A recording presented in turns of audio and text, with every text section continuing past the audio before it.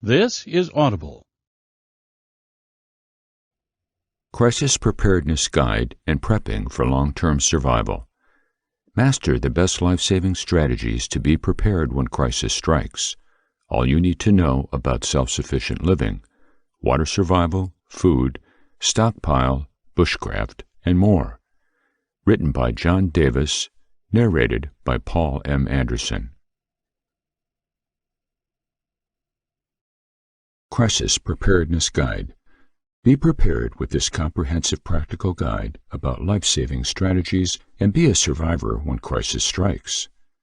Written by John Davis, narrated by Paul M. Anderson. Introduction. Several countries are experiencing natural disasters, terrorist attacks, and man-made disasters. The thing that makes natural disasters especially difficult to prepare for is that they are unpredictable. We cannot predict if the next terrorist attack will be coordinated or not, or what magnitude it could be. All we can do is prepare our families for potential danger. Many of the current events we read about in the news directly impact our daily lives. What will happen if a migratory bird flies into a power plant? The U.S. government has been warning people of those potential problems for many years. It is best to be prepared before the issue occurs so you can take preventative actions to protect your family and friends. This is designed to teach you the proper steps to take for a variety of emergencies. This guide aims not only to educate you on how to respond during an emergency, but also to ensure you do not put yourself in danger during the response. There's a lot of information available on the Internet. However, much of it may be outdated or plain wrong. This will teach you the best ways to take action before and during any emergency. If you have never prepared a plan in advance for a crisis, it is recommended you begin with the basic household emergency kit. It is the most basic type of emergency kit, and it will give you the essential items that you will need during a crisis. You can build on this kit to include some extra items, but be sure they are different. You can start gradually and small to build your kit up as you see fit. Both man-made and natural disasters require an immediate response, whether it is during the disaster or after. There are ways to prepare yourself before a disaster happens to better react to the situation after it occurs. These preparation methods include building an emergency kit for your home, car, and work.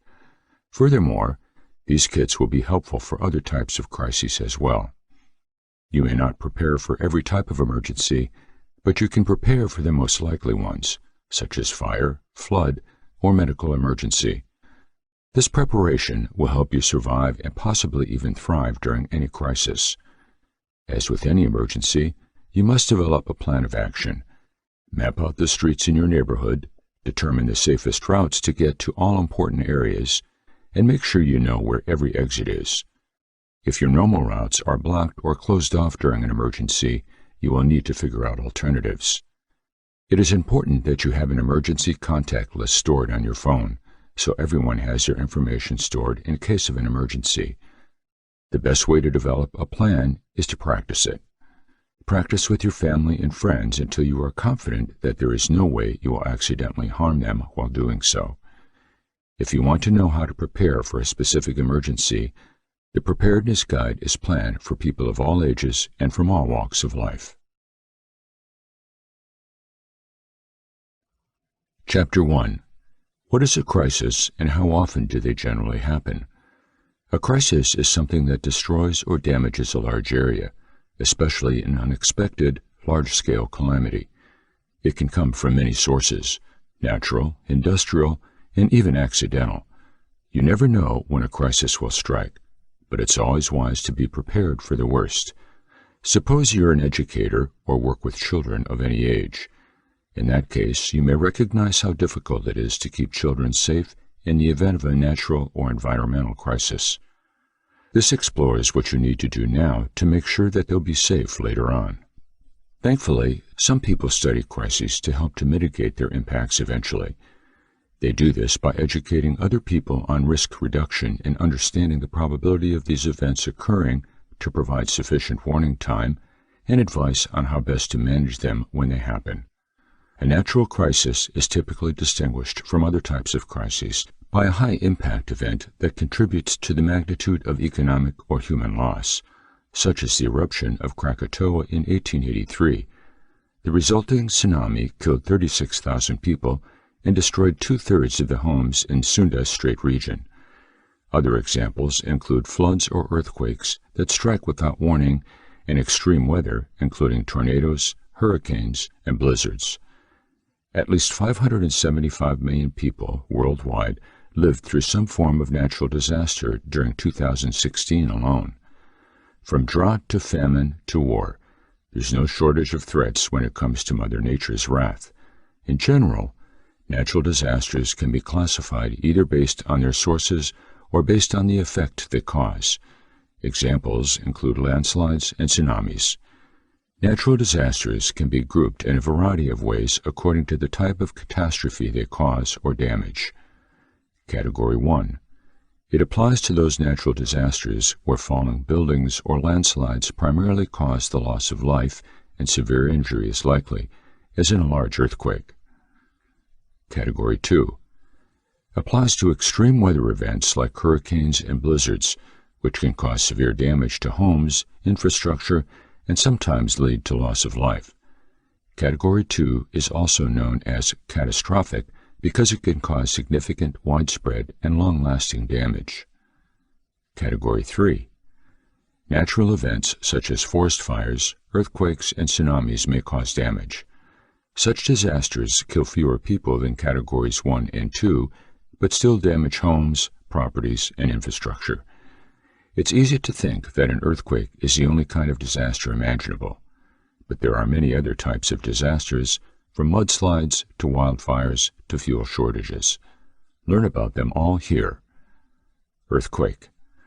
Earthquakes are measured by their magnitude and can range from as low as 2 to 3 on the Richter scale up to over 9 on the Richter scale, which would be considered catastrophic.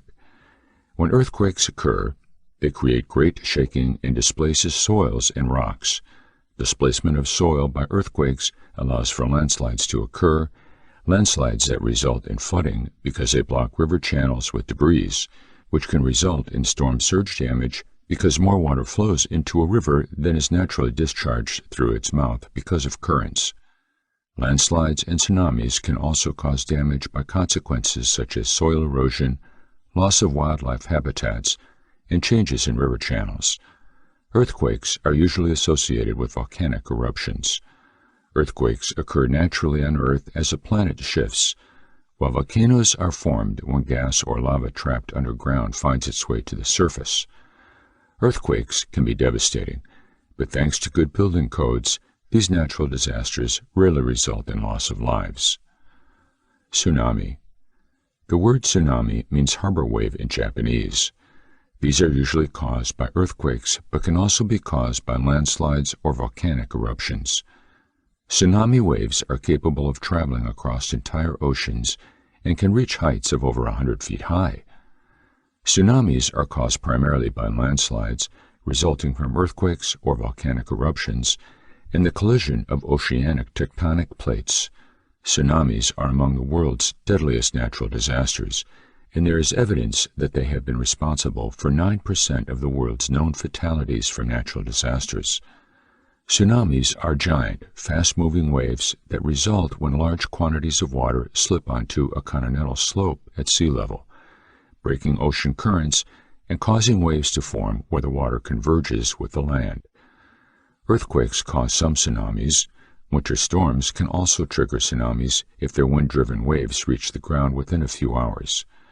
Submarine landslides, underwater explosions, can also trigger tsunamis or volcanic eruptions referred to as debris flows, also called lahars. Many coastal areas are susceptible to tsunamis because of the semi-enclosed nature of the coasts and the shoreline configuration. Tsunami damages typically occur when they strike near a densely populated place or along a narrow coastal stretch that is susceptible to landslides during earthquake activity. Landslide. A landslide is the movement of a large amount of rock and earth down a slope because of gravity. Landslides often occur during periods of heavy rain, earthquakes, or volcanic activity. Landslides are natural occurrences as the Earth's crust shifts and moves, causing land areas to collapse down a slope.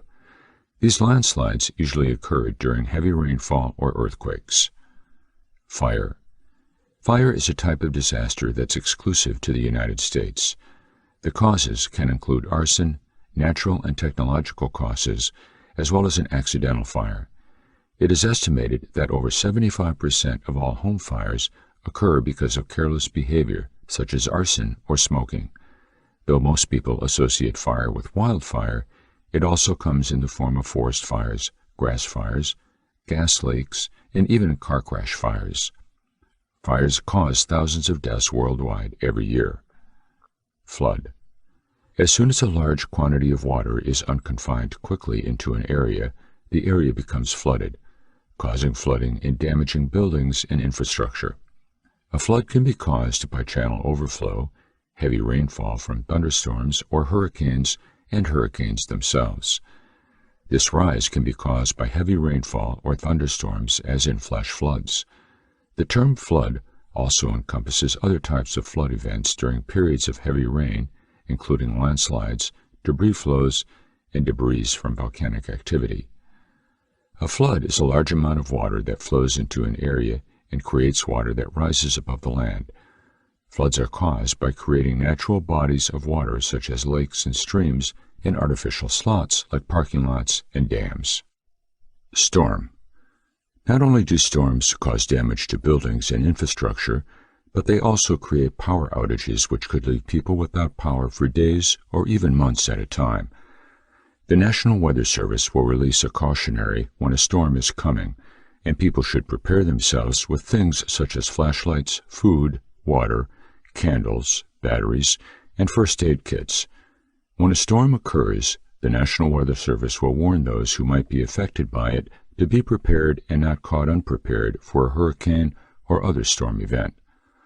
A storm is a natural disaster that occurs when a high-pressure system moves over a low-pressure system, causing rising air masses that create wind and rain, snow, or hail. Typhoon.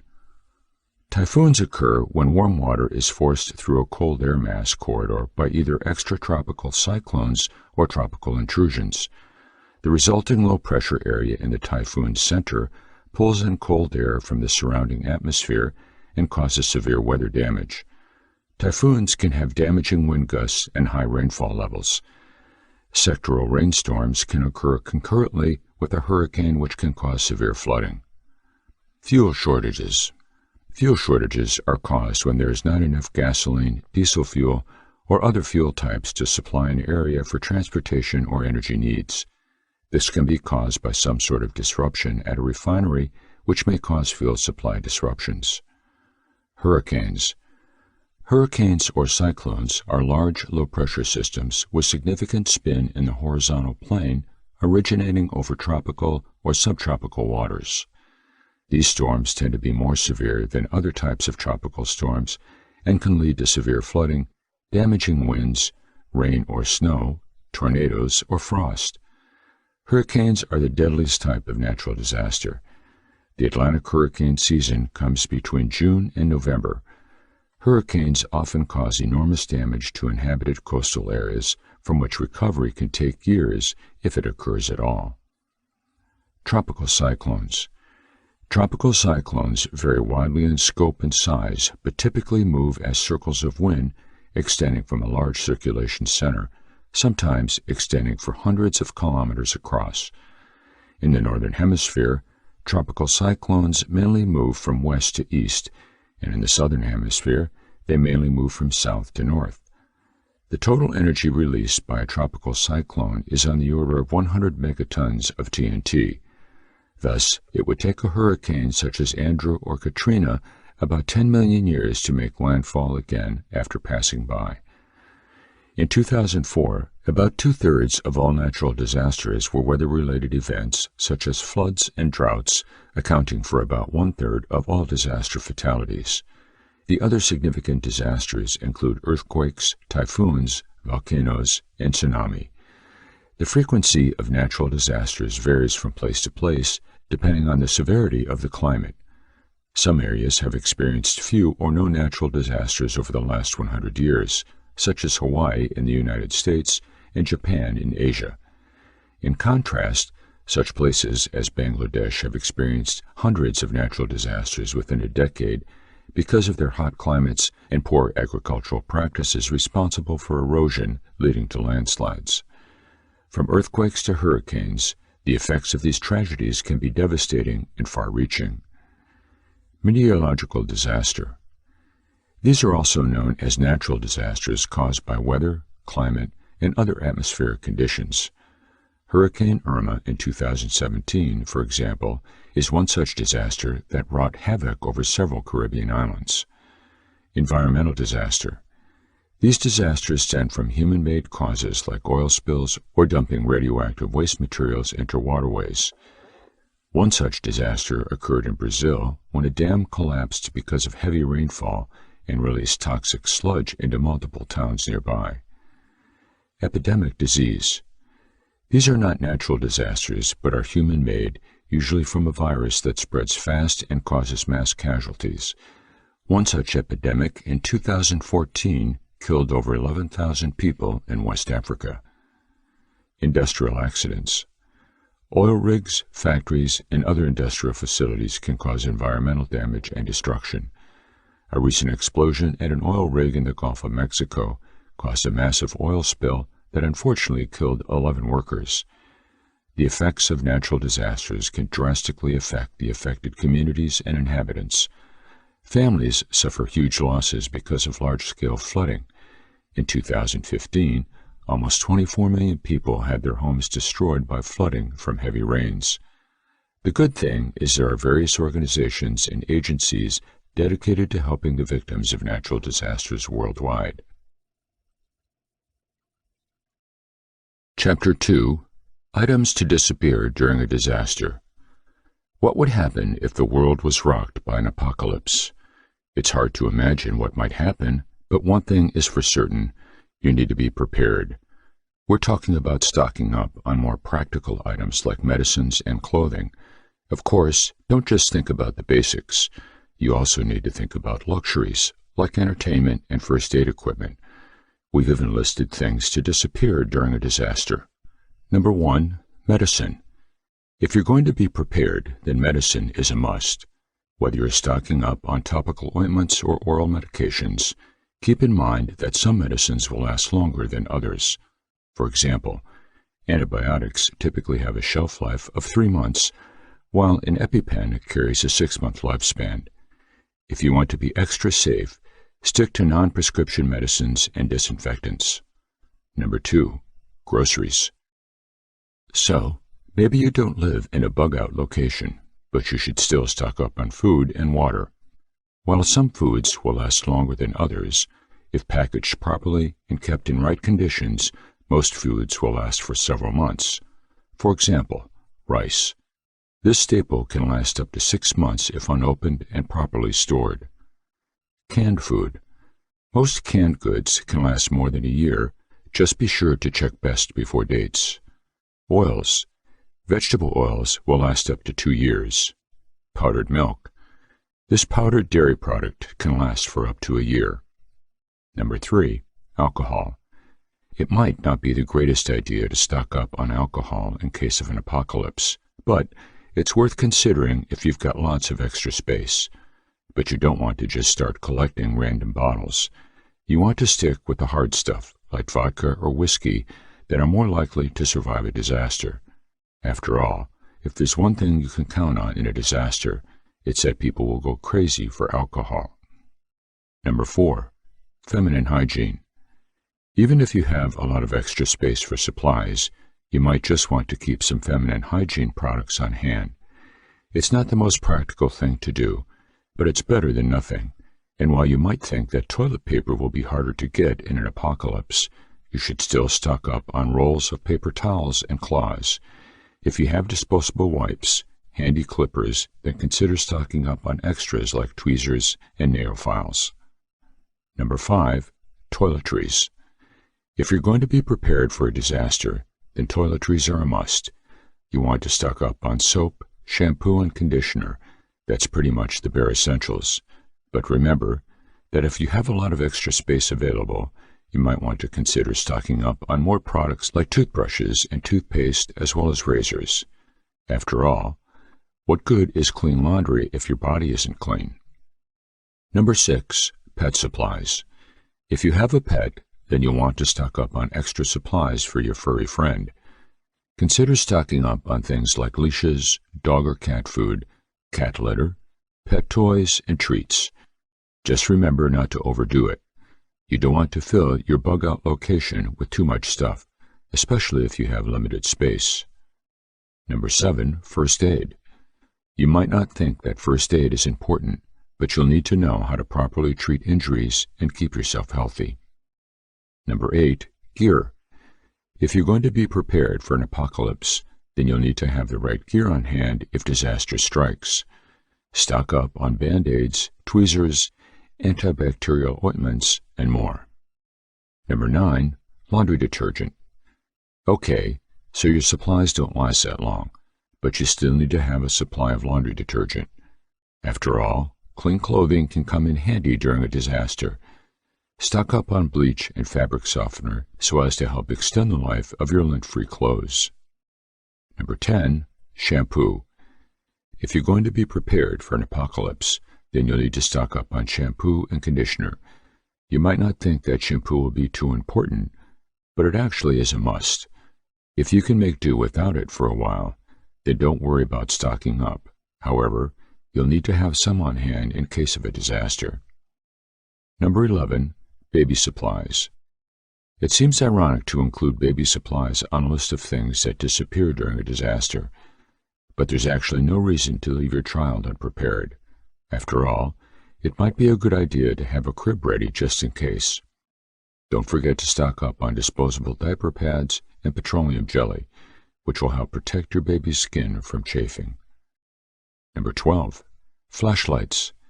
It only takes one disaster to remind you how important having a flashlight with fresh batteries is. After all, there's no better way to illuminate a dark room than with a good flashlight. It might seem like an obvious thing, but it's worth noting, don't forget the extra batteries. Number 13. Lighters and matches. If you're going to be prepared for an apocalypse, then you'll need to pack matches and lighters, and lots of them. If you don't have matches or lighters on hand, then you'll more than likely be in need of them during an emergency. Number 14. Flour and baking soda. This one might not be critical, but it's worth remembering. You need to stock up on flour and baking soda. These two staples will help keep your fresh food and help stave off infection, and they're self-heating, so you don't need an oven handy. Number 15. Plastic wrap. If you think there's already too much plastic in the world, then you might want to consider packing some plastic wrap for convenience. In the event of a disaster, plastic wrap will help protect your food from getting freezer burn, just as it does when you're storing leftovers at home. Number 16. Fleece blankets. If you're going to be prepared for an apocalypse, then you'll need to have a supply of blankets. In fact, you might even want to have a few extra blankets on hand just in case. Especially if there's a blizzard on the way, having an extra blanket can be incredibly helpful when it's time to bug out. Number 17. Clothing. The vital thing to remember is that you'll need extra clothing on hand. While you might not think that clothes will last longer, they actually will, unless, of course, you aren't careful with your hygiene. If you do end up getting dirty or wet, then it's important to change into dry clothes as soon as possible. Remember, being prepared means being able to survive for some time without modern conveniences. Number 18. Extra kitchenware. If you're going to be prepared for an apocalypse, then you'll need to have extra kitchenware on hand. If you're running on food that needs to be cooked, then you'll need some pots and pans. Just remember that some cookware is better than nothing. You don't want to be forced into eating spoiled or raw meat because your pots burned up during a disaster. Number 19. Water. This one is pretty obvious. You'll need water on hand to drink and bathe. Stock up on the basics, such as bleach and bottled water, and you'll be all set. Number 20. Extra batteries for electronics. If your battery is dead, then you'll know how much of a pain it can be. And while you might not think that extra batteries are critical, they just might be when your cell phone or radio dies. Stock up on emergency batteries and have them ready in case of an emergency. Just remember to use them responsibly. Number 21. One-time use plates, cups, and utensils.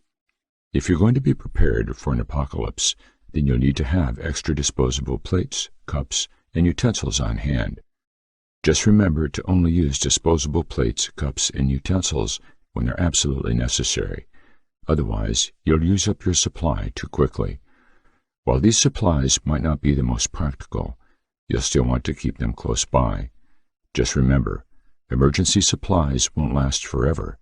It's better to be prepared and stocked than to be unprepared and scrambling for supplies when you really need them.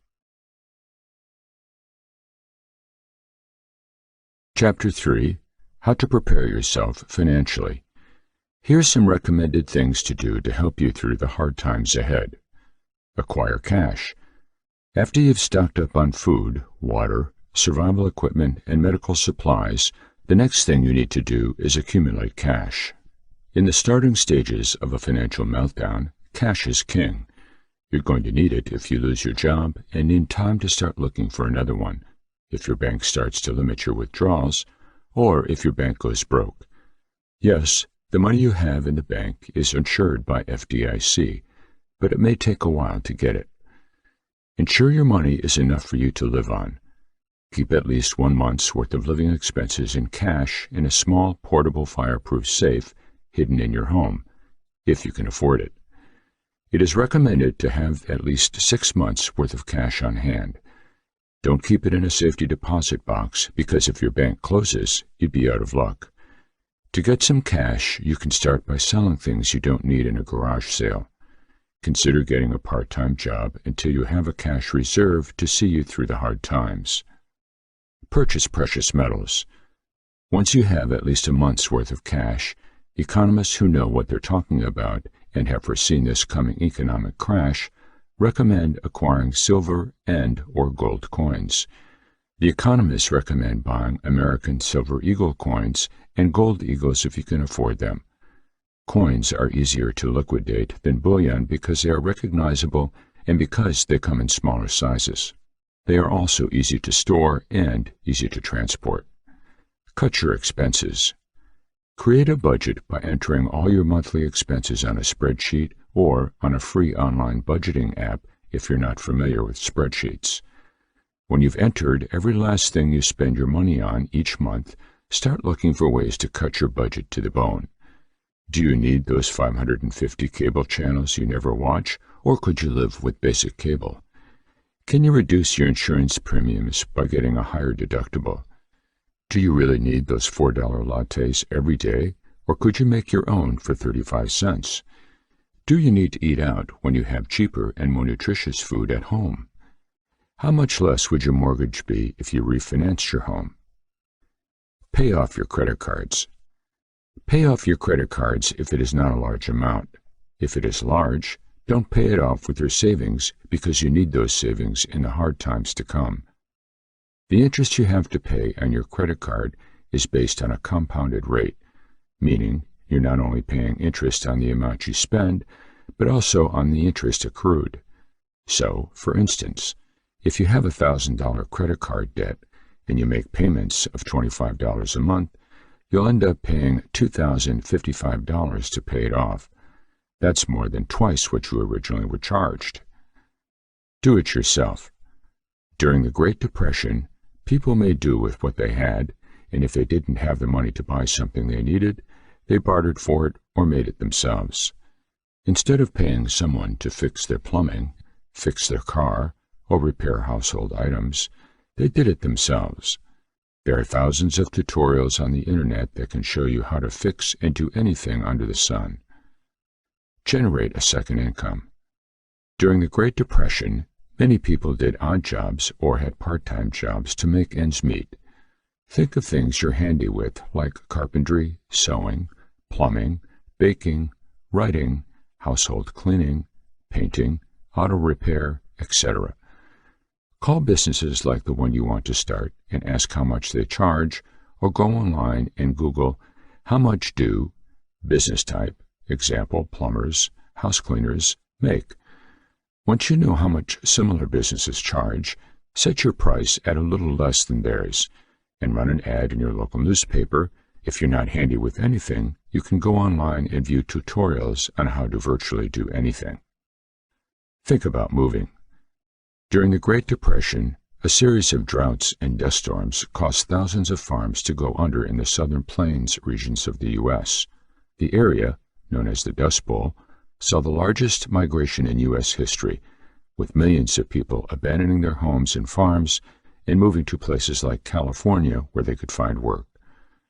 With unemployment rising to levels that we haven't seen since the Great Depression, many Americans are going online to find jobs outside of their communities. Sites like Google for Jobs, a search engine that compiles job listings from a number of sources, and Indeed, a job website that lists jobs from thousands of websites and newspapers, are a great way to search for out-of-area jobs and even in-area jobs. Get connected. During the Great Depression, people banded together to help each other through the hard times, whether it was feeding a starving family, giving them some clothes, or providing a place to sleep. Those who had more gave whatever they could spare to those who had less. Get to know your neighbors, for they may be able to help you through the coming crisis, or you may be able to help them. Get familiar with your local charities, church groups, and food banks for the same reasons, and support them if you can. Chapter 4. How to feed your family during times of shortages. During the course of a crisis, there are times when things you would normally buy at the grocery store become scarce or unavailable. In a disaster situation, the store's shelves could be empty. What should you do? What can you do to feed your family? In a crisis, it is tough to know what you should do. In times of food shortages and store closures, it is up to you and your family to provide for yourselves as best as possible during what could be the worst of times. If this is an emergency situation, it's important to know which foods are essential for your family to survive. For example, if you don't have access to water, you need more water than usual. Knowing what your family can subsist on can help map out what resources there are in the area and how long they will last. Knowing what foods are essential for your family to survive will help you see what resources are available in the area where you live during a crisis. Knowing what crucial items that the grocery store sells will enable you to plan what you will eke out a week or two until better times return. As people panic, the shelves will empty quickly. When the shelves are bare, the only way to get food is from any sources available. This is where local growers, farmers, and ranchers can fill in for those of us who live in urban areas. They provide a unique opportunity to secure food supplies during times of crisis or shortage. You need to know what foods are crucial for survival. You, along with your family, need to plan ahead of time to ensure that there are enough vital foods for everyone. Your family needs to know how long they can survive with what is on hand. This way, you can prepare in advance and get the information you need on how long you will feed your family when times get tough. During a crisis, it is important to know if your family can live on just the essentials. It will give you an idea of what resources are available in the area where you live. If resources are scarce, then you need to plan ahead and know how long your food will last. Foods that will sustain your family during tough times. Pasta, rice, beans, flour, and cereals. These are all staples for most people. Once you remove these products, you can begin to reduce the amount of food your family consumes. Meat and poultry. This includes beef, pork, chicken, turkey, and other types of meat. Vitamins. Fish oil capsules or liquid form are a great way to get vitamin A from a food source.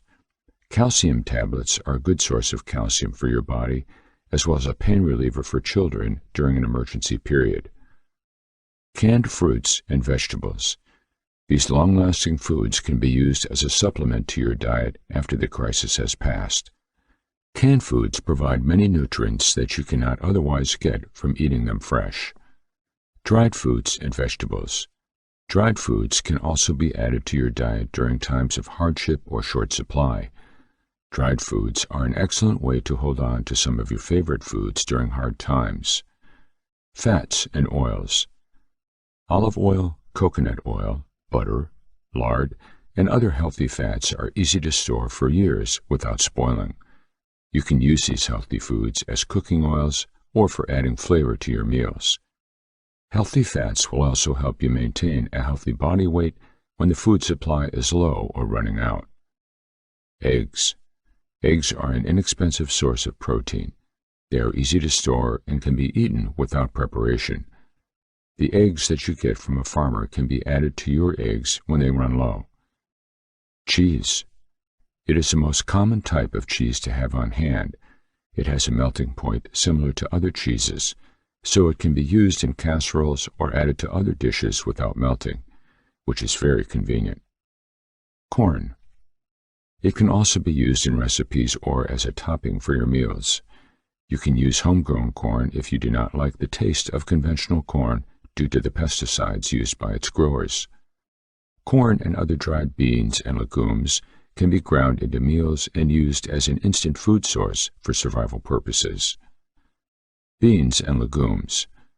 They are high in protein. They store well for years. Beans also provide you with iron, calcium, zinc, and other important minerals for your body. Oats can be eaten raw or cooked to provide you with a fast food source of energy during times of hardship. Oats are very versatile due to their cooking properties. You can also use them as a thickener for soups or stews if you have no flour available during the crisis period time. Nuts. Peanuts, almonds, cashews, walnuts, and other types of nuts are all high in protein. They are low in carbohydrates. You can use them as a high carbohydrate snack or after cooking to help boost your energy levels during times of crisis. Fruits and vegetables. Fruits and vegetables can be eaten raw or cooked. If you choose to eat them raw, keep them as fresh as possible as they ripen more quickly than other produce. Raw fruits and vegetables provide you with fiber, which is important to the health of your digestive system. Fresh fruits and vegetables also contain vitamins and minerals that your body needs during a crisis. These foods are great sources of energy during times of food shortages. You can choose to eat them raw or cook them into recipes that provide you with the nutrients your body needs to survive. Chapter 5. Equipment and Supplies to Stockpile. There's so much you can purchase for collapse survival that it can feel overwhelming. With that in mind, we'll start with 11 essential items most people would have difficulty replicating or doing without during a collapse scenario. After that, we'll talk about where to purchase supplies inexpensively, as well as how to go about making your own homemade personal hygiene supplies, household cleaners, and more using only a handful of ingredients for when things get tough. If there are any supplies to focus your initial attention on and money on, it's these. Over-the-counter medications. Whereas prescription medications are a problem because you cannot purchase years' worth of them at once, over-the-counter medicine can be obtained at dirt-cheap costs relative to their usefulness in a post-collapse world. I suggest you purchase plenty of analgesics, decongestants, antihistamines, antacids, antidiarrheals, and even laxatives. Add in an assortment of topical analgesics, topical steroids, and antibiotic ointment, and you'll have most of your first aid bases covered. Luckily, many over-the-counter medications will last much longer than their expiration date. There are exceptions, such as with some liquid medications and potential storage concerns, like being subject to extreme heat or humidity. Still, if you store your over-the-counter medications in climate-controlled conditions, they'll last much longer. As was the case with long-term food storage, heat, humidity, oxygen, and light are all the most significant factors that degrade most shelf-stable medications. Glasses, contacts, and hearing aids. Our five senses are something most of us take for granted, at least until they no longer work properly, and then they become precious. The ability to see and hear, in particular, is vital during emergencies and will be equally important during a collapse. Suppose you already rely on glasses, contacts, hearing aids, or dentures. In that case, it is recommended that you have backups available and any supplies necessary to keep these items in good working order for as long as possible. Clothes and shoes. Makeshift shoes are more accessible to piece together than clothing, but cobbling together a suitable set of footwear for rugged, long-term use is something altogether different. Ensure you have a quality pair of working or hiking boots and snow boots if necessary. Do you have enough clothing and shoes they can grow into for years to come? Remember that kids grow fast, which means they may quickly outgrow what you expect them to use. Scour at Goodwill and similar secondhand stores for deals. Remember to include insulated gloves, thick socks, and stocking caps for winter, general safety gear such as safety glasses, hearing protection, a hard hat, and plenty of rugged gloves for outdoor work. Any specialty personal protection equipment like chaps for chainsaw work, a safety belt for climbing trees, or a bee suit for beekeeping. Ammunition. While it's quite possible to reload ammunition, it's tedious work and you still need the supplies and equipment to do so correctly and safely. If these were regular times, then it would suggest you purchase plenty of the ammunition you could expect to use, since it will last a lifetime if kept dry. Presently, ammunition is in short supply or marked up considerably, so you're going to have to wait for prices to come down or pay a hefty premium. When they do return to normal, purchase what you think you'll need and then buy more. Fuel. Long-term reliance on equipment that uses fuel, examples, gasoline, diesel, propane, and kerosene, is difficult as these fuels will either run out, become cost-prohibitive, or both. You shouldn't rely on a wide assortment of equipment that runs on fuel in the short term. But if you build your collapse survival plan around their existence, then you're going to be in trouble when they are gone. For the short term, you should safely stockpile as much fuel as you can, though there is often local regulations limiting on how much you're allowed to store. And while you can use this stored fuel for space heating, cooking food, heating and sterilizing water, and running equipment like chainsaws or tractors, think long and hard about how you intend to use such a precious resource. Remember to store gasoline and diesel with a fuel stabilizer. Batteries. Stockpile plenty of smaller alkaline batteries, for example, AA, AAA, D-cell, and 9-volt, to power crucial survival gear such as smoke alarms, weather radios, communication equipment, and flashlights. Batteries usually last for many years without worry, as long as they're kept out of extreme temperatures, so there's no harm in stockpiling quite a bit. You have the capacity to recharge batteries rather than to stockpile hundreds or thousands of alkaline batteries for a collapse scenario. Hand tools. There are many hand tools and related items which could be helpful during a collapse, including carpentry tools, claw hammer, crosscut saw, hacksaw, manual hand drill, wrenches, screwdrivers, pry bar, slide clamps, and sawhorses. Gardening tools, shovel, spade, rake, hoe, mattock, hand pruner, wheelbarrow, or a garden cart. Woodworking tools, axe, hatchet, splitting maul, file set, drill bits. Other tools, sledgehammer, post driver, hand drill, hand siphon pump. Miscellaneous items, hand crank can opener, broom and dustpan, and clothesline. Most of these items are so helpful that it would be a good idea to have backups. Tarps and plastic sheeting. You can create makeshift shelters using natural elements, but tarps are so much easier and faster to use, move, and manipulate that it's wise to include several of varying sizes. Tarps between 8 feet by 10 feet and 20 feet by 30 feet should suffice for most scenarios. Likewise, Plastic sheeting has so many survival applications that you should include a roll or two in your supplies as well. Tarps, for example, can be used to create makeshift shelters, temporary home repairs, and blackout shades. It can be used to cover your garden during potential frosts and to protect firewood. Clean tarps can also be used to collect rainwater, which will be much cleaner than your rooftop, that's for sure. Plastic sheeting can be used similarly to tarps, though it's usually prone to rips and punctures, so be more careful with it. With that in mind, plastic can be used for waterproofing almost anything, for rainwater collection, including as a solar still, and even for enclosing a greenhouse.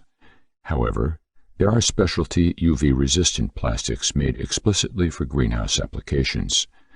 Plastic sheets can also be useful for a makeshift quarantine room or sheltering-in-place applications. If you must choose between clear and black plastic, choose clear as it has more survival applications than black plastic does. Writing supplies. There will be a time when computers no longer function. Still have to go back to paper and pencil to create lists for yourself, leave instructions for others, or journal your thoughts for future generations, to name a few uses. You can often find spiral-bound notebooks or pads of paper inexpensively around the time of back-to-school sales. Include plenty of number 2 pencils, a pencil sharpener, and several erasers, and you'll be all set. Fire-starting supplies. You may already know that there are dozens of remarkable ways to start a fire, from a filled water balloon or polished underside of a soda to steel wool and a 9-volt battery, as well as plenty more ideas. But nothing you can improve is easy or reliable as matches or a Bic lighter. They're inexpensive, readily available, and both will last years if kept dry. Construction materials. Anything you can think of which would be useful for construction or, more likely, repairing your home is useful to stockpile. This could include nails, screws, electrical wiring, copper pipe, PVC pipe, plywood, and assorted lumber, to name several obvious examples. Now, while you may be able to scavenge some of the aforementioned larger supplies post-collapse, it may be easiest to stockpile sundries like nails and screws now while they're abundant and inexpensive. Because of shortages and theft, we've also seen lumber, copper wire, and electrical wiring become significantly more expensive.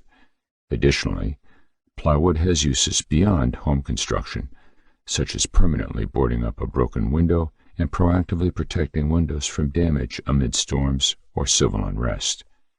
During a prolonged crisis, expect many of these construction materials to be worth their weight in gold. Where to buy survival items inexpensively. You'll find everything you can imagine, from fishing gear and gardening tools to water barrels and generators. You can also find hidden gems by searching local yard sales. You'll spend more time looking for useful preparedness gear. Whatever you choose, remember that many more useful preparedness items will be in short supply during hard times. Just as with anything else, if you haven't prepared beforehand, then you're going to regret it later. Beyond stockpiling supplies. Gathering more of the supplies you know you will use down the road, the list of supplies to stockpile can get very long. Consider everything you and your family may already use in your daily lives, including personal hygiene supplies such as hand soap, shampoo and conditioner, deodorant, toothpaste and floss, mouthwash, feminine hygiene products, shaving supplies, and lotion. Assorted household cleaners including dish soap, laundry soap, bathroom cleaners, floor and carpet cleaners, household sprays of all sorts, and disinfectants.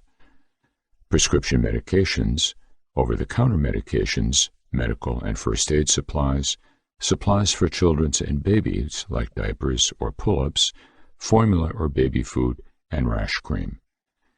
The list of specific items you use will differ depending on your needs, though I'm positive there are many supplies that you make use of which you'll regret not having if they're unavailable or too expensive to purchase. Start making that list now. Although it's relatively easy to gather the supplies you'll need, Since most items from the list above will be viable for years to come, you should begin to think beyond merely stockpiling what you need. Because while you can certainly purchase years' worth of personal hygiene supplies, cleaners, and some medications, you can tell from personal experience that this isn't necessarily the best plan.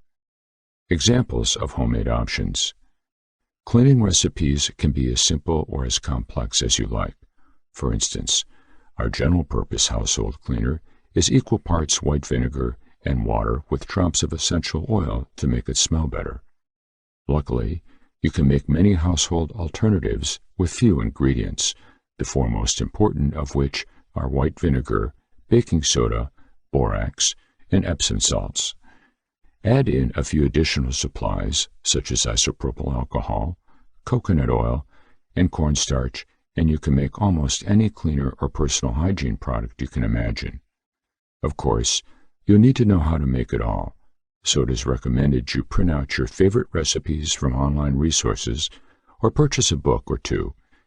Realize, too, that you can make an assortment of natural products using essential oils, herbs, flowers, and more if you prefer a truly organic approach. Chapter 6. The Master Action Plan. Bugging in rather than bugging out will usually be the superior option for most survival scenarios because you get to keep your entire stockpile. You know the area and the people, and you won't become vulnerable and exposed out on the open road. Nonetheless, there will still be situations where you are forced to bug out from your home, and it's important that you are adequately prepared to do so. Any good bug-out plan always begins by writing an evacuation plan with your family.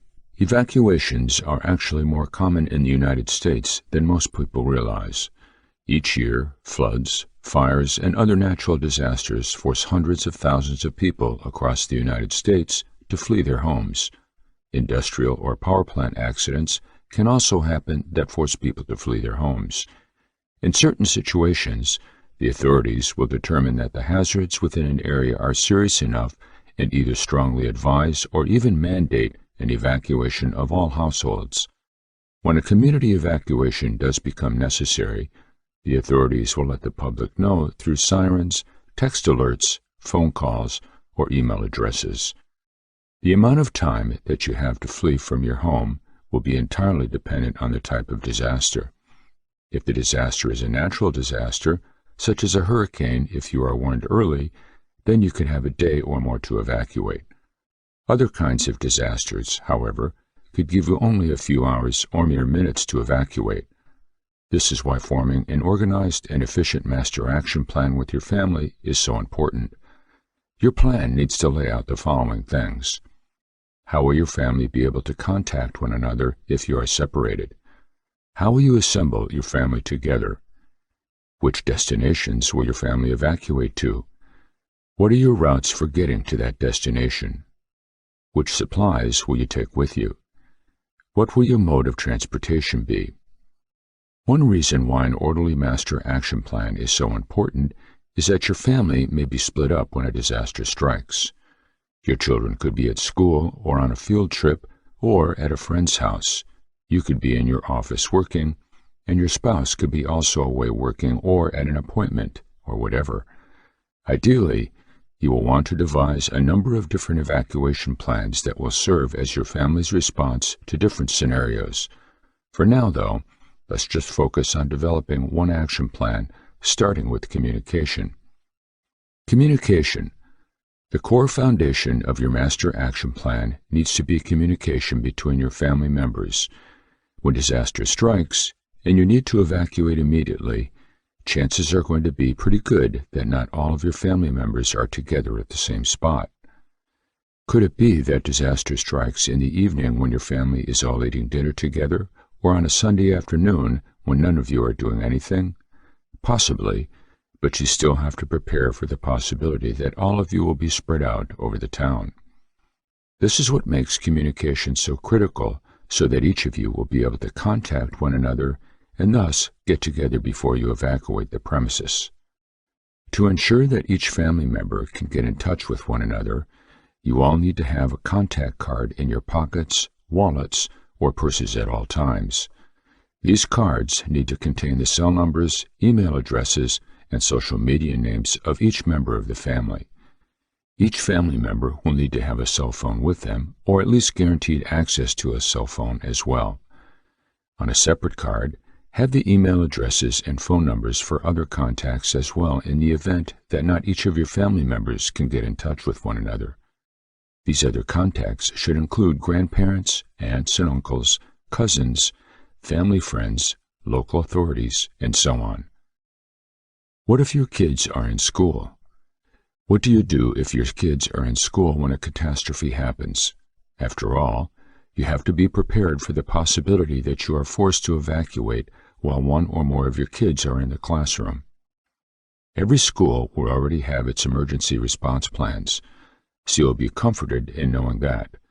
But it is the sole responsibility of you as a parent to find out what your school's specific emergency plans are. Questions that you will want to ask your school and receive an official answer for include the following. Has the school stored away supplies in the event of long-term emergencies, such as food, water, medicine, etc.? Does the school allow students to communicate with others, such as family members, in the event of a disaster? Does the school have a shelter where the students and teachers can take refuge should they need to evacuate the main buildings? Does the school allow students to have cars and driver's licenses to leave the school during a disaster? Don't feel nervous about asking your children's school these questions. You need to know the answers for them so you can factor them into your evacuation plans. If any of your kids have a driver's license and it is at school, and assuming the emergency rules of the school allow them to evacuate, then you must assume that those kids will rendezvous with you at home. Make sure that your older children with driver's license are responsible for bringing their younger siblings with them as well. In contrast to this, if none of your children have a driver's license, or if the school forbids students with licenses to leave the campus during an emergency, then you'll have to go and pick them up yourself. But remember that communication is essential. The moment a catastrophe hits, you need to get in touch with your children immediately to confirm with them that they will rendezvous with you at home or at another point. If your children don't have a cell phone and are not allowed to use them at school, then call the school and ask to speak with your children. Devising a plan to bug out. Communication is absolutely critical as part of any disaster preparedness plan because the failure of your family to communicate with one another will only lead to the failure of your evacuation plan. Remember that your family needs to work together as a team in order to outlast the disaster, and no team can be successful without proper communication. That being said, coming up with your actual bug-out plan is equally as important as communication. It's great if your family can all get in touch with one another, but what good is it if you don't have a plan for what to do next? You'll note how we've mentioned before that it's wiser to have multiple disaster plans as responses to different kinds of disasters. But even though each of your evacuation plans will be unique in some way, there will be certain factors that each and every one of your plans needs to have. Let's go over some of those factors. Then, the next most important factor will be your bug-out location and your routes for getting to that location. Notice how I use the word routes rather than route.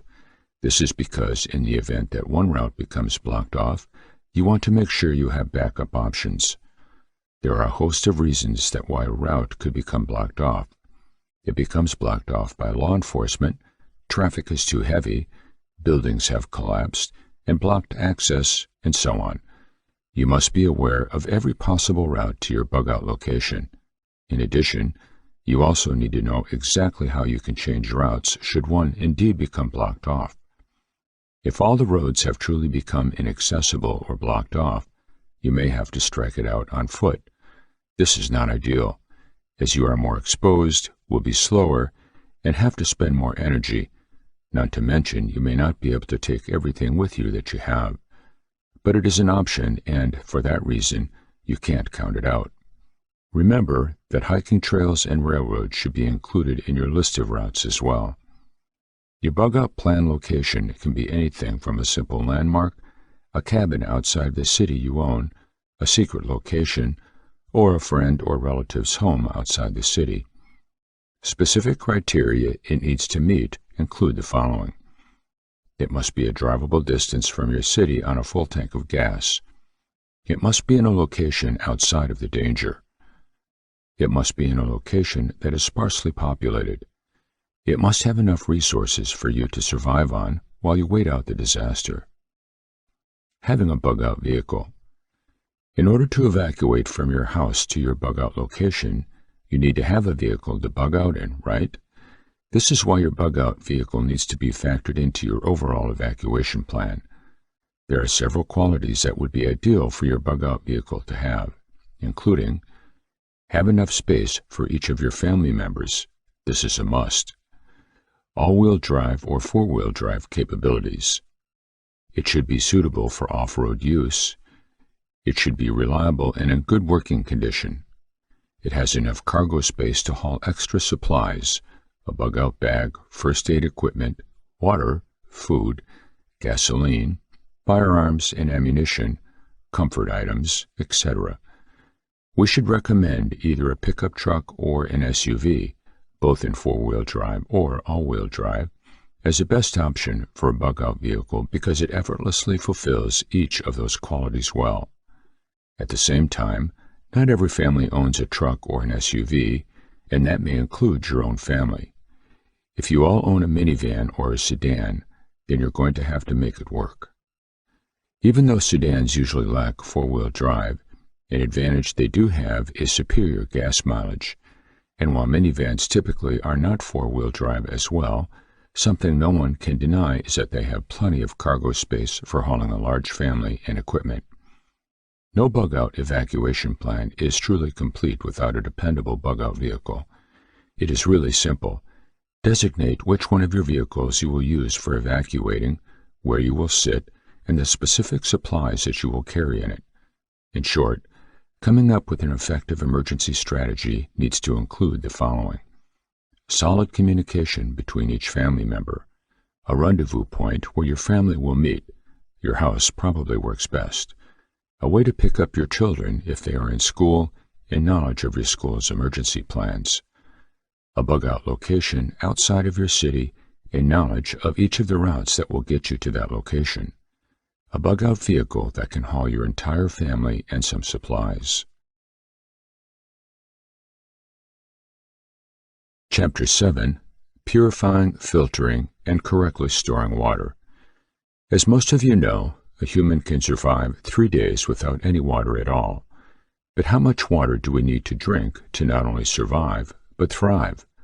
The whole 8 cups a day has been debunked for a while now, and from the average person's experience, it makes sense. Who here has actually been able to keep that up? The more realistic rule of thumb of between 4 to 6 cups a day comes from the Harvard Medical School, 2018. Remember to drink before you get thirsty, because thirst is a precursor to dehydration. To avoid thirst, it's better to take smaller mouthfuls throughout the day than to chug a bunch of water all at once. Plus, chugging water can make you nauseated, especially if you're dehydrated. We can also get some of our daily water from our food and other beverages. Consider not only the amount of water you need to drink, but also the water you will use for sanitation, laundry, and dishwashing. In order to prepare for water scarcity and crisis, the simplest way is to buy and store some 5-gallon water bottles and rotate them out so that you don't have 5-year-old bottles in your stores. It's not that the water itself goes bad, but plastic is plastic, and eventually it will start to leach into the water. Rectangular water containers are the handiest because you can stack them on one another. Remember, you cannot store water in anything other than food-grade containers. Don't go out buying buckets just because they're cheaper. They're cheaper because they degrade. Degrading means that little particles of plastic break off and enter your drinking water. Not only that, but non-food-grade containers may house bacteria that is difficult to remove. You shouldn't even store water in containers that have held other liquids because sugars and sugar-loving bacteria are hard to remove from food-grade plastic Coke bottles and milk jugs. Now, you can buy some amazing water filters, Look for a water filter that doesn't need an electric pump, however, just in case the power goes out. If you don't have the money for a futuristic filter, you can build one. Biosand filters are used throughout third world countries now in order to supply people with clean drinking water even in the most impoverished places. They use a concrete basin with layers of sand and gravel to naturally clean water. There is an open-sourced manual for building a biosand filter, including the wooden mold into which you pour the concrete.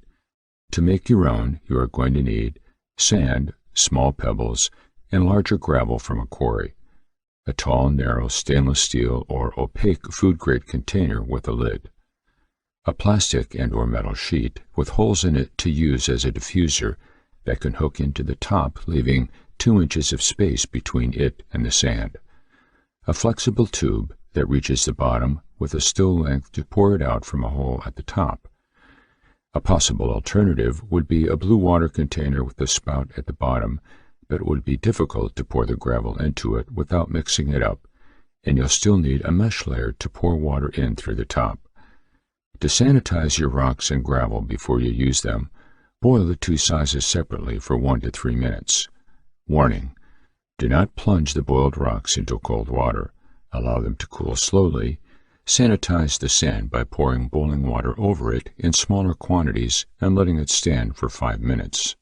Then rinse it with water to remove dust and particles. It will be finished when the water runs clear. Layering. Situate the hose so that it sits on the bottom of the container, and then layer the drainage gravel on top of it. Make this layer 2 inches thick. The rock should be slightly larger than blueberries. The second layer will also be 2 inches thick, made of pebbles out of the size of corn kernels.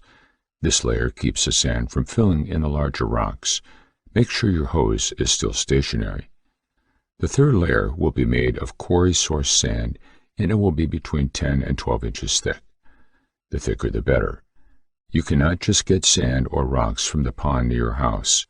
Crushed rock sand is cleaner and will have the proper variance for the size needed for safe filtration. Right where the water meets the sand, a biolayer will form. That should be about 2 inches thick. This is a place for all nasty little microbes to settle in and eat each other. It takes 30 days for this biolayer to form. Before that, your water is not guaranteed to be safe. You need an area for the microorganisms to gather so that fewer of them pass through the sand. Pathogens can be captured in the sand, but the biolayer is the magic zone of this filter. It is important to keep this segment wet and covered from sunlight. Above this, you will hang your sheet of metal or plastic with holes in it, which serves to disperse the water evenly over the sand without disturbing the biolayer. When bugging out, it is unrealistic to assume you can carry even more than a few days' supply of water on your back. So, during a bug-out situation, you need a way to clean your water contaminants. Chlorine tabs. Many hikers carry good old-fashioned chlorine dioxide tablets, which will kill all bacteria, protozoa, and viruses if given enough time. A tasty virus, known as Cryptosporidium, apparently takes 4 hours to be removed chemically. However, different areas have different viruses to be aware of. And remember, just because you are drinking from a river does not mean that there is nothing to worry about. Neither does the temperature of the water have anything to do with the little nasties that call it home. Aside from their benefits, chlorine tablets do not clear away debris, but you can carry coffee filters to first pour the untreated water through and then add the tablets. The chlorine taste can mask any flavoring. Boiling. Many people around the world right now survive by boiling their water. Boiling will kill bacteria, protozoa, and viruses. However, it requires fuel.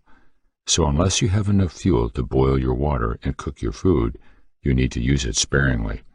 If you are in an unprotected forest, you can collect wood to build a fire. There is some debate about the length of time needed to boil water for safe drinking.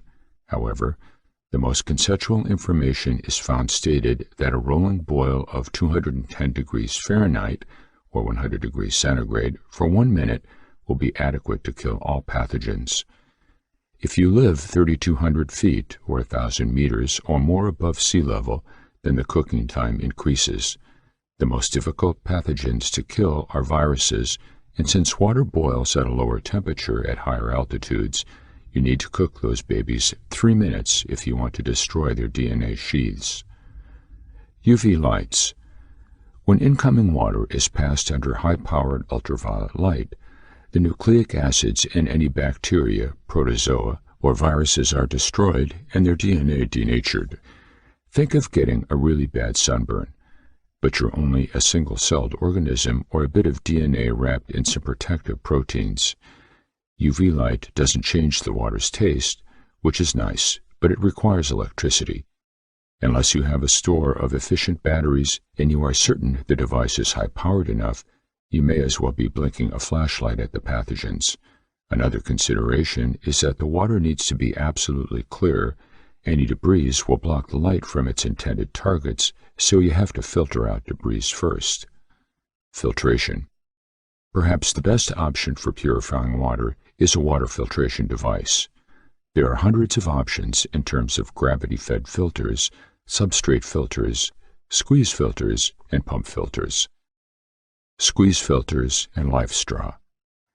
They can come with small flexible pouches rather than hard plastic bottles, and they'll have a filtration wand that screws into the mouth or an external spout.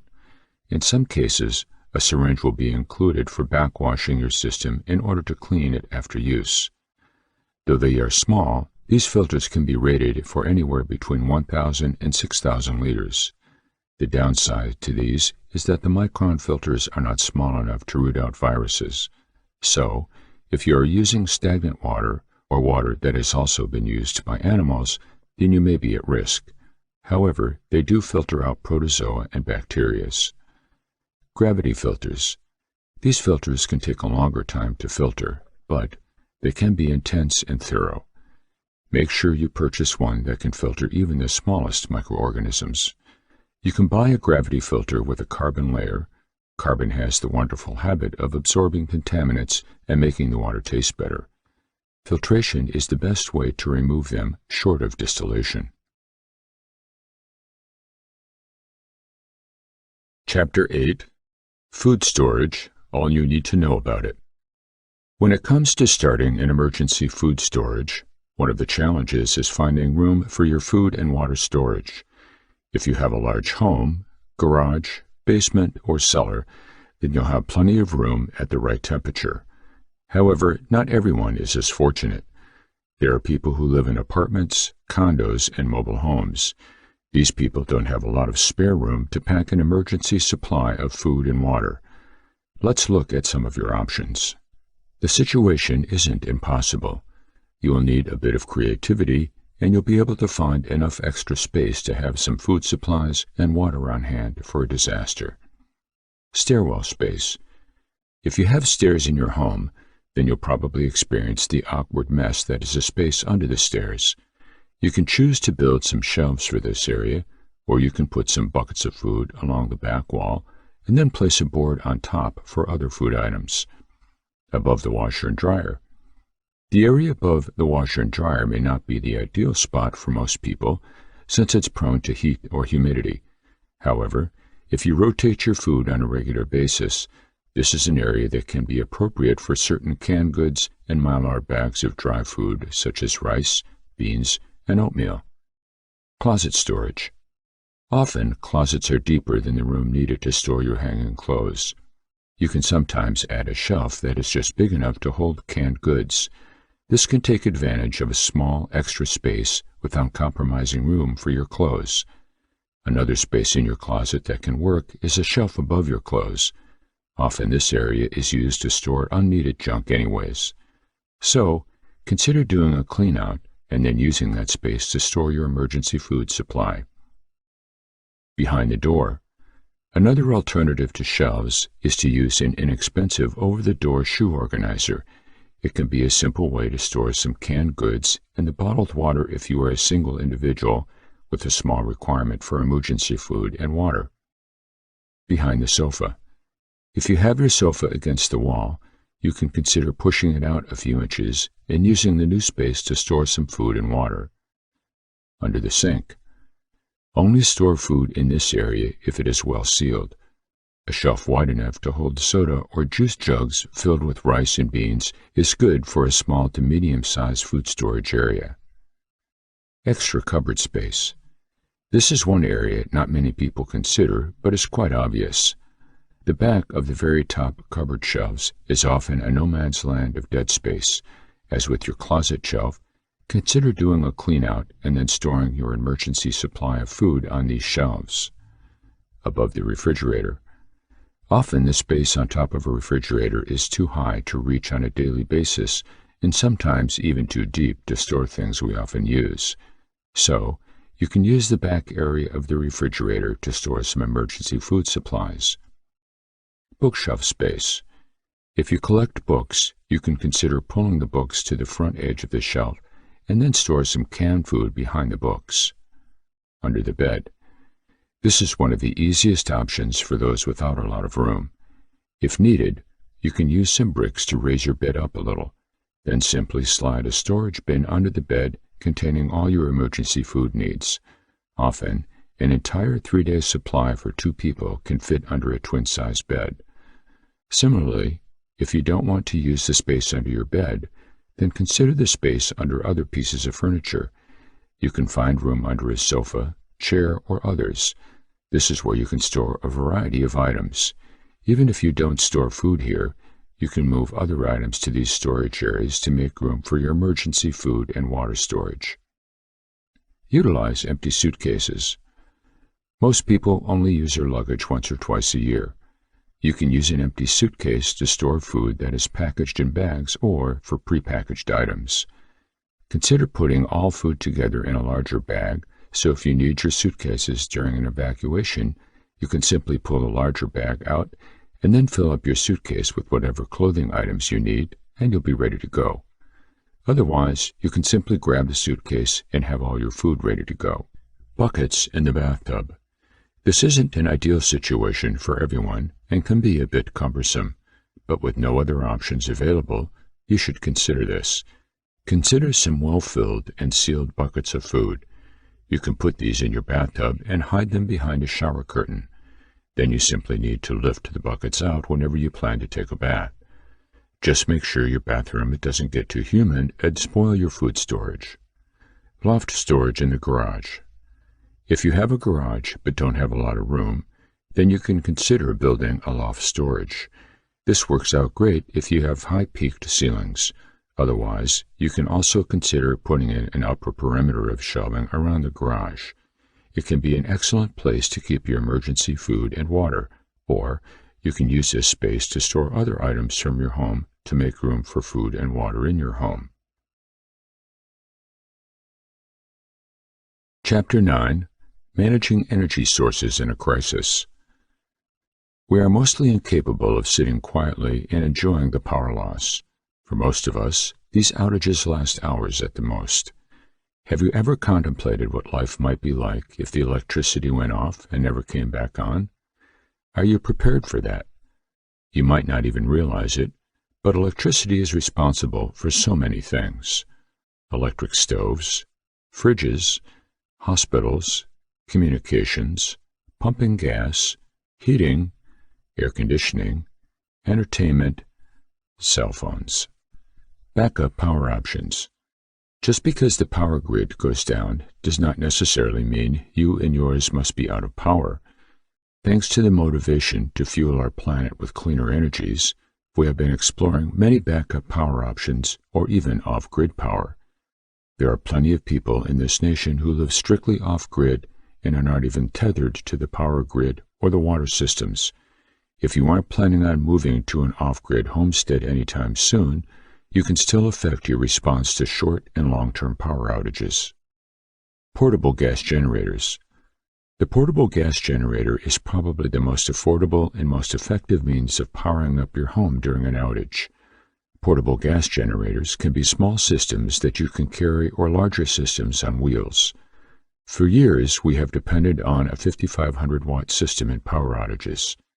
These give us the ability to turn on lights, television, and entertainment, keep the fridge going, and even power up some fans in the summer. It is more than enough power to get through a short-term power outage. The problem with the reliance on gasoline is that we are only capable of storing so much. This means you will eventually run out of gas in a long-term scenario. Whole house generators. The next level of generating electricity is a whole house generator that is often tapped into a natural gas flow. These generators are built into your home and will click on when the power goes out. People love these larger generators because they just keep normalcy rolling even when others are out of power. The whole house generator is a serious investment and can cost tens of thousands of dollars to install. In an SHTF situation, the whole house generator could make you a target if you have all of your lights on and HVAC, heating, ventilation, and air conditioning, running while the collapsing world around you is struggling. Solar panels. Solar power is a very interesting backup power solution. Harnessing the power of the sun just makes good sense. Solar panels can be pieced together over time, or you could go with a professional company to outfit your house. The solar panels themselves are not affected by an electromagnetic pulse. However, some of the components will be. Safely storing backup components will give you the ability to generate power even after an EMP. Solar panels cost roughly $1 per watt of energy generated, and do-it-yourself is not as hard as you might think. The most critical consideration in all of this is to ensure that you have enough sun to power the batteries in your system day after day.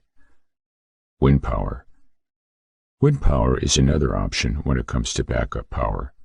However, a wind power system can only really generate power if you have plenty of fans and space, like a wind farm, or if you live in a place that is essentially windy all the time.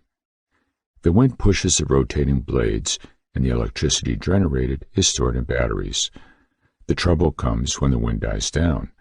A wind power system is ineffective if you don't have consistent wind to blow those turbines and the turbines high enough to capture the wind above you. Short-term power outage preparedness. In a short-term power outage, you are going to have issues, but they will be nothing like a long-term power outage.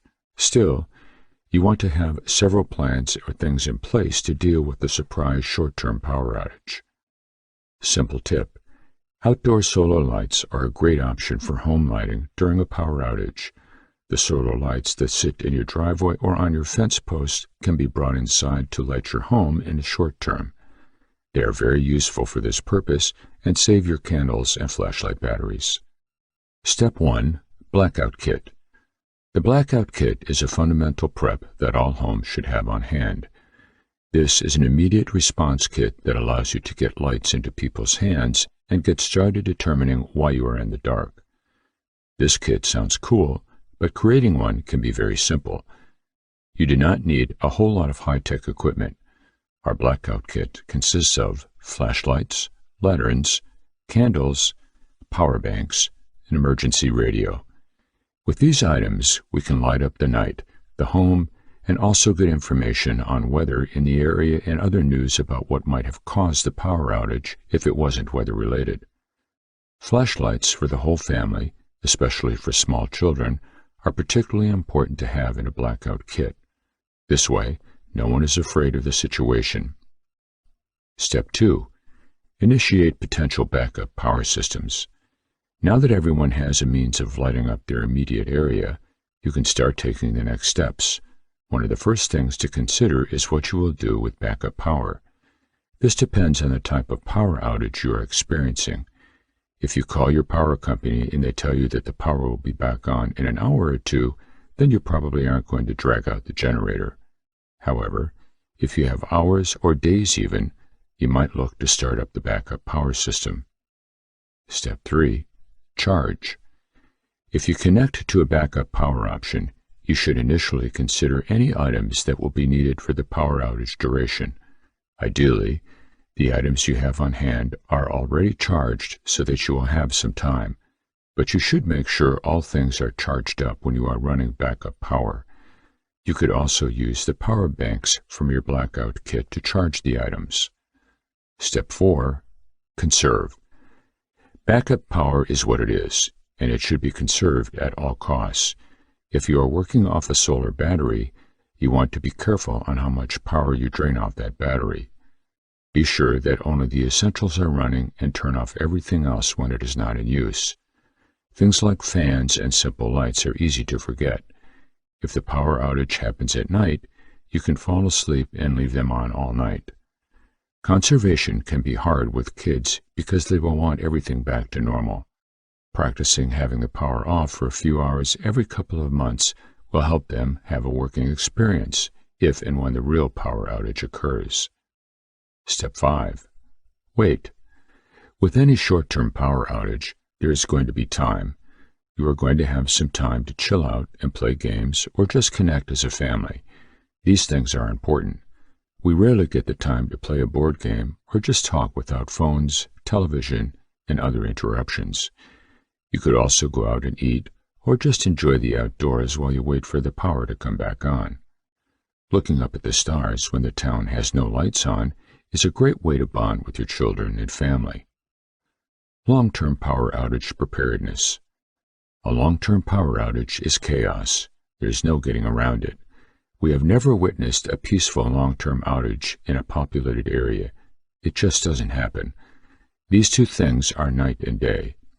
The reality is most people are not prepared to deal with a long-term power outage. They do not have the food, fuel, or even extra money stored up to pay bills and take care of day-to-day life. You need to look at the situation much differently than being out of power for a week. By leaving for a bug-out location, you are cutting yourself off from some of these benefits. However, you might also be getting away from any serious threats. If you are in a big, crowded city, then you need to get away from that place in a long-term power outage. Most of us will choose to bug in and face this grid-down scenario with the preps that we have stored at home and the skills we have developed. Make no mistake about it, the grid-down scenario is among the most dangerous of all disasters. There will be many things for you to address, and this means an off-grid emergency deserves a written emergency response plan. Do not try to juggle all these different changes and needs on instinct. You are preparing, right? To best execute, you should have a full-scale off-grid plan. This plan should start by gathering the family at your chosen location. No matter what time of the day or night it is, you need to get everyone home or to a secure site. The best way to draw this plan up is to create your plan for the middle of a workday. If you are at work, your kids are at school, and your spouse is at work, how do you get home and get everyone to safety? It all starts with having a location for everyone to meet up. Remember, most grid-down situations are going to affect your ability to communicate drastically. Cell phones will either not work, or networks will be entirely blocked as a mass of people panic and begin to understand what is happening. Your plan to rally the family at a disclosed location will need to happen with or without communication. This is not that big of a hurdle if everyone in your family understands where they will meet. If you have young children, the best place to meet is going to be at their school. If you have one young child and one older, but not old enough to walk to your younger child's school, parents should know exactly which child to pick up and go right home. This is a simple process, but if you are confused or you do not have a plan, then it will make things much worse. Essential items in a power outage. There are many items that you will need to consider in a power outage. Things like hygiene, food preparation, security, and sanitation are some of the biggest ones. Let's look at a list of essentials for which you will likely need to find alternatives. Alternative lighting. Blackout kit, candles, rechargeable solar lights, flashlights, headlamps, oil lamps, natural lighting, changing your sleep patterns, go to bed when the sun goes down. Alternative cooking. Most stoves are electric, so you need to plan for off-grid cooking. The following are a list of many alternatives to electric cooking: propane camping stoves, wood-burning stove, outdoor grills, outdoor wood-fired pizza oven, alcohol stove, rocket stove, butane, propane, pressure cookers, fuel conservation, solar ovens. Alternative heating. wood-burning heaters, electric space heaters, fireplace, propane heater, alcohol heater. Chapter 10. Sanitation and Personal Care. Proper sanitation is critical to survival. Frequently, more people die after a disaster from poor sanitation than die during the initial event. Outbreaks of cholera, typhoid fever, or dysentery are deadly possibilities resulting from unsanitary conditions. Here, we will focus on essential sanitation practices when a crisis strikes. Personal sanitation. No matter the type of disaster you face, proper hand cleaning and washing techniques can prevent the spread of disease. Maintaining good hygiene during an emergency is vitally important. Use proper hand washing techniques for hand-to-mouth sanitation. If you find yourself in a long-term disturbed area, maintain good hygiene by washing clothes in the battery-powered washing machine or by hand-washing clothes at least once a week, if possible. Even when power is out and water is scarce, it is possible to be clean and comfortable with a little creativity and planning. Hand rub your skin with dirt-absorbent powder, dirt-absorbent, not dirt. Then wash yourself with soap and water if available. If so, do not use water that appears cloudy or has visible particles floating in it. Washing dishes or laundry in unsanitary water is dangerous, not only because it removes the protective oils from your hands, which are necessary for food preservation, but also because it contaminates your drinking water. Sanitation of foodstuffs. If you are unable to prepare food, wash all food in boiled water, preferably chlorine bleach. Chlorine bleach will successfully destroy all bacteria in the water, but will also destroy many other important chemicals in both water and in food. Check the label on the bleach and use it in accordance with the manufacturer's instructions. If possible, store your food in sealed containers. Do not use the chemical oxygen absorbers sold in most grocery stores for this purpose, as you will need to ventilate the containers to prevent the chemical inside from killing off the food inside. If these chemical absorbers are unavailable, use bleach, starting with the containers you are using and moving everything else out on the room to allow the chemical to completely fill the room. Cover all foods that you do not want to fail. A bag of chips, for example, is very likely to fail since it is full of moisture, but if you seal the bag with tape before storing it airtight, it will keep its form properly even when they are rotting. If you are in a crisis situation, you need to immediately get out all of your non-perishable foods in the refrigerator. If you do not preserve your food properly before you need it, you will lose all of that food. This is why wars are fought over food. If food is stored properly, you will have food for months, if not years. Even if this is also true of other disasters, proper culture and care of all food products must be done. Sanitation of potable water. If you need water for drinking, cooking, bathing, or other immediate needs, never rely upon rainwater. Rainwater is contaminated. The rain-washing wind will take anything that it can possibly carry, then send it right back into the city. Also, the local area may not have been well supplied with water filtration systems. In cases where people are well armed to deny outside forces access, they may refuse to give access to the well water to people who request it as a symbol of sovereignty. Finally, if it is your supply, it may well be tainted. Bedside commodes. If you must use the toilet where there is no facilities, use this method. Make sure the water in the toilet bowl is not contaminated. If it is, presume that it is also contaminated in the pipes. Completely disconnect the water supply. Be prepared to do this in a hurry, before you use the bathroom. If you need privacy, there are several methods to reduce the chances that an attacker will see whether you are using the bathroom or if you may be located there. Place the toilet lid down on the toilet, or use a small wooden box or pot on the ground. It is also possible to wear the same diaper over the toilet if you are using it to urinate. Feet are difficult to attack, but this is an example of building something with the full attention of your enemy. Do not worry about being heard. If a man were to enter a bathroom with a weapon, he would be unlikely to attack a person inside, because there would be little to be gained from the attack.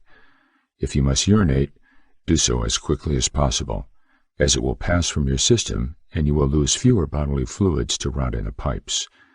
Build a door as a window, using the piece of wood for a door and a curtain as a window to keep light outside.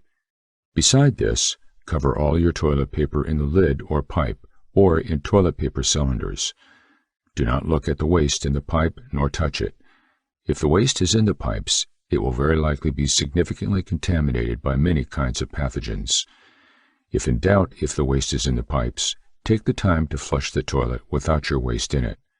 If it is in the pipes, this will drain them in the future. Basic sanitation supplies. A supply of basic sanitation items will ensure you and your family's continued comfort and health. These items can be stored anywhere. These lists should be enough to provide comfort and health for a family for a month if packaged carefully. Number 1. Toilet paper.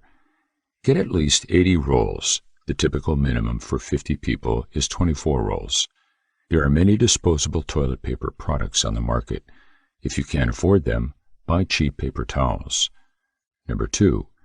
Shampoo, soap, and body wash. These items are rather cheap and effective if you can trust them not to be contaminated. For bathing, at a minimum, see the first part of the first segment of this list. Number 3. Feminine sanitary needs. Washable panties, pads, and tampons, and washable menstrual hygiene products, such as diapers. If you have the money, underwear is a good investment, as they typically have built-in holders, of which this is one. Number 4. Hand sanitizer. Get a lot. If you like, you can make your own by creating your own supply of glycerin, which is effective as its own sanitizer or preservative, or by making an alcohol solution. Use soap shavings or similar organic product to help nourish the solution. Another option is to use a hand cleaner. Number 5. Shampoo and conditioner. Get lots of this. It is likely that you will need it. It is reasonable to use no-use products like hairspray or gel to make your hair look nice. Number 6. Diapers. Other than menstrual hygiene. Diapers, likely made by a professional company, albeit typically a small business, should be rationed at a maximum of a week's supply for a child and a month's supply for a family. Make sure to have enough for adults as well. If possible, keep these items in a leak-proof container. A drop of urine on them is very likely to ruin the entire supply. Number 7. Toothpaste. Get even more of this than toothbrushes, or you may need to start over very soon. Number 8. Toothbrushes. Get lots of these, as well as floss, even if these aren't available at all, such as sand and water and nail and twigs and many other unpleasant and dangerous substitutes. Floss and toothbrushes will be required to keep your teeth and gums healthy. Number 9. Soap. Get plenty of this and make sure you keep it. Businesses use deodorant soap, which can be used as such, like soap, and this is fine. But if you wish to keep your soaps from becoming contaminated, there are other options, such as making soap from scratch or making a solution from a mixture of Castile soap and Castile soap flakes. If you have Castile soap flakes, shred them into a fine stream, then allow this to sit for a week to a month. After a couple of months, there should be a solid paste, which can be used as a soap. Number 10. Disinfectants. Get these. They are not harmful, and they will make cleanup much easier. Use them anywhere you fear germs. Number 11. Rubbing alcohol. This can be used to floss, and this helps remove food from your teeth. It can also clean a wound. You can also use it to clean your body.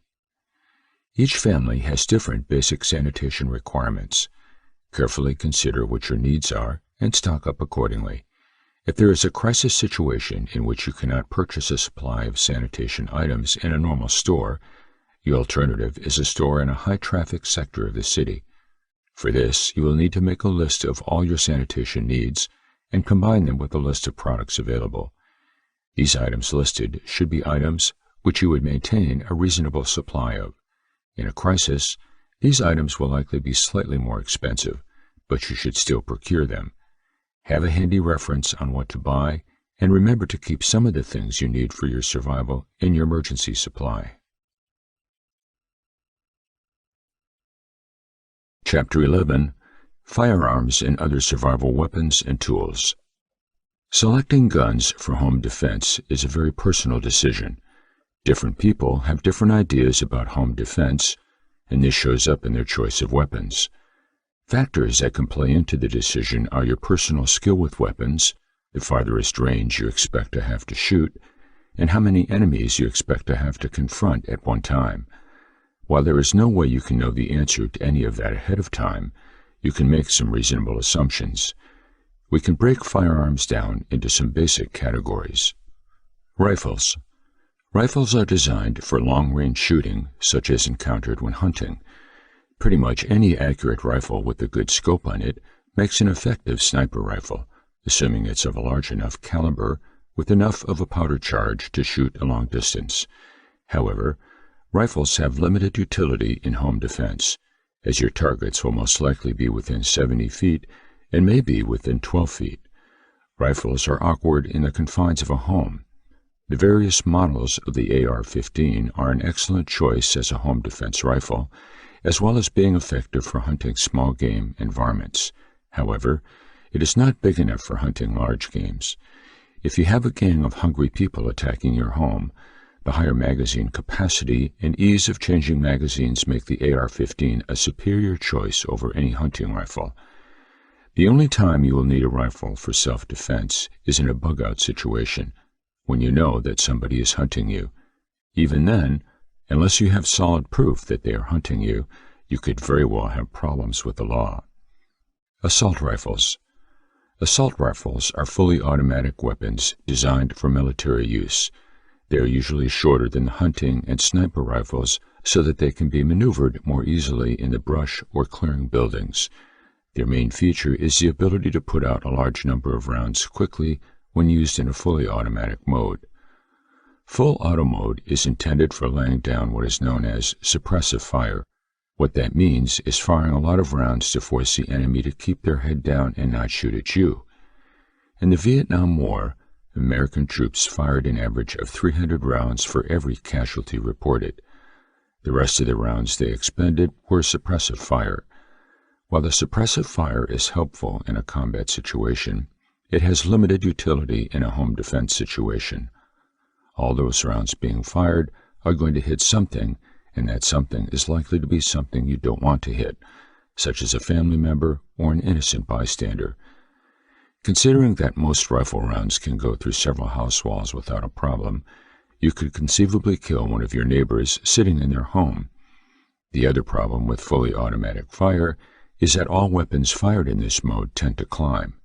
So after the first 2 or 3 shots, all you're doing is drilling holes in the air. These bullets have to come down somewhere, which could be in the body of an innocent person over a mile away. The only time you might need an assault rifle in a home defense situation is when faced by a mob that is trying to gain entrance to your home or attack your family. The higher number of rounds that the assault rifle can fire in such a situation provides you with the capability of attacking multiple aggressors in a very short period of time. However, never use an assault rifle for home defense if you can't keep your cool. The last thing you want to do is start shooting like crazy and hurt the innocent. Shotguns. Shotguns are extremely effective short-range weapons. They fire several pellets at a time, which disperse somewhat. That makes it possible to hit more than one target with each shot, depending on the distance and where you aim. For defensive purposes, it is recommended to use a combination of 0.0 buckshot, pronounced 00, or a number 4 shot and slugs. Slugs are pellets that are the diameter of the shotgun barrel, about 3/4 of an inch. By alternating these 2 types of shells, you have a deadly combination. Shotguns have several advantages for home defense. First of all, they have a lot of firepower. Essentially, a shotgun is almost equal to an assault rifle at short range. Secondly, the natural dispersal of the pellets means that you don't have to aim quite as accurately to hit your target. Considering that you're going to be nervous if your home gets invaded, this advantage is well worth having. Semi-automatic pistols. These are often incorrectly referred to as automatic pistols, although they have no fully automatic function. The great advantage of a semi-automatic pistol over a revolver is that it can hold more rounds in a magazine than what a revolver holds. In addition, the magazine can be changed out in a matter of 1 to 2 seconds. Pistols of any type are short-range weapons, making them ideal for use within the home. However, pistols are harder to shoot accurately than shotguns and rifles. If you are going to use a pistol, then you need to practice a lot with it, so that you can have the necessary skills to use it when you need to. Don't just practice shooting, practice rapid-fire shooting. You should also practice shooting from the hip, changing magazines rapidly, and moving through your home in a tactical manner. Revolvers. Revolvers hold up to 6 rounds in a rotating cylinder. While simple in design and operation, you are limited to the number of rounds that are in the cylinder.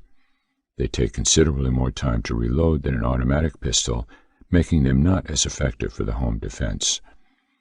Other self-defense weapons. Ever since discovering rocks and sticks, man has used anything and everything they could find as a weapon. The history of weapon invention is an important integral part of mankind's history. In many cases, such as the invention of the Roman double-edged sword, technological breakthroughs in weapon design have given one army a great advantage over others. All these weapons still exist today, although some are a bit hard to come by. They also require more time, practice, and usually muscle mass to learn how to use properly than firearms do. Due to these difficulties, most people ignore these weapons as viable home defense options. However, there is still a concerted effort to disarm the American people by passing laws that counter the Second Amendment to the Constitution. Were that to happen, then owning and knowing how to use a bow, knife, mace, or sword would be a definite advantage. There are also a number of non-conventional things that can be used effectively as weapons. How effective these are depend upon what they are and how effectively they are used. One major factor is how effectively they are used in the element of surprise. People are much less effective in defending themselves from unexpected attacks. Flare gun. This is a shock weapon. Flare guns shoot a ball of fire out of a 12-gauge shotgun shell. Imagine someone shooting fireballs at you. How would you react? Wasp spray. Wasp spray can be used like chemical mace or pepper spray. It is a rather harsh irritant which burns and makes it hard for the person to breathe. Bright light. A bright enough light can stun and temporarily blind, especially at night. It also works pretty well indoors. Even better than this is a bright flashing light. Some tactical flashlight produces 600 lumens of light or more. That's about 20 times brighter than the average flashlight and 3 times brighter than other really bright tactical lights. Keep in mind that not all manufacturers are honest about the brightness of their tactical light. Buy a reputable brand and you won't have that problem. Oil. Oil can be spilled on the floor, creating a slippery hazard. This can give you time to hit the person or just get away. Torch. Like the flare gun, this is a shock weapon. People are naturally afraid of being burnt, so threatening them with a burning torch makes them draw back. Pressure washer. In riot situations, police use fire hoses to break up a crowd. Unless they have a fire hose and a convenient fire hydrant, you may not be able to do that. However, you could simulate it with a pressure washer well enough to disrupt an attack. Adding chemical irritants to the water stream increases the pressure washer's effectiveness. These are only a few possibilities, of which there are many more. Don't forget about pepper spray and tasers as well, both of which are extremely effective at close range. Dogs, especially large dogs, can be trained to help defend your home. They are hunters and have a natural desire to protect their territory. So really what the training is all about is training them to obey your commands. That allows you to decide when they attack and, even more important, when they stop. Hiding your home defense weapons. The best place for a weapon is on your body. It is recommended that you get a concealed carry license if you can. Once you do, you should be carrying every hour you are awake, including at home. But a pistol is just a defensive weapon. As one firearm instructor puts it, a pistol is so that you have something to fight with while you are making your way to where you left your rifle. So, Each shooter in the family not only needs a pistol, but a rifle or shotgun as well. A good mix is great as it gives you the best offensive capability. Other than the firearms you are carrying, you want to hide your home defense weapons in an easily accessible location throughout your house as best you can. You can't afford to limit yourself to one possible scenario, with only one weapon to use located in one place. Invariably, your adversaries are going to come in a way you're not expecting and at a time when you aren't expecting it. By having a variety of weapons hidden around your home, you'll improve your chances of being able to reach one when you need it. These hiding places must be easily accessible. When you need a weapon, you only have seconds to get to it. If you have to take the time to dial in a combination, it will probably be too late. Everyone in your home needs to be trained in the use of your weapons. If you have small children, they need to be taught as well, not so much that they can use them, but so that they can respect how dangerous weapons are and realize that they shouldn't be playing with them. Almost without exception, children who have accidents with firearms are those who don't understand how to use them. Chapter 12. Teaching your children about survival and preparedness. Even if your spouse or partner is not on board with prepping yet, that does not mean that you can't begin to teach your children about survival skills and disaster preparedness. Each of your children needs to understand and care about the necessity of developing survival skills and prepping for a potential disaster. Ingraining these skills and ideas from an early age means that they will remember and apply them for the rest of their lives. But for you to teach them these skills, you first need to understand the maturity, understanding, and attention span that each of your children has. In other words, you want what you teach to your children to be age appropriate. Then, you can adapt your expectations for each child based on that. The reason why you need to explain to your kids about why prepping is important is because children and teenagers naturally need some kind of explanation in order to motivate them. If your children are old enough to understand things and won't be frightened easily, you can tell them that we live in a very unpredictable world where the vast majority of events are outside of our control. Then, you can tell them that taking all the necessary precautions to survive without being dependent on anyone else is a good philosophy to live by. This philosophy will help them learn to live on their own independently and also helps them develop a sense of responsibility and pride. Here are the tips on teaching your children about survival and disaster preparedness. Assign your child an important role. You want your child to feel important. There will be nothing as degrading or no motivating to them as than to give them busy work that is largely meaningless. Remember that teaching a child a new skill will never be easy. They will make mistakes, and it's important for you to understand that. However, this should also not prevent you from assigning important tasks to your children. In essence, the more important of a task you give to your child, the more important and worthy they will feel. They will begin to see that they are playing an important role in the family and are valued. You need to assign important tasks and responsibilities to your children as part of your disaster preparedness plans. A good example would be gardening. Gardening is an excellent way to become self-sustainable on your own homegrown food, and it's an equally excellent opportunity to give your child something to do that clearly contributes to the family's survival. Make sure your child sees the rewards of their work. If your child fails to see the payoff of their hard work, then their motivation is going to drop fast, and you don't want this. Let's go back to our gardening example. If you establish the importance of raising your own food so you are not dependent on external sources of it, and carefully outline the process of gardening, and are patient, your child may still not see the value of it if they don't see the reward that comes out of their efforts. Fortunately, you can quickly solve this problem in a few different ways, the most obvious of which would be for the family to eat the crops they planted and grew for dinner one night.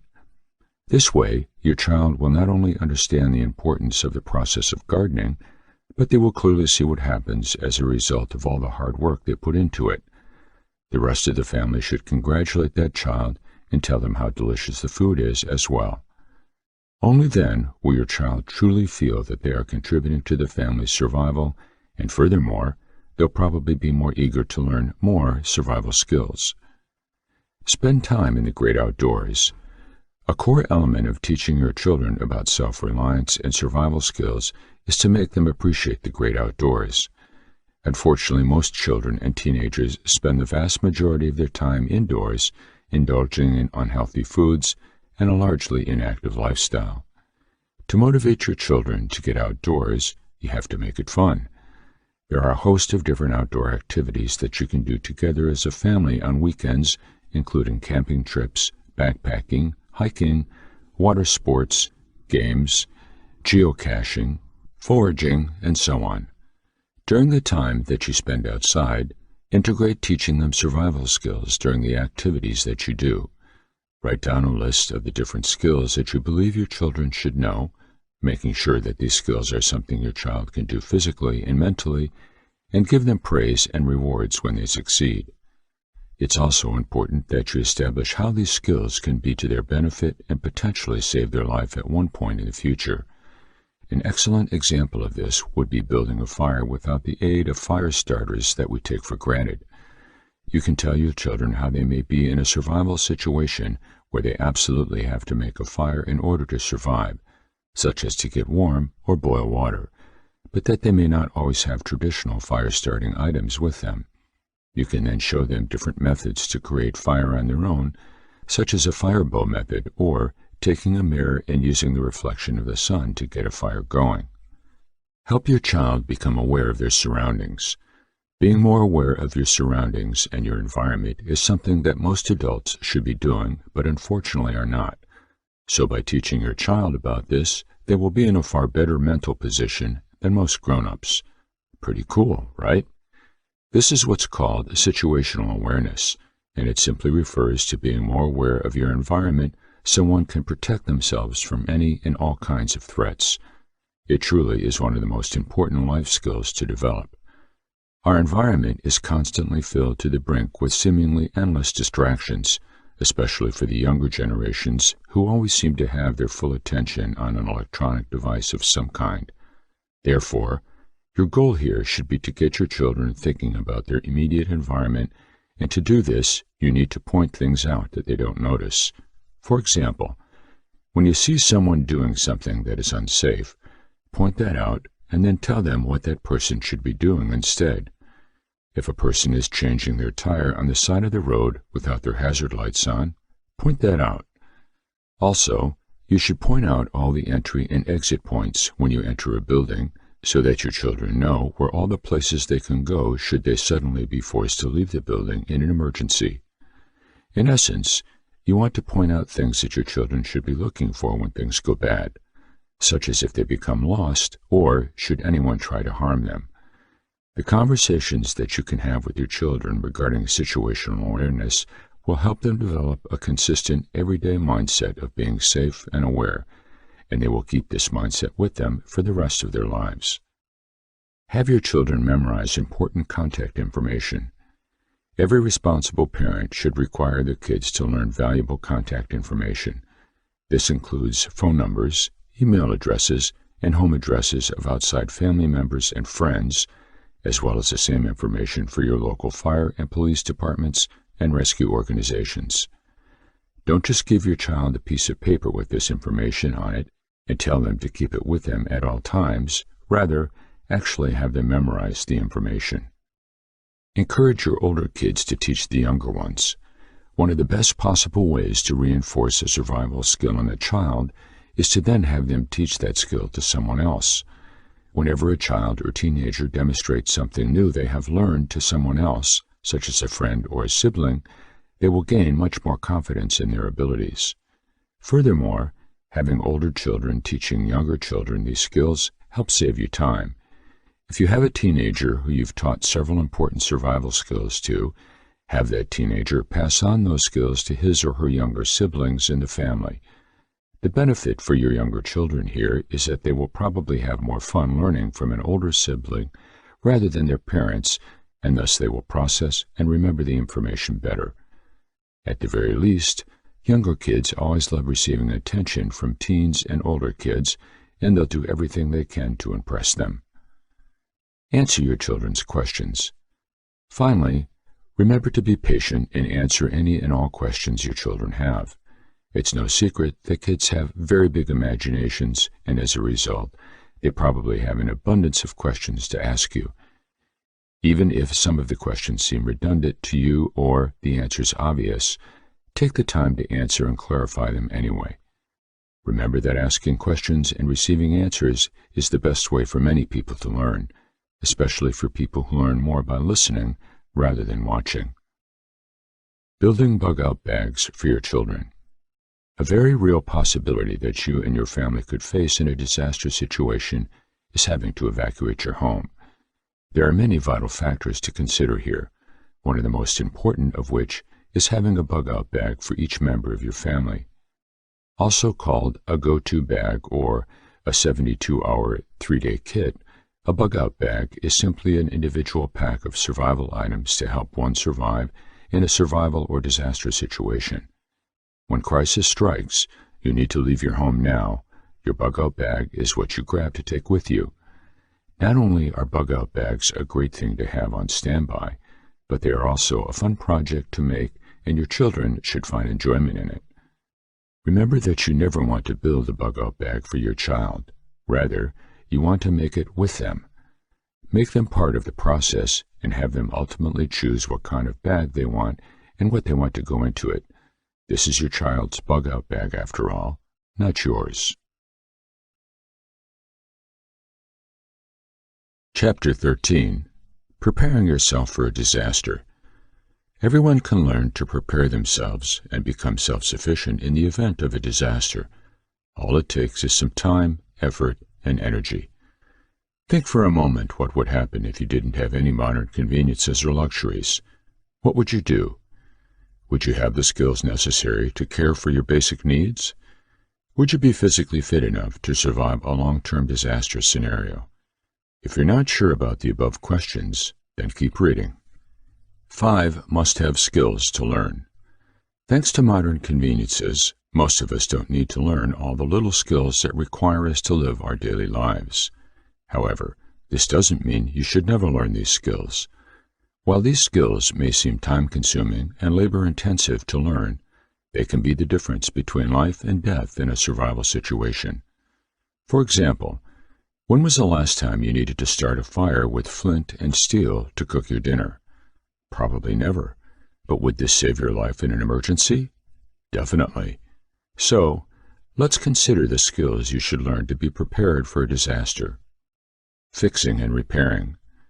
Consumer goods have made things readily available, so most simply throw away something when it no longer functions as intended rather than repairing it.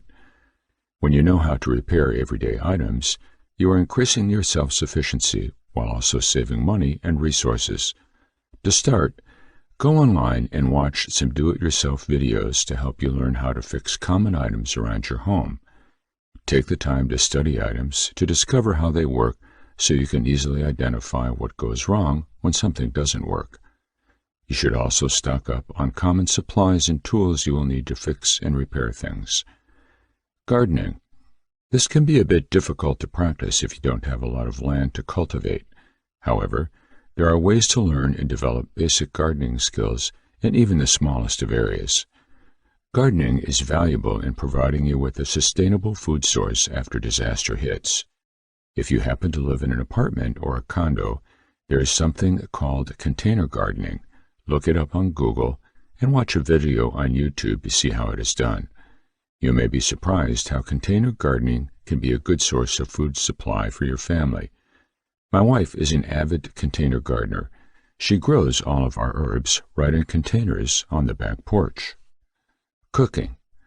Cooking food from scratch is also important since you aren't going to have processed or pre-cooked foods in an emergency.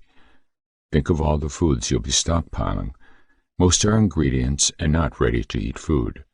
In addition to practicing cooking from scratch, you also want to learn multiple cooking methods and fire-building skills, so you will always have a way to prepare your food. First aid. Getting CPR certification is also a way to become self-sufficient.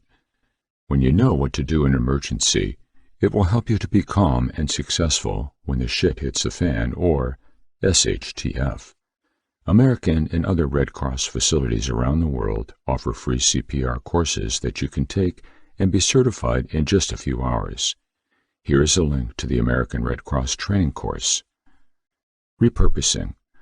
This is the ability to turn items you have into things you need. When you can find alternative uses for items, it will be very valuable for survival situations. Just a few examples include making fish hooks from animal bones, using garbage bags as windbreakers, cooking from scraps, and making a bow from skis. I am sure you get the idea. Just open the creative side of your brain and look at any object and come up with at least 5 different uses for that object. See if you can. Try it now. 11 types of survival skills you should master. The list of skills you can learn to survive is quite extensive. In fact, there is too much for me to go into detail in this part. So, we're just going to provide you with a list of survival skills. That way, you have an idea of what you can learn. If something interests you, simply research, learn, and then practice that skill until you master it. We call it the rinse and repeat process. Pick a few from the list that interests you, then start the process. In a few weeks, you will be able to master more than you can imagine. Food, water, cooking, and homesteading skills. Finding water, purifying water, baking bread, baking without powder, growing and drying herbs, dehydrating foods, smoking foods, pasteurizing milk, gardening skills, making cheese, composting, harvesting seeds, freeze-drying foods, canning foods, cooking on a fire, hunting and fishing skills, making snares, reading animal tracks, fishing using a variety of methods, shooting a slingshot, first aid and medical skills, giving first aid, performing CPR, carrying a wounded person, treating sunstroke, hypothermia, and dehydration, treating open wounds, treating scrapes for infections, splinting a broken limb, recognizing and using wild medicinal plants, treating bullet wounds, treating knife wounds, treating bite wounds, epidemiology, suturing, on-the-move skills, navigation, reading a topographic map, staying hidden, bugging out, getting out of a riot, getting out of a city, escaping buildings, dealing with mobs and protesters, escape and evasion, driving, self-defense skills, shooting a weapon, basic self-defense moves, cleaning a gun, zeroing a gun, making basic weapons, mental skills, stress management, reading people, conserving your energy, leadership, managing boredom and loneliness, motivating people, goal setting, self-reliance, becoming a gray man, communication skills, using a ham radio, using non-conventional writing methods, bartering, intermediate survival skills, splitting firewood, tying a bowline knot, climbing a tree, making mosquito traps and repellents, milking a cow or goat, cutting a tree, washing clothes, making homemade laundry soap or detergent, navigating without GPS, sharpening cutting tools, building a long-term shelter, opening cans and bottles without an opener, grooming without modern products or conveniences, identifying edible plants, sewing, knitting, quilting, and crocheting, telling time, woodworking skills, building a beehive, making a greenhouse, making a chicken brooder, building a fence, how to use a saw and chainsaw, making a chicken coop, building an aquaponics system, constructing a meat smokehouse, advanced survival skills, making improved rope, making a rope bridge, mechanical aptitudes, escaping quicksand, butchering an animal, gutting an animal, plumbing, welding. Electrical skills, construction skills, assisting a birth, working with metal, working with clay, digging a well, building boats and rafts, brickmaking, plucking a chicken, making paper, meteorology, making candles, making an oil lamp, making a solar lamp, grinding wheat. Other skills, horseback riding, tanning hides, fixing clothes, making bags and baskets, making homemade beauty products, learning a second language. Learning new skills is just a part of preparing for a disaster. You should also focus on dropping addictive or bad habits. Let's look at how to do this and why it can benefit your disaster preparation. Dropping bad habits. There are 4 main bad habits that impede many individuals' abilities to become self-sufficient and, as a result, have a harder time preparing for disasters. These are addictions, poor diet, low activity level, and a negative attitude. Addictions. The dependence on a chemical substance limits your self-sufficiency and chances of survival because it can cloud your thinking and have a negative effect on your health. If you're a smoker, try to quit smoking using a method that works for you. While e-cigs have become popular among those trying to quit, they still contain nicotine and should be avoided. If you have an addiction to drugs or alcohol, consider finding a local AA group that can help you get over your addiction. Dependence on alcohol or drugs will affect your emotional and physical health, making it more difficult to deal with the intense situations. Poor diet. Your body is like a machine, and what you put into it is the fuel that determines its performance. Look for foods that pack nutrients and learn to cook meals you'll enjoy. When shopping for groceries, try to examine the nutrition labels closely to make sure you are getting the best possible foods for your body. Low activity level. There are many temptations in today's society. Most of these temptations are designed to encourage a sedentary life. While it is impossible to completely banish technology these days, you should try to balance both downtime and activity. Self-sufficiency requires strength and endurance. Once you achieve these goals, you need to maintain them. It is best to start out with low-impact activities for beginners and then gradually work up to advanced training. Negative attitude. Often, the greatest difficulty to overcome is your own thoughts and beliefs.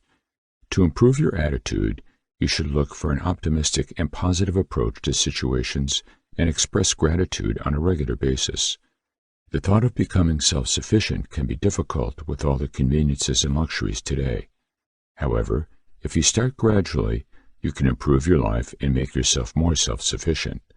Lastly, we want you to consider how fitness plays a role in disaster preparedness and how you can improve your physical health. Chapter 14, Surviving when Bugging In. Big disasters like tornadoes, hurricanes, floods, and even large winter storms can bring life to a halt.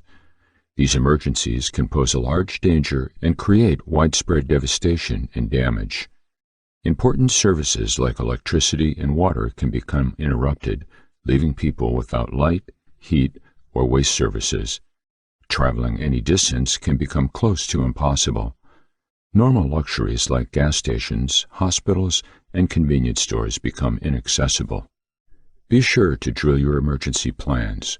The more people understand their role and responsibilities, the calmer they'll be able to respond when under pressure. Your plan should include gathering any pets and family members inside, charging all of your electronic devices, and keeping them fully charged as long as you can, setting up communication to get the latest news as it unfolds. Every family member should have an emergency kit easy to access. This kit should have a crank or battery-operated radio, a flashlight, extra batteries, matches, candles, a lighter, a knife, a multi-tool, cash, and a supply of any medicines that are taken by people in your family. Keep these items stored in a box or bag and store them with a first aid kit in an area that everyone knows is designated for your emergency supplies. The moment you know an emergency is probable or already unfolding, your disaster plan goes into effect. If you don't receive or hear about an evacuation order, be ready to hunker down and bug in. Check all communication channels to make sure it's all right to remain in your area. If you've done all your prep work in advance, you should be in a good position to ride out any emergency. Select your designated shelter. The first concern when bugging in is to determine your shelter hub. You need to pick a room or area of your home you designate as your shelter hub. Keeping your entire house running during a disaster situation isn't practical, especially if your normal facilities and utilities have been cut off. You want to find a spot in your home that most of your activity will take place during an emergency. If your power goes out, this is the area you'll be lighting and heating. It's the room you'll be sleeping, preparing food, and eating in. Many people use their basements or design underground shelters for protection in areas prone to tornadoes. Most experts say the safest area in the homes is an interior room above ground. This is important if you're in a region prone to flooding. You should pick a room that's big enough to fit all of your loved ones and any pets, along with supplies, sleeping bags, blankets, and your non-electrical heating source. Your room should also have quick access to your water and food. If you have a room with a fireplace, that might be a good room to choose. It would make heating the room an easier process. This is not the case if you need to seal the house from any contaminated air getting inside. You also need to check if your fireplace requires an electric blower for safety. If it does, you can't use it if the power is out. If your designated room has a closet, you should clear it out and store all of your food, water, fuel, and supplies. If not, choose a room that connects you to your designated room. Make sure everyone knows the emergency supplies are only allowed to be used in emergency circumstances. Secure a water supply. The next step that you must take after securing your shelter is to make sure that you have the ability to access drinkable water. Without water, you can die within as little as 3 days. Water is easy and inexpensive to stockpile and store securely for an SHTF situation. Not every disaster will affect the water supply, but it's safest to assume that it will.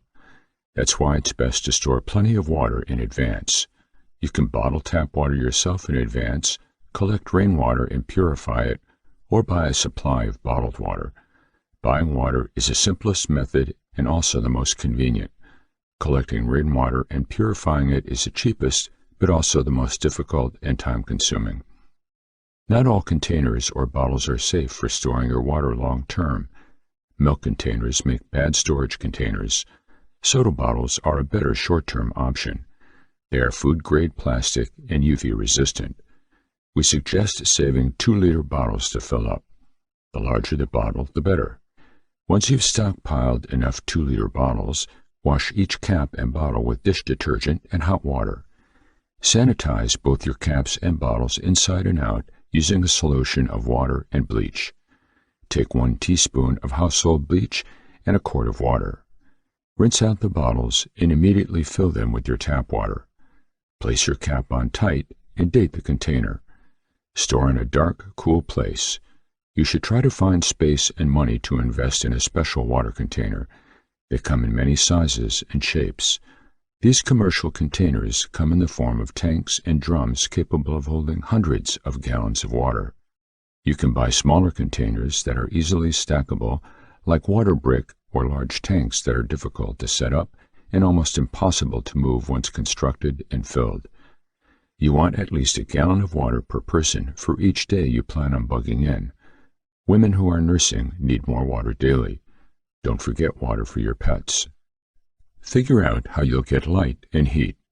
You must make sure you've gathered firewood for this to be feasible. Check in advance to see if your stove or fireplace can be operated safely without electric-powered blowers functioning. If you don't have a fireplace or stove as a heat source, we suggest investing in portable heaters that don't require electricity. These include propane and kerosene. Both are cheap and reliable. They will both keep a small enclosed space warm using only a little fuel. These heaters can be found easily in stores and online. The fuels are sold almost anywhere and can be kept in storage for years on end. Be sure that the heater you purchase is capable of heating the space you're using as your shelter. Test out any heater you purchase to make sure it can adequately do the job. Buy as much fuel as you can store. At a minimum, you should have enough to keep you running for at least 3 days. Even though you've got a heating source, your work isn't done. That's only a single step in keeping warm while bugging in during an emergency. Once the power goes out, you need to close any doors that access your shelter room and cover the doors with heavy blankets. Try adding heavy blankets over your drapes to improve the insulation. You should shove towels under doors to limit the loss of heat. Be sure that everyone hunkering down with you has their own set of blankets, comforters, sleeping bags, and quilts. These items should be easy to access in the event of an emergency. The last thing you want is to misplace these items when they are needed the most. Be sure to have multiple portable light sources in your shelter and the batteries to keep them going. Stock your SHTF food pantry. Stocking food that's easy to prep and store is a must for possible disaster situations, especially if you reside in a region known for bad snowstorms, ice storms, flooding, tornadoes, and other weather situations that can disrupt the electricity and halt traffic. Having the necessary supplies to hunker down will go a long way in keeping your family fed and safe even under emergency situations. The key to good stockpile is making smart choices. You want to include items with a longer shelf life that don't require special conditions to keep stored, including refrigeration or freezing. The food should be easy to prepare or can be eaten right out of the package. That will eliminate items like meat, bread, fresh produce, and dairy, which all go bad quickly.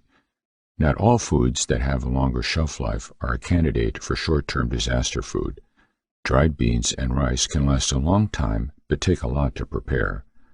There is a variety of options for disaster food supplies, including MREs and dehydrated food packets.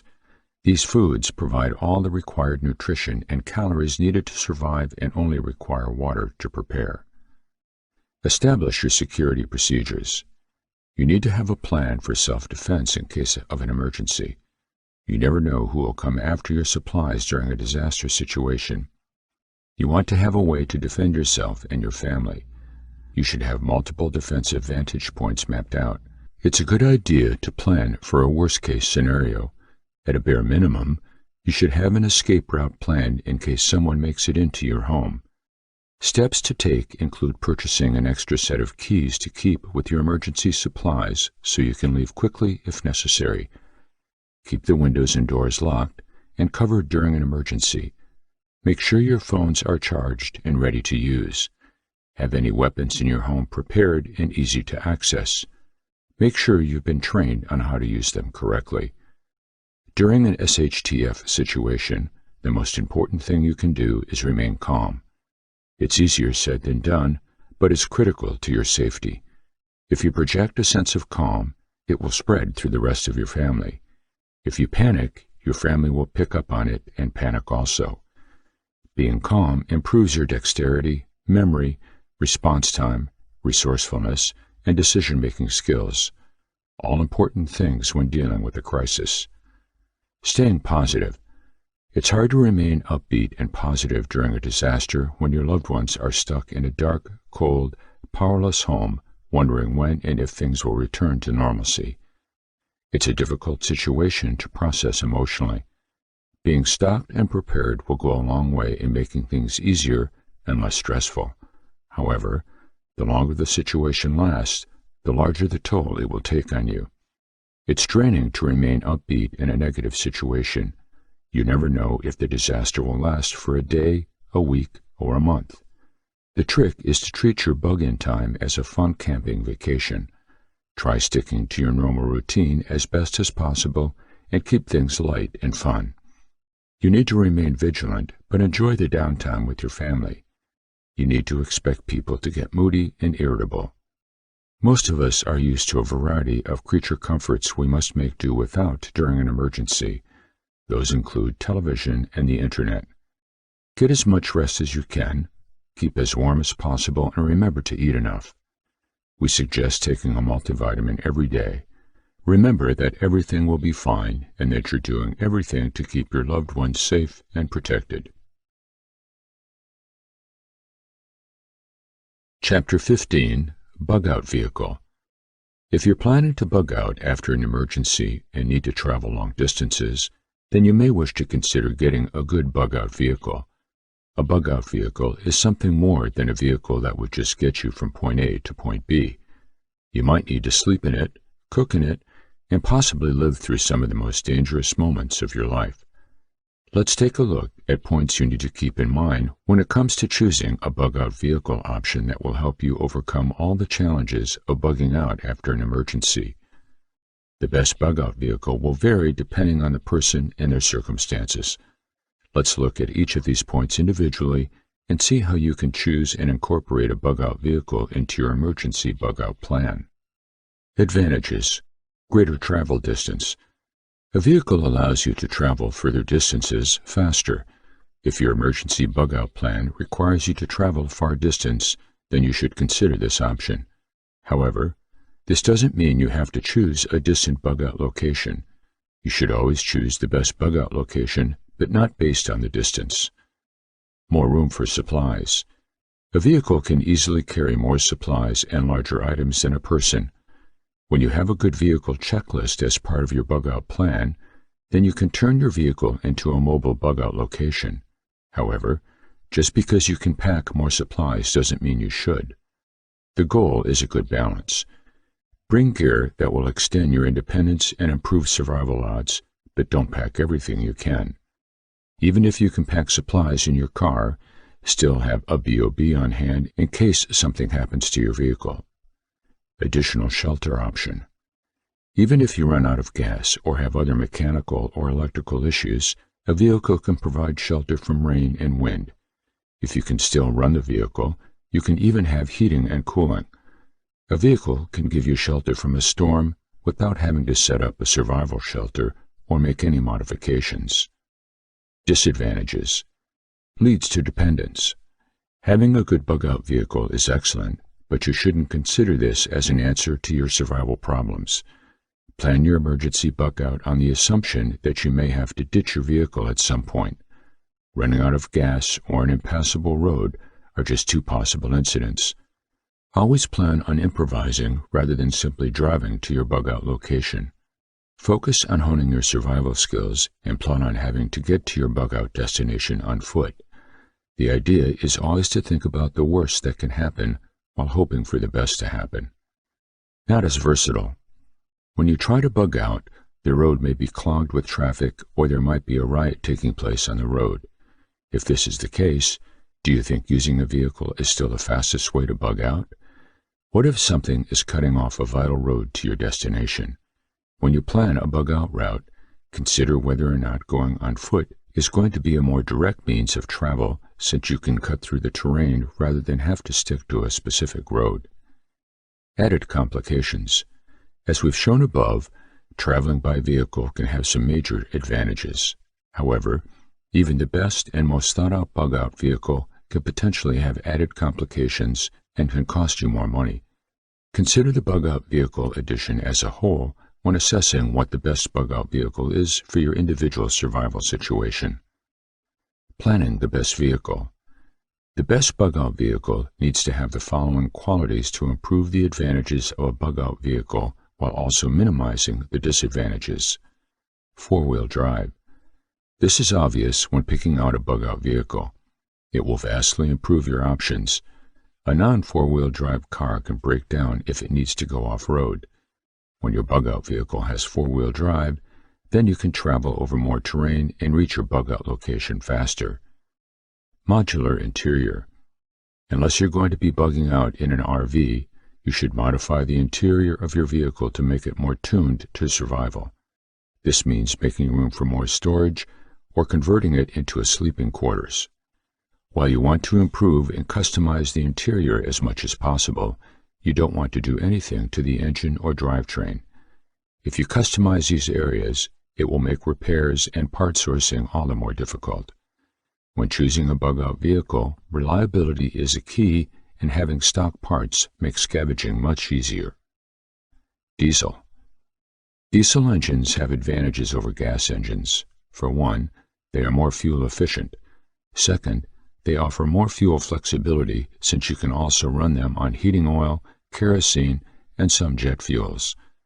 This offers you greater scavenging opportunities while bugging out in an emergency. Diesel fuel also has a greater storage potential than gasoline.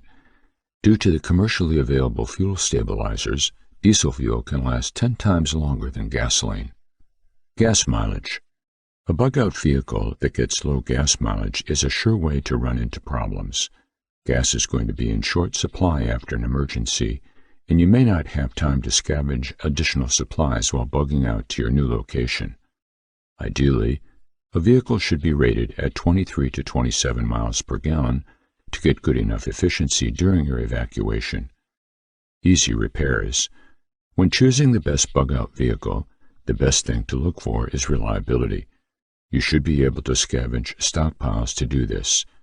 For this, you need to choose a vehicle that is widely used and has commonly available parts. Trailer hitch. This opens up additional options for your bug-out vehicle. You can include a trailer as part of your bug-out plan if needed. Trailers provide you with more cargo space without compromising passenger seating, which is great if you are bugging out in a group. You can also abandon a trailer as supplies get used to improve gas mileage. Manual transmission. This isn't necessarily a requirement, but it can be beneficial. Manual transmissions improve reliability, gas mileage, and is easier to fix and replace than an automatic transmission. Manual transmissions also allow you to push start a car if you lose your keys or the ignition is burned out, improving your survival situation. There are so many options that can go into finding the best bug-out vehicle. Knowing what works best for you is an important step in adding a vehicle to your bug-out plan. Just remember not to depend on a bug-out vehicle for survival. However, what if you don't have the money to buy a bug-out vehicle? Let's upgrade your current vehicle to make it survival ready. 7 ways to upgrade your vehicle for survival. If you can't afford to buy a bug-out vehicle, then consider the following 7 ways you can upgrade your vehicle and get it ready for a bug-out situation. Upgraded tires. Your standard all-season tires won't work if you need to go off-road or get around traffic or blocked roads. You don't need monster truck tires, but you do need something that will keep you moving over mud, snow, and loose gravel roads. Ideally, you should consider 31 to 33-inch tires, so you don't have to upgrade everything else around them or be unsafe on the road. Locking differential. Without a locking differential, you may experience slippage when driving in mud and snow. A locking differential will keep the same power going to both wheels of that axle. This means that if one tire gets stuck in the mud, the other tire that is not in the mud will keep you going. Suspension lift.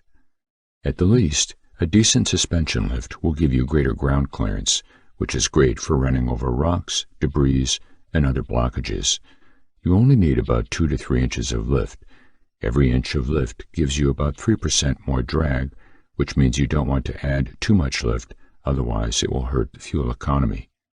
Skid plates. Since you are going to have to run a few things over with your new lifted suspension and tires, it is also a good idea to install skid plates over the important parts of your undercarriage. A good skid plate can be on the front guards of the steering, front axle, and the bottom of the engine or oil pan. A midsection plate is going to protect fuel lines, brake lines, and the passenger compartment. Rear plates will prevent your gas tank from getting damaged. Truck snorkel. If you're going to be driving through water that is higher than the air intake of your engine, bad things are going to happen, and it's happened to me once. The engine will blow up if water gets inside it. Install a snorkel that will pull air from the same level of the roof of your vehicle, and you should be safe as long as your vehicle doesn't get totally submerged. Brush guard. A brush guard is going to protect your front end and prevent things you hit from ruining your radiator. It will also protect your headlights and hood as well. Communications equipment. In a survival situation, it is likely that cell phones and the internet won't work. Therefore, person-to-person communication is going to be the only way to keep in touch. The best place to start is with a high-quality CB radio. Mount one in your truck and you'll be ready during an emergency. Most survival upgrades also work as standard off-road upgrades. This means you can simply look as if you are improving your truck and not preparing for a survival situation. So now you are completely prepared with the proper gear and the planning stages of a disaster. But what do you do during an actual disaster and after such a disaster? Let's take a look at these situations in the third and final book of this series. Chapter 16, Survive or Thrive. Why does one person survive an event and another die? Can you do anything to change the odds in your favor? Survivors tend to have some things in common. We all have similar yet different fears. Take time to look at your fears. What are they? Why do you feel that way? Is there anything that might make you feel safe from that fear? Fear is a highly intense emotion. It cannot be wished away or hidden in a closet. Do not minimize someone else's fear or tell them to get over it. Exercise patience and work toward understanding. Explore ways of realistically reducing the level of fear. A common fear of many preppers is that their world may turn upside down and never return to normal. Change can be frightening. How do we help this? Physically prepare for hazards to the best of your ability. Every time the fear returns, refuse to allow it to dominate your thoughts. Whatever the scenario is that plays in your mind, turn it around. Retell the story with a happy ending. Control your thoughts and choose happy endings. Thriving in the face of adversity is a choice because you choose your attitude. A positive attitude will improve your health and emotional strength and will benefit everyone around you. The way you look at the challenges presented to you will largely affect your ability to have a positive outcome. Franklin D. Roosevelt said it nicely. The only thing we have to fear is fear itself, nameless, unreasoning, unjustified terror which paralyzes. Do not fear the future. Plan, prepare, practice, and move forward with faith in a life full of a bright tomorrow. We believe the best is yet to come. Thriving during a disaster. How will you respond when a disaster rocks your world? It is important to understand the thought processes you will be faced with in a crisis situation. It is typical for the brain to shut down and life to proceed in slow motion. According to Ripley, most people respond in a similar manner by going through 3 phases. Number 1, denial. This is the tendency to watch a situation unfold but not believe it is actually happening. This is the deer in the headlights type response. In order to respond, the threat must be recognized for what it is. Number 2, deliberation. What should I do? What are my options? The most common reaction is actually to freeze and do nothing. The brain slows down and making the decision takes significantly longer than usual. The brain gathers the information and tries to process options. Prior planning and rehearsing scenarios significantly speed up this stage. What do I do if my clothes catch on fire? I do not panic. I know what to do.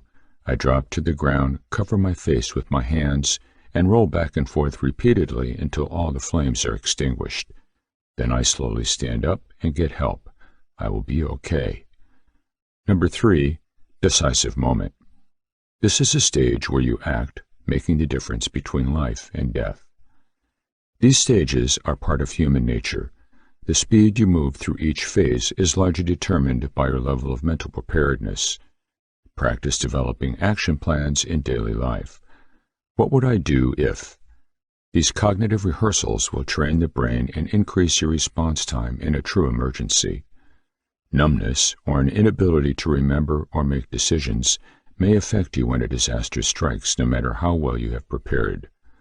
Repetitive physical practice creates muscle memory, which comes in handy when the brain needs to be bypassed. Make lists.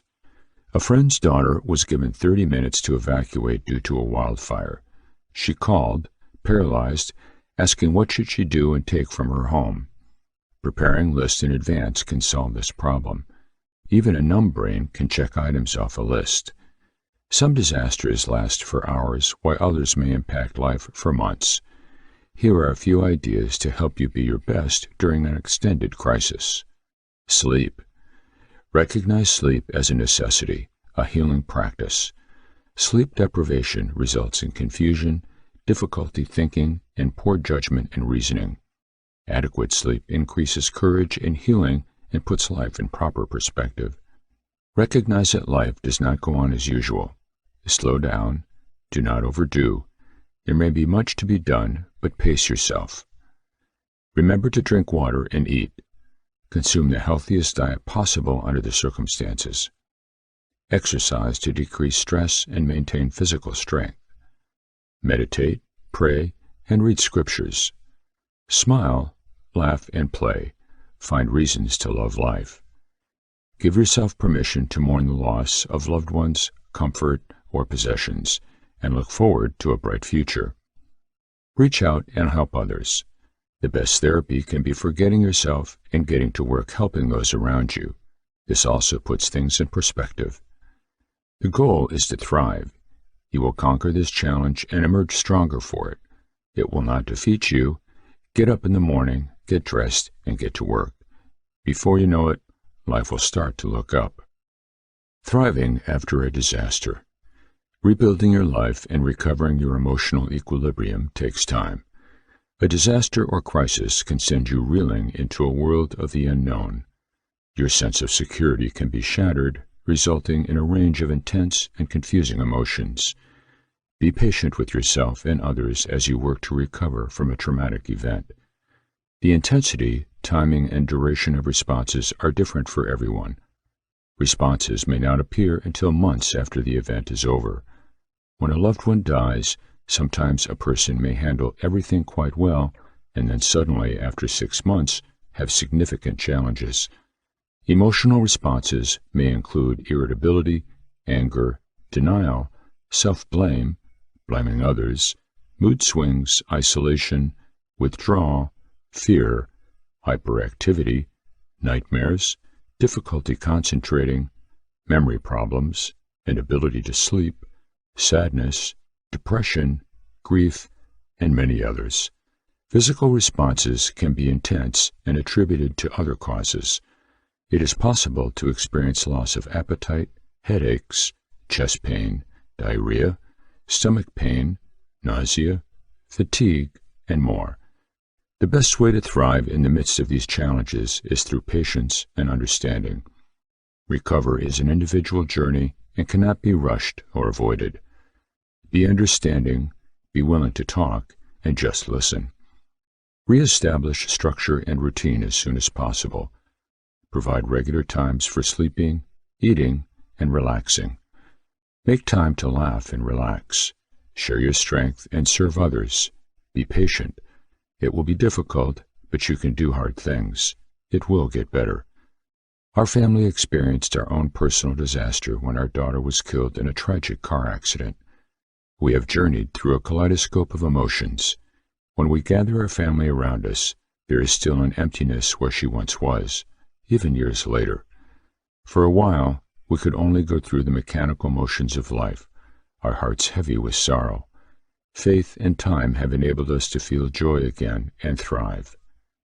Preparing children to thrive in a disaster.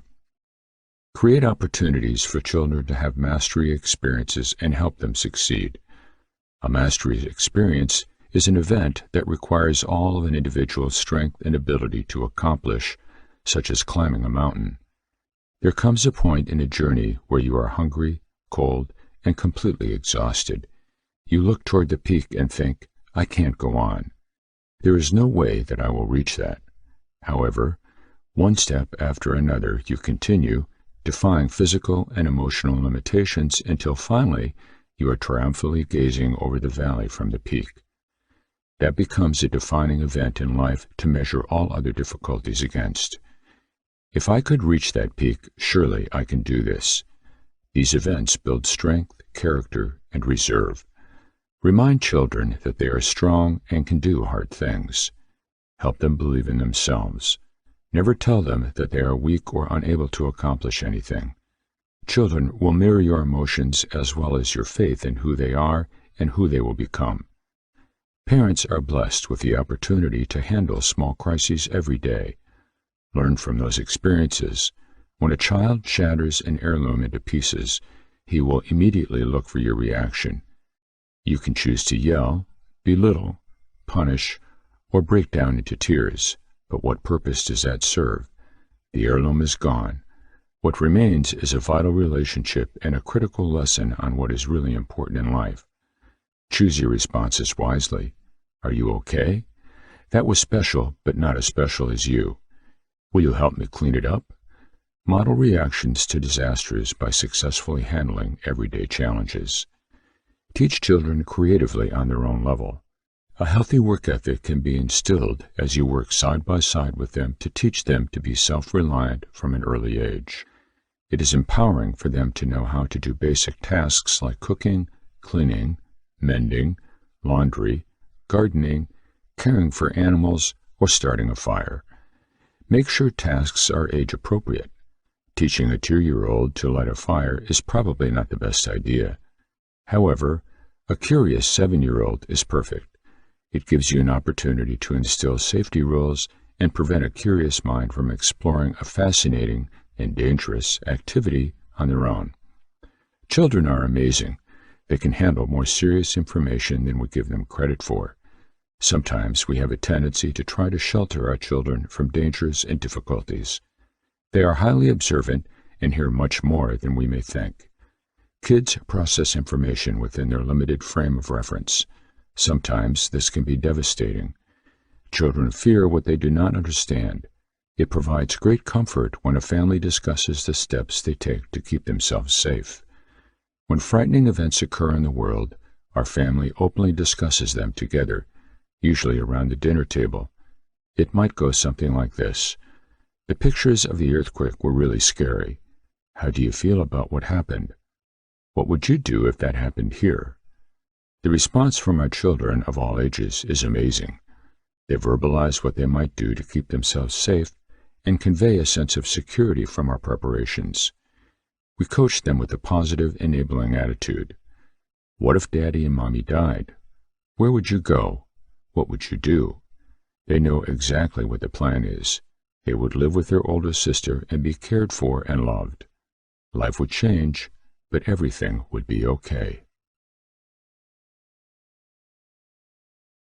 Chapter 17. Other Considerations for Disaster Preparation.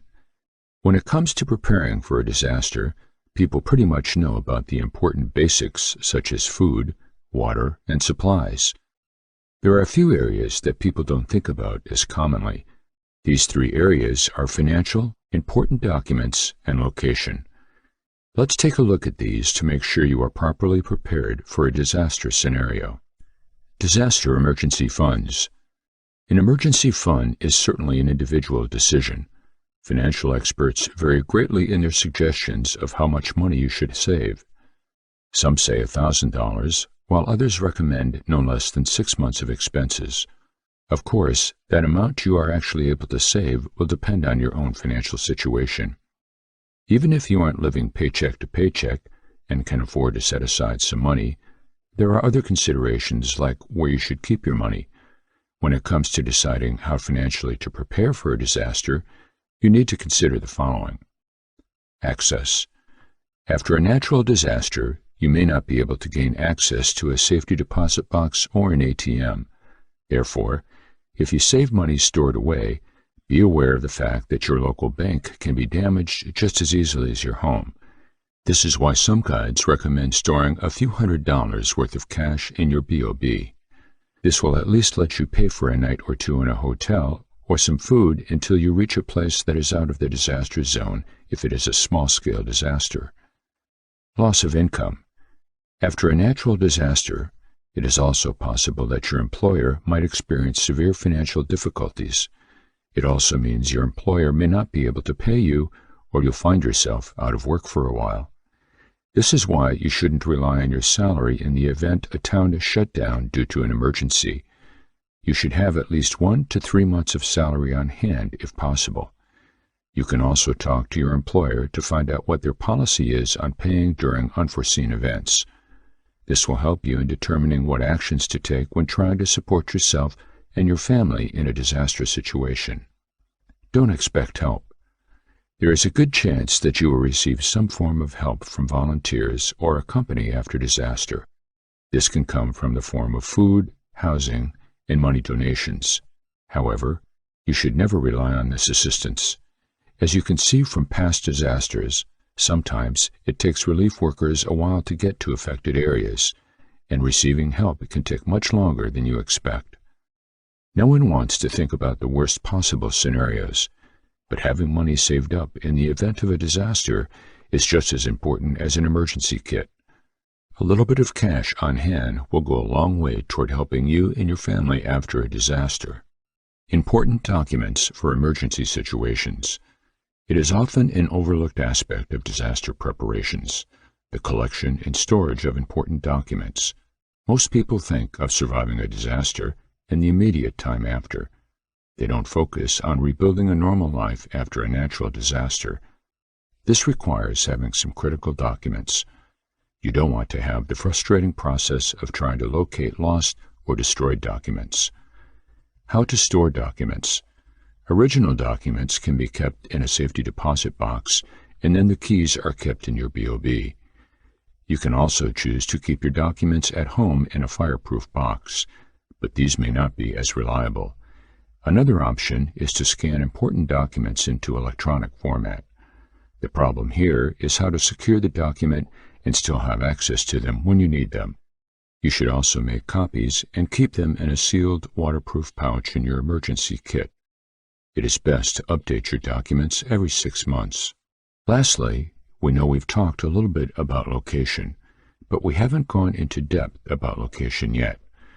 There are 2 things you need to consider: living in context to survival and where to bug out in case of a disaster.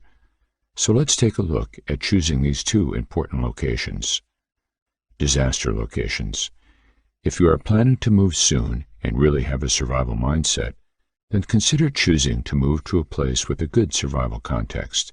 Or, perhaps after reading this, you may find that you already live in a good place with a survival context.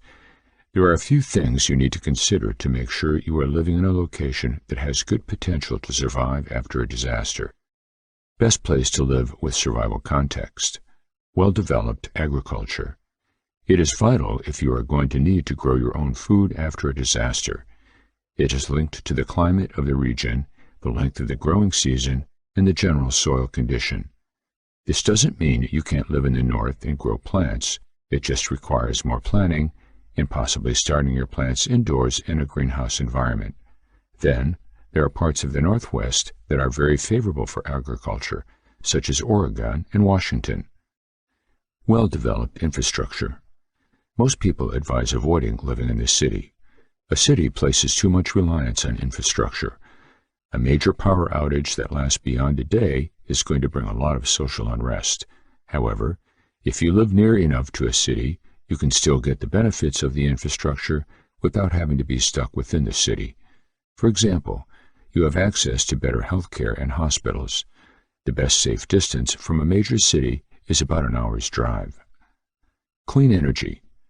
Thankfully, clean energy can be found pretty much anywhere. Solar energy tends to be more efficient near the equator. Southwestern states are good since they have less cloud cover during the year. Friendly people. This can be subjective. In general, the South is known for having the friendliest attitude. The West often has a friendlier demeanor than the East. Also, the more remote your location, the more tightly knit the community. But it may take longer to get accepted by the local community, but once they do, you become part of the family, so to speak. Freedom. This is important for those wanting more self-sufficiency and homesteading type practices. Cities and high population centers are going to have rules and regulations. However, there are also plenty of areas where there are few restrictions. You can examine the specific laws of each state and see which ones appeal to you. Altitude. This can be important depending on disasters in an area.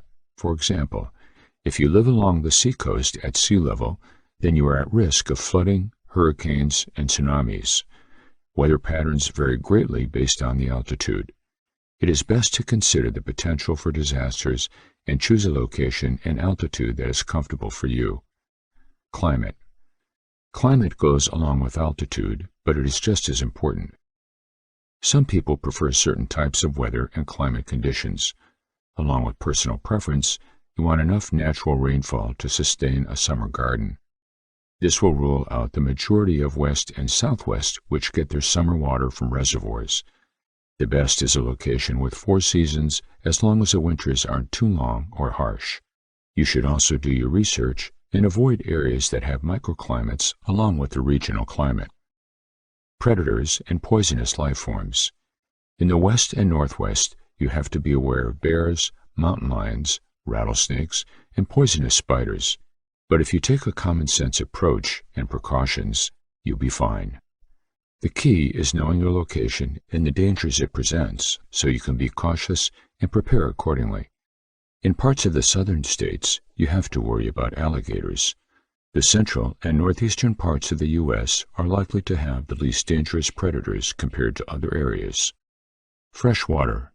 This is perhaps the most important one on the list. Fresh, clean water is key to survival. This is found most often in mountainous regions. Obviously, the worst areas for this are the southwest U.S. and desert regions. Your best option are the northwest, southeast, northeast, and some northern states. You should ideally get a location with a natural and year-round stream or a pond or lake. Pollution. Pollution is typically concentrated at lower altitudes and where there are large population densities. Know what is upstream of the place you are looking to live and pay attention to air currents and water flow. All regions have prevailing wind directions. The jet stream typically blows from west to east. Discover the pattern in your area to know what is blowing your way. To avoid heavy pollution, you should stay away from cities and major transportation areas. While there is no ideal or perfect place to live, you can always find a good reason to live or not to live in an area. When it comes down to choosing where you want to live, it is your own priorities that you need to consider. However, not all of us can simply pack up and move to a better survival location.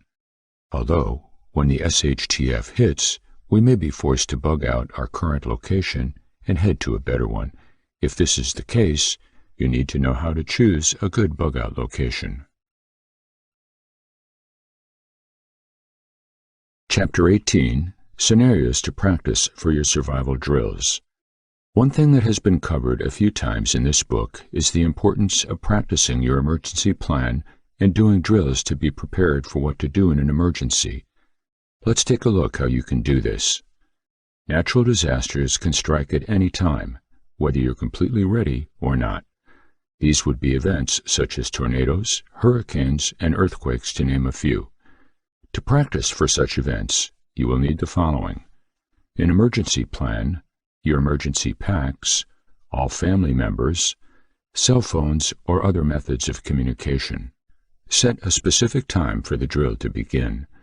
Make sure that everyone has a copy of the emergency plan in hand and that it fully details out how the family will handle the emergency, how they will communicate after leaving home, contact information for people outside the affected area, and where the family will meet. Give a 5-minute warning before starting the drill. Shut off the main power to the house. Turn cell phones to airplane mode or off. Sound an alarm to start the drill. Make sure the drill is started and finished on time. During the drill, you should ask yourself the following questions to evaluate its success. How did the family do? What were the weaknesses during the drill? Did any equipment have a malfunction? How long did the drill take? Was anyone frustrated?